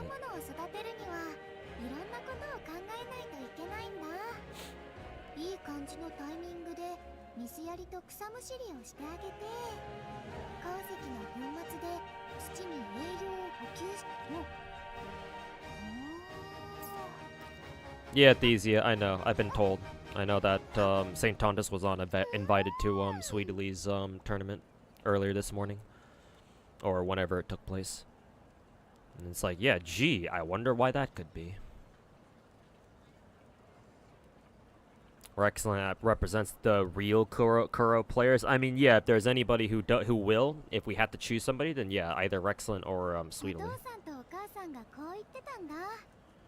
At least one of those two would be my picks. My eyes! Western CCs could never. Well, Rexland is one of the few people out there who could legitimately say that, and, you know, I wouldn't give him shit.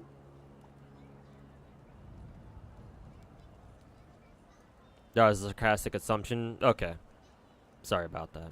I just took it at face value because I didn't see like you put like a kappa at the end of your sentence or something, so I didn't know. But yeah, my bad.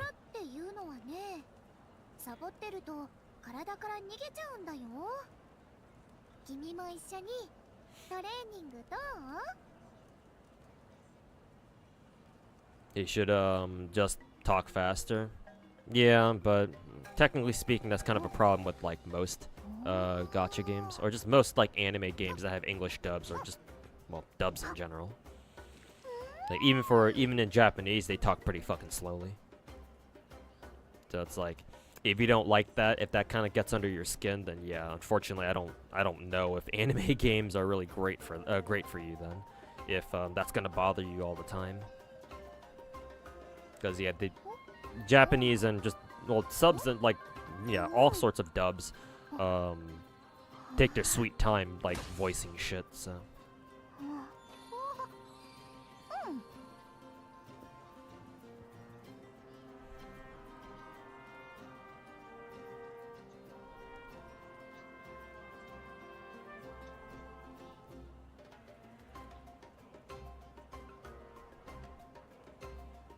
It did spark a good discussion, at least. I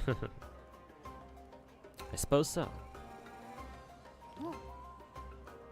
Anyways, I was hanging around to see if that ReZero Glazer dumbass in my YouTube chat would get back to me on what exactly I said about Tectone that he took fault with, but I guess he's not talking, so I'm assuming that he ran away like the little pussy he is.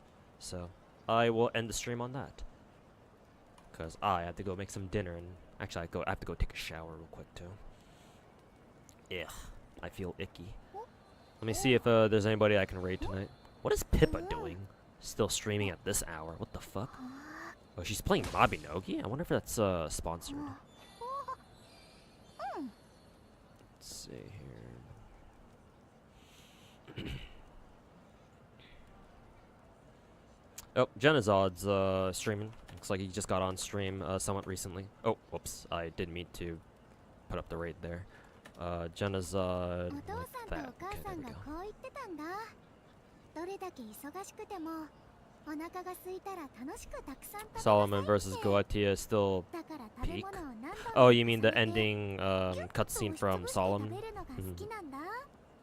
そうすれば Anyways, thanks everybody for hanging out. Appreciate you guys chilling with me. Hope you guys enjoyed reading through the Paralogism chapter in Genshin. It was alright. For what it was worth, I enjoyed it. It was also, you know, relatively short as well, at least as far as Genshin chapters are concerned. So, not bad overall. I've sort of enjoyed myself. Not that it really says much. Anyways, go tell Genazar that I said what's up, and that pass along my congratulations on him performing well in Sweet Elise tournament. But yeah, that's all I got tonight. Thanks everybody for watching, and we'll see you guys tomorrow.